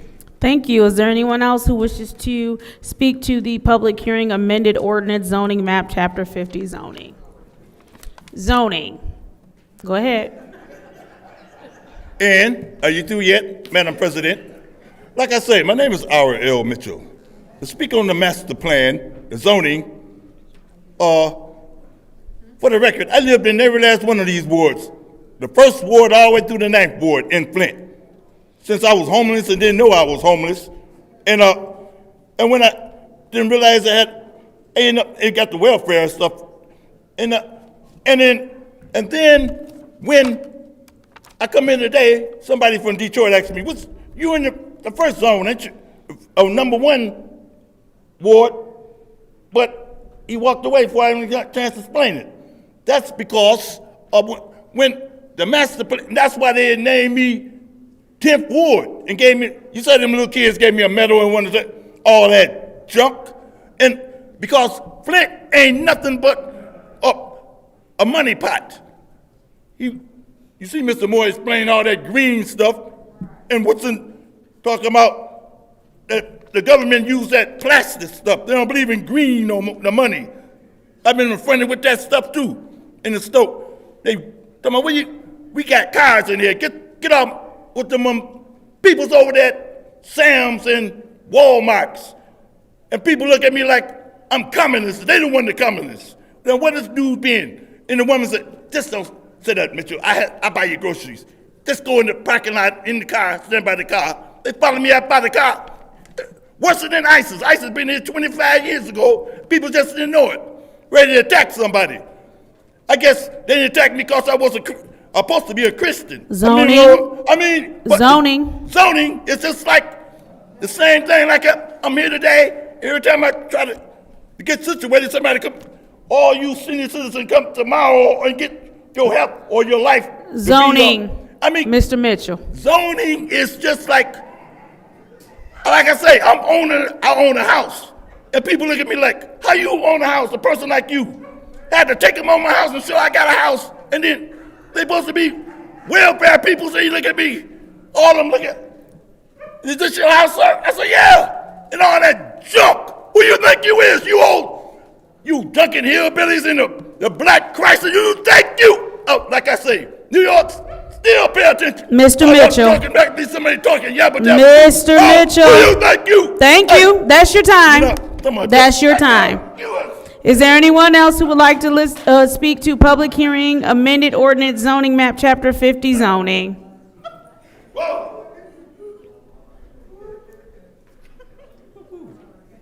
That was beautiful. How y'all doing today? I got a question to ask y'all when it comes to this zoning. How is this going to look for our grandkids coming up in this city, the way this map is? Is this really a place for us to raise our future? Or is it something new that's coming in to replace us as citizens? I see something new coming in. I wish that y'all could reverse some of this master plan, if y'all can, by making some resolutions and some amendments to change it so we can keep what's left of our city, because we done lost a lot of our city, as y'all can see. Y'all see all of the places that there's now grass and dirt that used to be nice, beautiful, lovely homes. Y'all see it. Y'all have seen many homes that have been burnt down with insurance policies and not able to rebuild. All I'm asking for y'all to do is to think about the residents and write something that can help the residents change this zoning, because it's turning into a place to where it's not going to even be a place for us to build homes. Think about those apartments on 5th Street for $200,000 that ain't rented one out yet. Think about that, because it's going to be more projects like that coming in the city of Flint. And to be honest, how many of us can afford a $2,000 townhouse? Thank you. Thank you. Is there anyone else who wishes to speak to the public hearing, amended ordinance zoning map, chapter 50 zoning? Seeing as how there is no one else who wishes to speak to this public hearing, we'll go ahead and close this one out. Moving on to 26003 8.6, which is a public hearing for the Drinking Water State Revolving Fund Project Plan. A public hearing for the purpose of presenting and receiving comments on the FY 2027 Drinking Water State Revolving Fund Project Plan for the Torrey Road Booster Station Rehabilitation and Northwest Transmission Main Replacement. This public hearing is now open. If you would like to speak Madam Chair. I'm sorry, go ahead. I'm sorry to interrupt, but due to some administrative concerns, we need to postpone this public hearing at this time to a later date.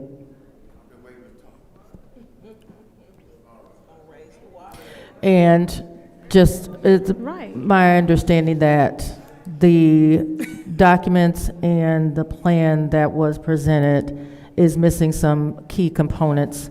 So the administration would like to make sure that we're in compliance with the requests from Eagle. And so before they hold this hearing at this time, we want to make sure that everything is in compliance. So, Madam Clerk, are you postponing this hearing in the middle of the hearing? Correct. I mean. Okay. They can speak on it, but the documents that have been presented to date are missing key components. So if they come and they speak, I just need to understand the purpose of them speaking right now to something that is going to change. So, yes, I've been asked to postpone this hearing. So, but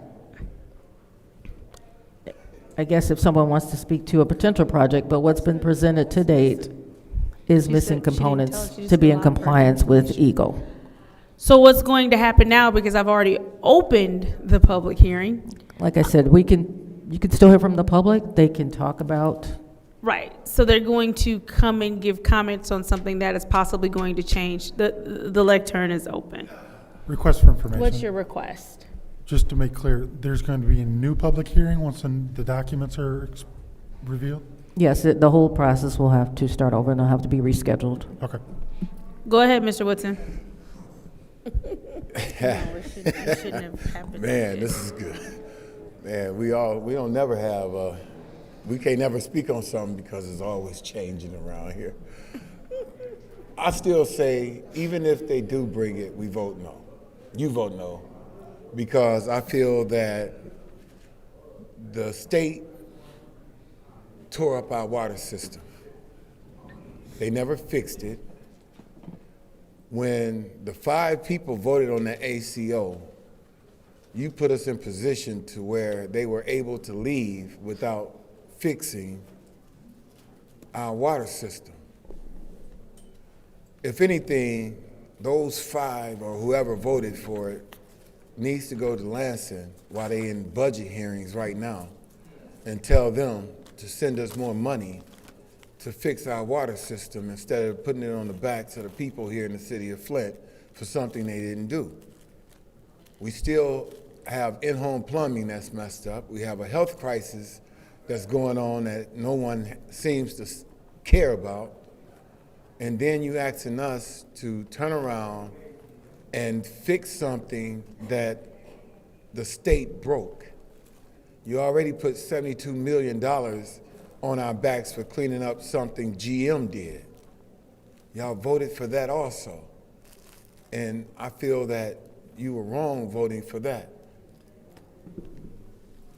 If you look at CDM Smith, when they first got here, they did an analysis along with Arcadis that gave you the pricing of all this that's supposed to be done.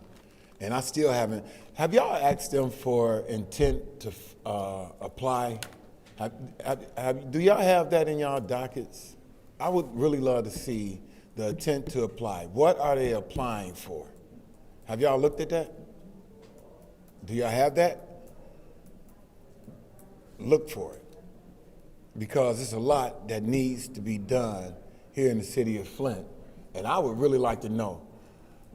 Because when I looked at that docket, the DLZ, it said 2025.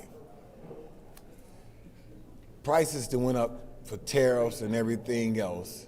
So how can you give us an old document and say this is what we're using when labor and prices and everything else has went up?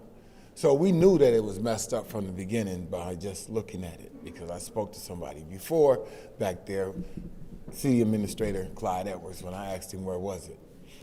So my thing is we shouldn't be voting for it anyway. Even if they change paperwork, whatever, it should still be a no. Thank you. Thank you. Is there anyone else who wishes to speak to this public hearing regarding the Drinking Water State Revolving Fund Project Plan? Specifically, the plan for the Tory Road Booster Station rehabilitation and Northwest Transmission Main replacement. Go ahead. I'm Mario Mitchell.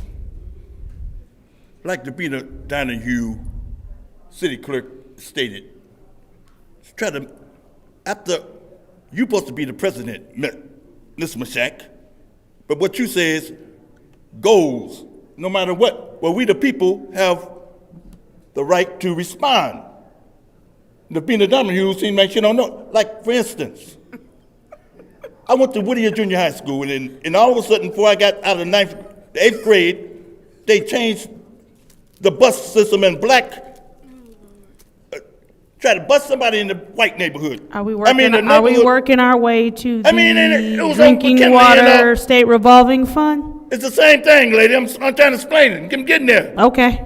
Okay, that's not, like I say, I was at Whittier when they changed the stuff, the boundary, and put me over to McKinley, and then when something happened, they said, I decided to go play basketball, but they picked me out to explain who stole what in the store, and then the leader of the basketball team had to speak up for all the blacks. And the city ain't been the same since. You can see that Whittier Junior High and McKinley. It's just what's going on here now. People's in authority like Lavina Donahue, and you supposed to be the president, stop stuff and in the middle of, in Southwestern the same way, in the Board of Education. And I'm out there in the streets, going to every ward, and I can speak on that area, that's one of them. But people like Lavina Donahue, she got a way of saying them little. All right, Mr. Mitchell. And like I said, Mr. Mitchell, this public hearing is about the Drinking Water State Revolving Fund, the Toy Road Booster Station Rehabilitation, Northwest Transmission Main Replacement. Yeah, like the water pump is over on the northwest side over there by Hurley Hospital, that pump over there, and that's what's the main problem, using that for propaganda to keep the money in certain people's pocket around here, Miss Priestley and all that junk, and you up there going along with the flow. You supposed to know better than Mary Weaver taught you better. You knew the Kellogg's cornflake woman looking like Supremes up there. Now, and you know, listen here, All right, Mr. Mitchell, so I'm gonna take the rest of your time because we're coming up on public comment anyway. You can talk about whatever you want during public comment. Thank you. Let's do this in the We're coming up on it. All right. Is there anybody else who wishes to speak to the public hearing Drinking Water State Revolving Fund? Seeing as how there's no one else who wishes to speak to this public hearing, we will go ahead and close this public hearing out as well. It is now time for public comment. Members of the public who wish to address the city council or its committees must register before the meeting begins. A box was placed at the entrance to the city council chambers for a collection of registrations. No additional speakers or slips will be accepted after the meeting begins. Members of the public shall have no more than 3 minutes per speaker during public comment, with only one speaking opportunity per speaker. First public speaker, Madam Clerk. First speaker is R.L. Mitchell. There you go. Okay, I'm R.L. Mitchell. I live at 759 East Linden. And about the water department over on Door High, that Mr. Dundee fella talking about you better get him while you can because he talking about retirements. And then he ain't putting nobody in his place. And y'all with them, and that Mitchell dude on the accountability board, that retired popo, all that junk. You see what people, they paying certain people to get out of here for? You think we the Flintstones don't know how to run this city. If it, in the words of you, Council President, you say if it's broke, fix it. And you don't, and they ain't got no time limit on fixing Flint since it's been built. We got the biggest substance in the whole United States, in the whole world, when all them General Motors was here, and now we down to 80-something thousand, what used to be so many, 500 so many thousand, 100,000 in Flint, now it's 80,000. And people all over the world think we don't know how to run the city because of water habitats. But we know how to flush the toilet and make pyrood, and they're using our doo-doo to make fuel and all that, using our shit to make, and now somebody trying to mess up on that shit, the goddamn shit and all that. Mr. Mitchell. Mr. Mitchell, bring it back in.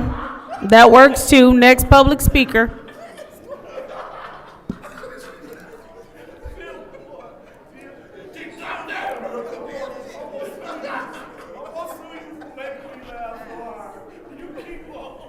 The next speaker is Claire McClinton. I believe she left. Audrey Muhammad. I believe she left. Rich Jones. I'm gonna take you to court. Making me laugh so hard. How y'all doing today? I'm gonna be up here brief again. I want to talk about a project that I'm starting to put together. It's a Stop the Violence basketball game. I have a lot more information on that next Wednesday, but I would love to have some participation from y'all, and I would let y'all know how y'all can participate next week. Also, as y'all know, I've been on a mission to pass out Children's Lives Matter and Kids Lives Matter t-shirts to Flint. Unfortunately and happily, I can say I'm about to be reaching out again because I'm about out of shirts. Right now, I have gave out over 300 shirts. My goal is to give away 1,000 t-shirts by 2027, and I'm on pace for that. So y'all probably be hearing more about that effort too. And earlier today, when we being that, you know, we do have a garbage truck in our possession, and the problem that is occurring is houses that are still owned by the owner, but the owner is no longer around, so that house is beginning to look bad. If it's not on the city payroll to where they have lost the house through taxes to the city, and they have not lost the house to land bank, then why can't the garbage company pick up their garbage? Ain't it supposed to be that every resident that's paying their taxes supposed to be getting their garbage picked up? So as a home is not on nobody's list as far as a city or land bank, and it's owned by somebody, it should be picked up. I want to say this to anybody that's interested in doing cleanups. I will participate with you, but I will not organize any cleanups. But I don't mind helping. I understand that the city needs cleanups. I'm just not going to organize, but I will help. And I want to say thank you to everybody that does cleanups in our city. And we got to do something, because it's the same areas that we cleaning up every year. We got to do something about these dumpers. That's another problem. So we got stuff left on the curb and we got dumpers. So we gotta solve those two problems. And y'all can do that with y'all pen, just like y'all can change that master plan. Thank you. Next public speaker, Madam Clerk. They've been real lively back there.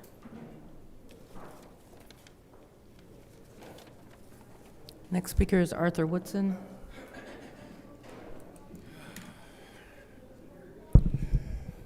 When y'all was speaking earlier, and I heard the conversation going back and forth, the first thing that came to mind was me watching CNN and the Marjorie Taylor Greene and Nancy Mace and all the legislators talking about how they went over to the Department of Justice to see the unredacted Jeffrey Epstein files and how she was monitoring them when they came in. I was on the citywide advisory board, and we had every file of everybody who applied. There's nothing in those applications that will prevent or show proprieties or anything else that needs to be redacted. You all ran for office. Your address and phone number is online right now, public. When I FOIA copies of the contracts and all the people who have trash pickups, customers, it was a whole list of addresses. They don't redact or take off addresses and when you FOIA. They don't do that. It's public. It's public knowledge. They don't redact it when we look for it online for water customers. It's not done.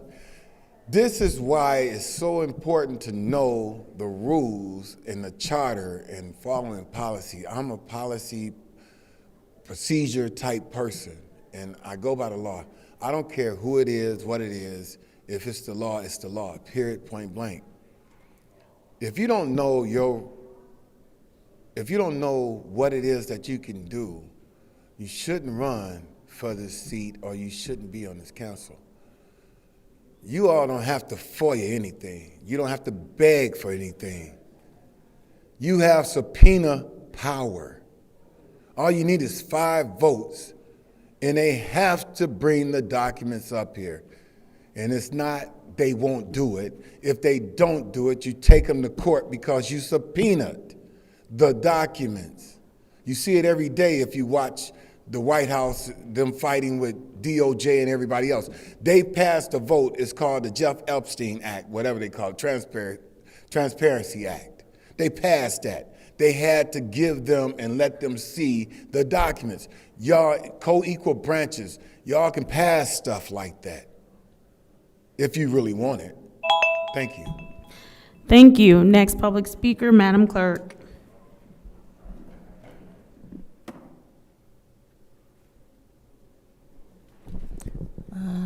It's Austin Ketzbo. Left. Beverly Biggs Levy.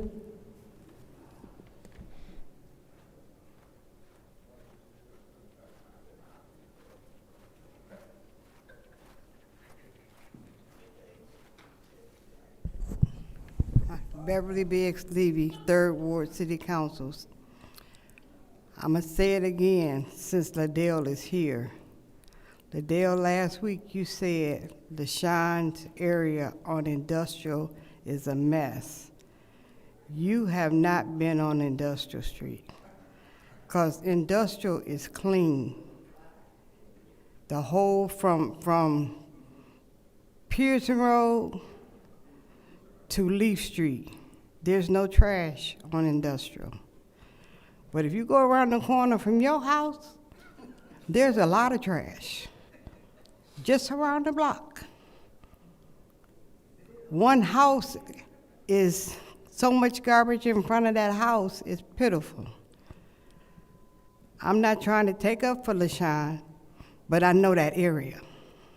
Now, if you'd have came up north and Black, you'd have seen a lot of trash. And it's just been there for like the last 2 or 3 months, and we've been complaining about it. We try to keep our area up, and we kind of know our area.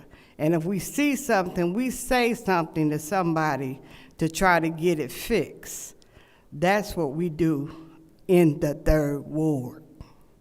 If you didn't know, check out the 2nd. You need a lot of work around there. But you're doing the work. That's what you say. I'm out here doing the work. Where's that? Y'all need to wake up.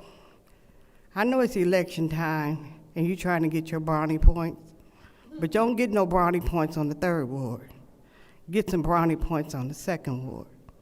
That's where they need to be at. And we need to still say, our mayor is saying, Flint strong. Flint ain't strong right now. Flint need a lot of work. Potholes, you're just putting Band-Aids on it. Them potholes are tearing your cars up. And it's not just one street, it's all of the streets. You come downtown, it's worse, and they done fixed that downtown bricks twice, and they still not right. If y'all want to do what's right, don't vote that mayor back in. If we see Neely, you say, Seeley, keep running. Have a blessed day. Next public speaker, Madam Clerk. Next speaker is Tanya Jones.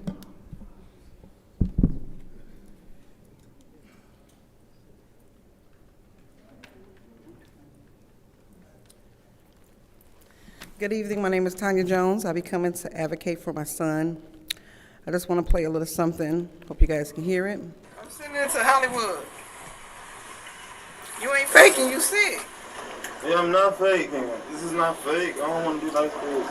I'm finna send it to your granny. Who? Your granny Helen.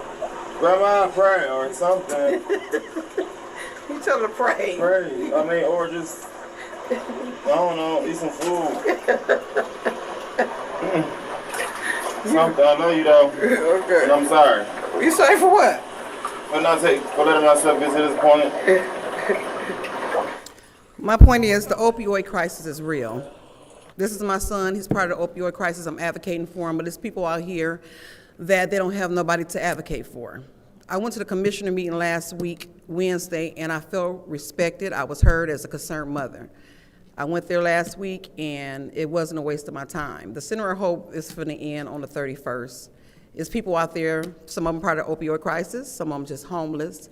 And when you guys pass money through here, part of the opioid crisis, would you please make sure that it goes where it needs to go? And Judy, 1655 Ohio, would you please look into it? Another thing, my son was a part of John Cole case. So yes, my son is dealing with stuff. Therapy is real. I only can do so much. He's 32 years old. He's autistic. I'm advocating for him, but Christopher Deloney, you know, it's like he is out here like him. They don't have nobody.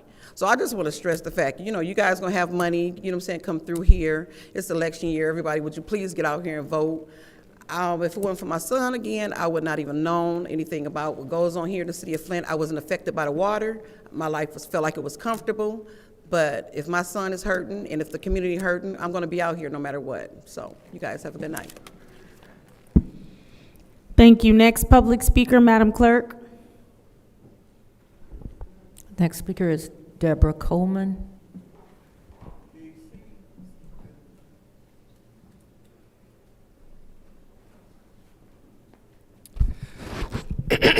Good evening.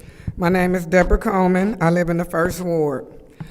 The city of Flint has several major issues. One, we need clean, affordable water, and the city is full of crime.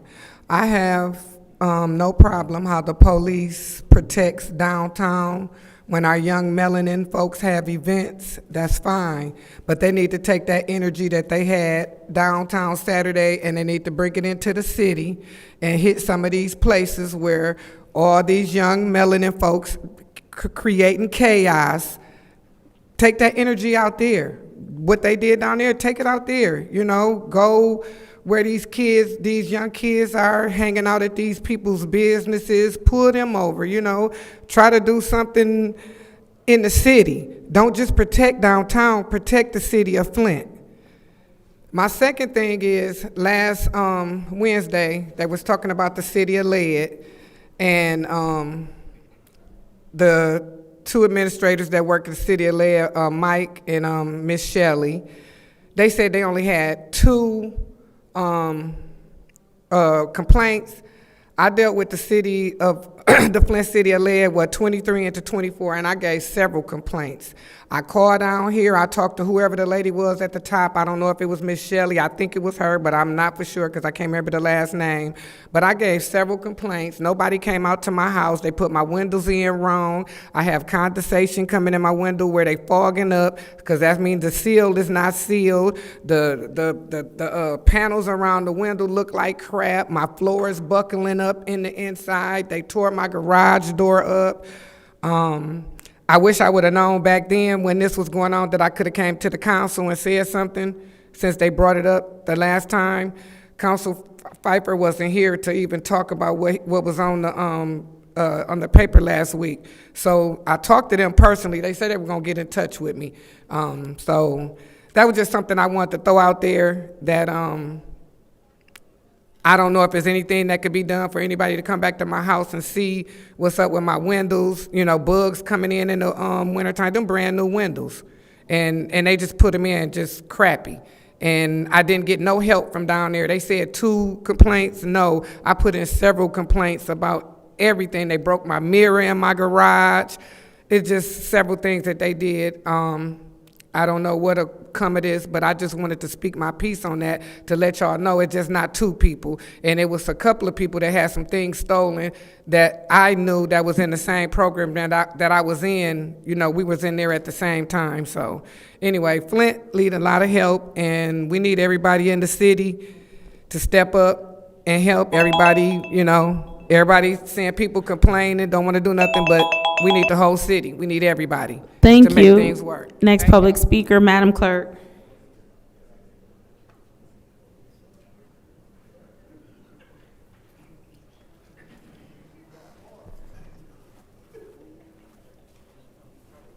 Next speaker is David Garden.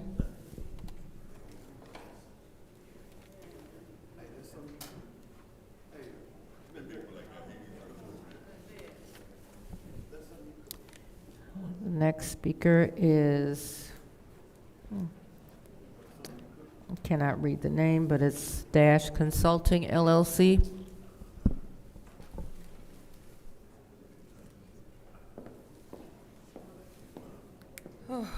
I have to admit, this is my first time. Please hold. Yes. What's your point? I think we need sorry? a legal name, because I think somebody came up and said, "We the people," and we refused to let them speak. So I just want to be clear. Mm-hmm. Can you please state your actual name for the record? Yes, Grace Taylor. Thank you. Yes. Good evening. I am the CEO of Dash Community Consulting. I stand here before you tonight as a homeowner, having purchased my residence right before the onset of the water crisis. I am also the owner of the historical heritage site at 4810 Clio Road, the former car wash. I have taken personal ownership of this site with the specific intent of moving it from its current dilapidated state into a state of full community restoration. 13 years ago, I gave birth to my son here in Flint. It was during the water crisis, and that is the foundation of the work that I began. For over a decade, I have served alongside our residents and community partners supporting the systems that affect our lives. In 2019, I created the blueprint for the multifunctional resource model that is still in effect in our communities. As the originator of the Moving You Forward model, which at that time the current mayor, Karen Weaver, recognized the tireless work of Mother Jones at the R.L. Jones Outreach Center. I have spent my life building on partnerships of mutual respect.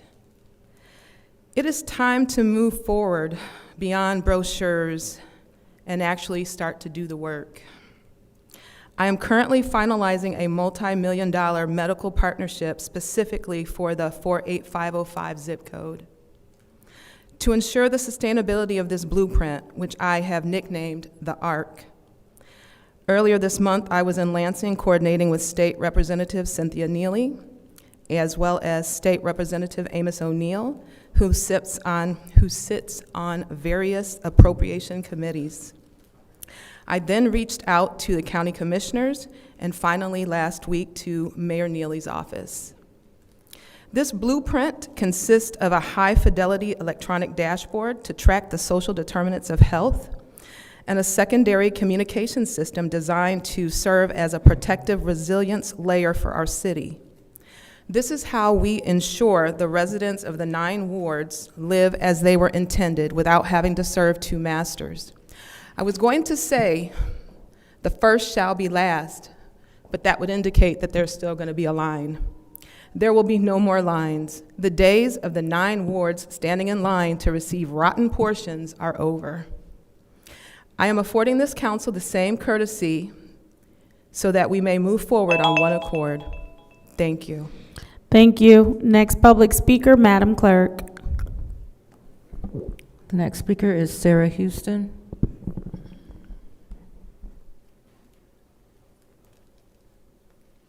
Good evening, Sarah Houston, 6th Ward.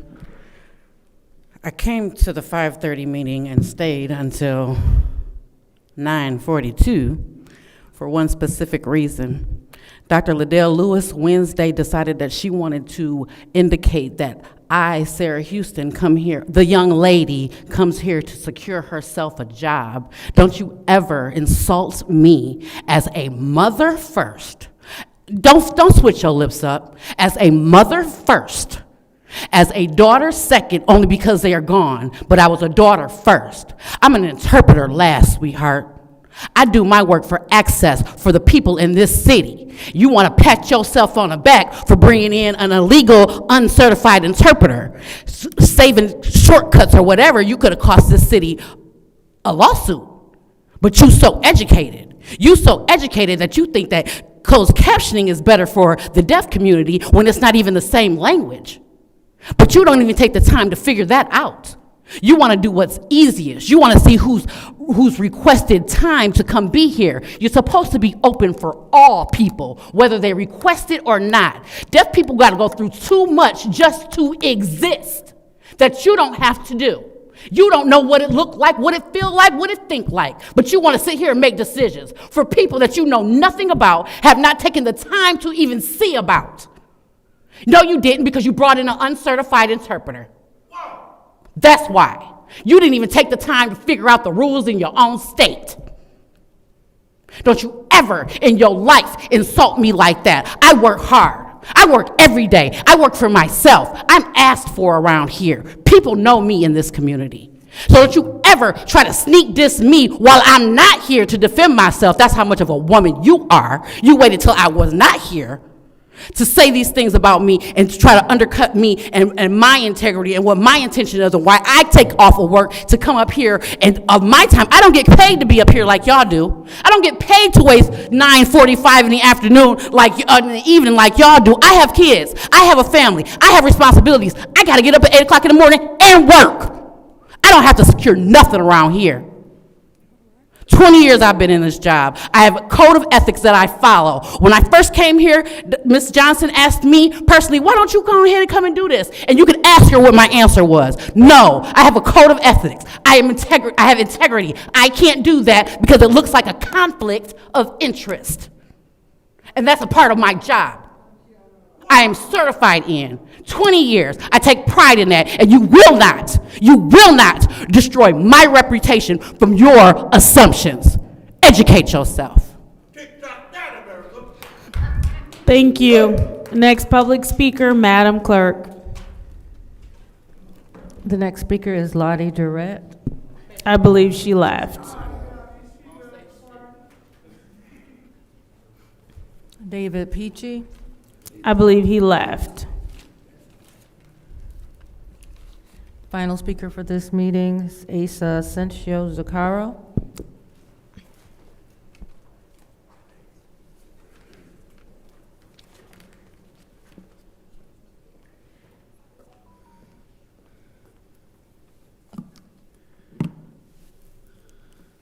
Greetings. My name is Asa Asensio Zuccaro, resident of the 5th Ward.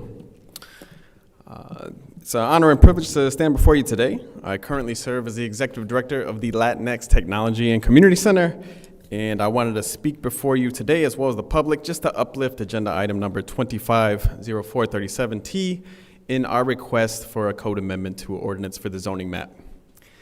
There's a lot of good things we heard tonight, but specifically our ask is rezoning a number of parcels from Green Neighborhood, is the current designation, to Neighborhood Center. If we look historically in the past, these parcels were identified or zoned for community business district. I think one of the things that we've been able to do at the community center is organize those community cleanups. And we're excited for the sense of pride that's coming back to that area of the community and trying to keep it clean. And as well, what it has stirred in our board of directors to see redevelopment in the neighborhood.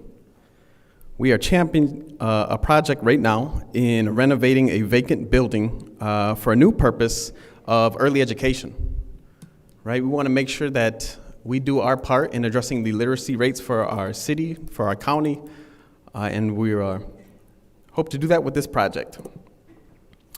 I want to thank our architect from Cedric and Fuera and our Mr. General Contractor from Seawood Construction for being alongside me here today, and as well thank the public. Lastly, what I would like to uplift, we're a nonprofit organization that provides interpretation and translation services.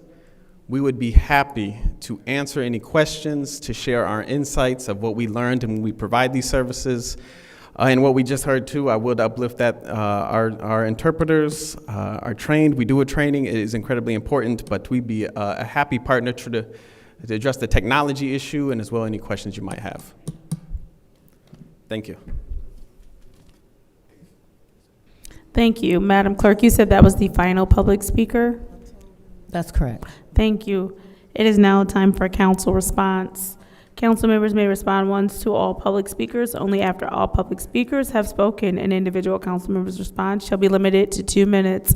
Is there anyone who wishes to speak during council response? Councilwoman in the 6th Ward. Thank you. If you have stayed tonight to this time, this isn't as late as we usually, but thank you for staying. And there were some important things. Miss Houston, I'm sorry you have to defend yourself for something that you do, and you have given your time, not just your time, you've even offered your expertise, and then to make sure that we do it right. I'm sorry that you have to be insulted. Because it's not for pay. You don't get paid to come here, and you have a right to advocate, and we have a responsibility to listen. We do. Unfortunately, that was not done. Mr. Asa, I don't know your last name. Before you leave, I would like to get your number. Thank you for sharing your perspective for services, because it is something that the Latinx. You're doing it right over there. You're growing, you have a plan, and you're continuing to act on your plan and growing that area. I haven't seen that area look so good before. It was Homedale School over there. And yeah, that's a long time. That was the 70s, maybe late 60s. And so when we talk about making space for everyone in our community, that means everyone.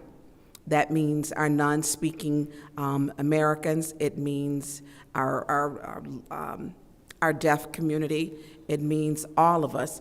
And when we are together, we are definitely stronger together. And we have to allow space. Because at some point in all of our lives, we will fall short. But when to state, when you listen to Ms. Houston, and then to offer for the city, that's what it should be like, bridging the gap so that we're making it one whole city. And I thank you, Ms. Houston, because you come and make yourself heard for the deaf community. Thank you. Thank you. Is there anyone else who wishes to speak during council response? Councilwoman in the 4th Ward. Ace, I drove by Latinx this morning. Looks really good over there. I'm really excited with what you're doing. And I want to say that we appreciate your help with translation, but ASL is different than a spoken language. ASL, from my remembrance from back when I took ASL, is based on French, and the sentence structure is even different from French, and I studied French all through college. So we appreciate it, and anything that you can help us technology-wise, we'd love to hear it. Just reach out to myself or LaShawn or the clerk, and we'll get with you. Thank you very much. Is there anyone else who wishes to speak during council response? Madam Chair, Councilwoman in the 3rd Ward. I'd like to thank all the 3rd Ward residents who is concerned about 3rd Ward, and they're reporting the different blight issues that we're having in our area.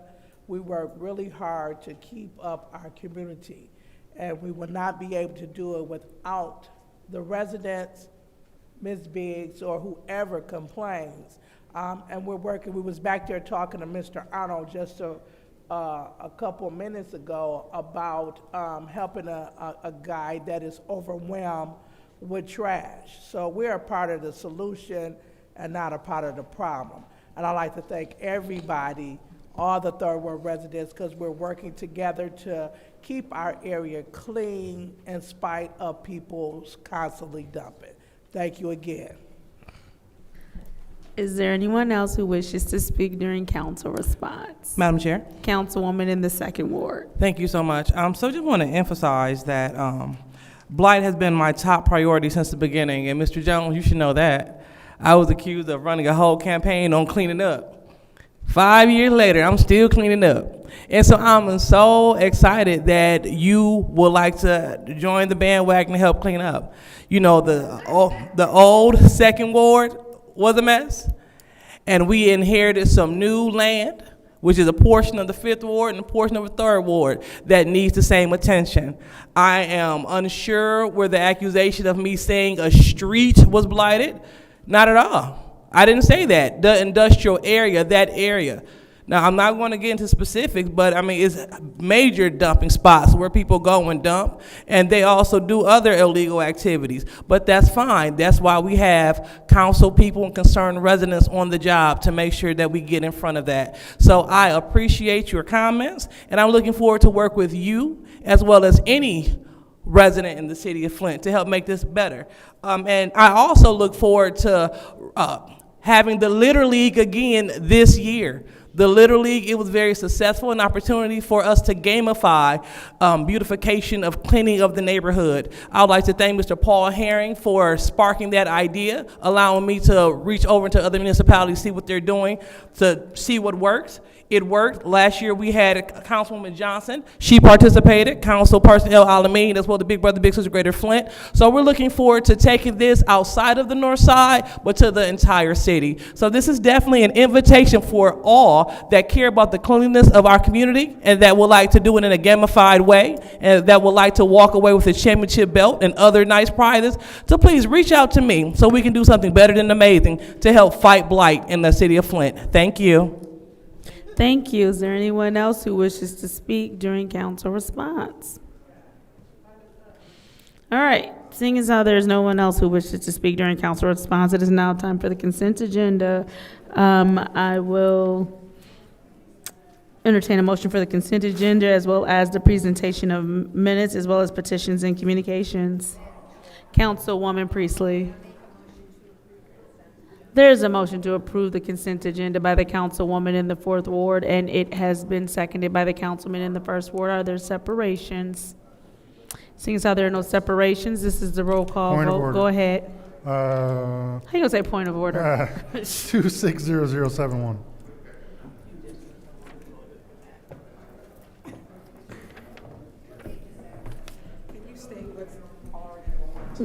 Oh, that's just the North Flint reinvestment. That actually did come, It did go Judith. through. It's 26007.1. That's what I said, 26007.1. Anything else? Okay, because, literally, okay, I got you. So what came over from Special Affairs was 26007.1, and that is all. Thank you, 26007.1. So did we send back the? Nothing else came from Special Affairs, nothing. Nothing else? Mm-mm. Okay, I'm at the I got a 7 a.m. meeting. Perfect, thank you. Seeing as how there are no more separations, the consent agenda will include the presentation of minutes as well as communications and every resolution except for 26007.1, and then the second reading and enactment of ordinance 250437-T. Roll call, Madam Clerk.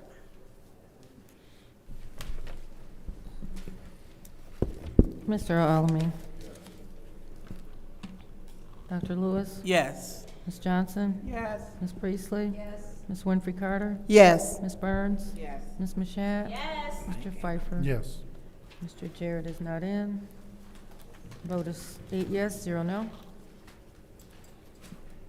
The vote was 8 yes, 0 no. Moving on to resolution 26007.1, which is the rescind resolution 250391.1-T, which is $150,000 ARPA funding North Flint reinvestment. Pleasure of the body. I'll make a motion that we approve Resolution 260071.1. It was supported by the councilwoman in the 6th Ward. Is any discussion? First round. Any discussion second round? He's separated because he's not going to vote for it. Any discussion second round? Seeing as how there's no discussion, this is the roll call vote for Resolution 2600. I closed my thing. 71.1. 71.1. Roll call, Madam Said 4 Clerk. times. Dr. Lewis? Dr. Lewis? Yes. Ms. Johnson? Yes. Ms. Priestley? Ms. Winfrey Carter? I abstain. Ms. Burns? Yes. Ms. Mashat? Yes. Mr. Pfeiffer? No. Mr. Jarrett is not in. Mr. Alamin? The vote is 5 yes, 2 no, 1 abstention. Vote is 5 yes, 2 no, 1 abstention. That resolution has been approved by council. Motion to adjourn. There's a motion to adjourn. Is there support? Motion to adjourn by the councilman in 8th Ward, supported by the councilman in the 1st Ward. Roll call, Madam Clerk.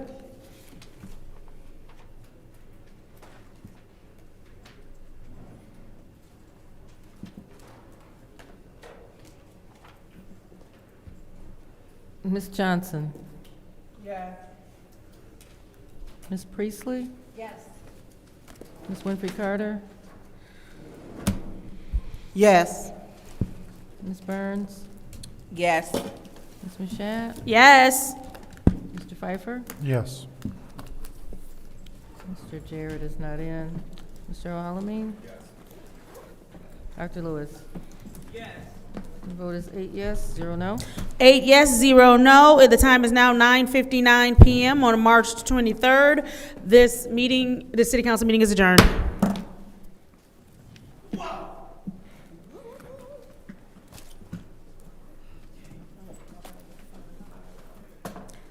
Dennis, did you look at this? Call me for feedback. Ooh.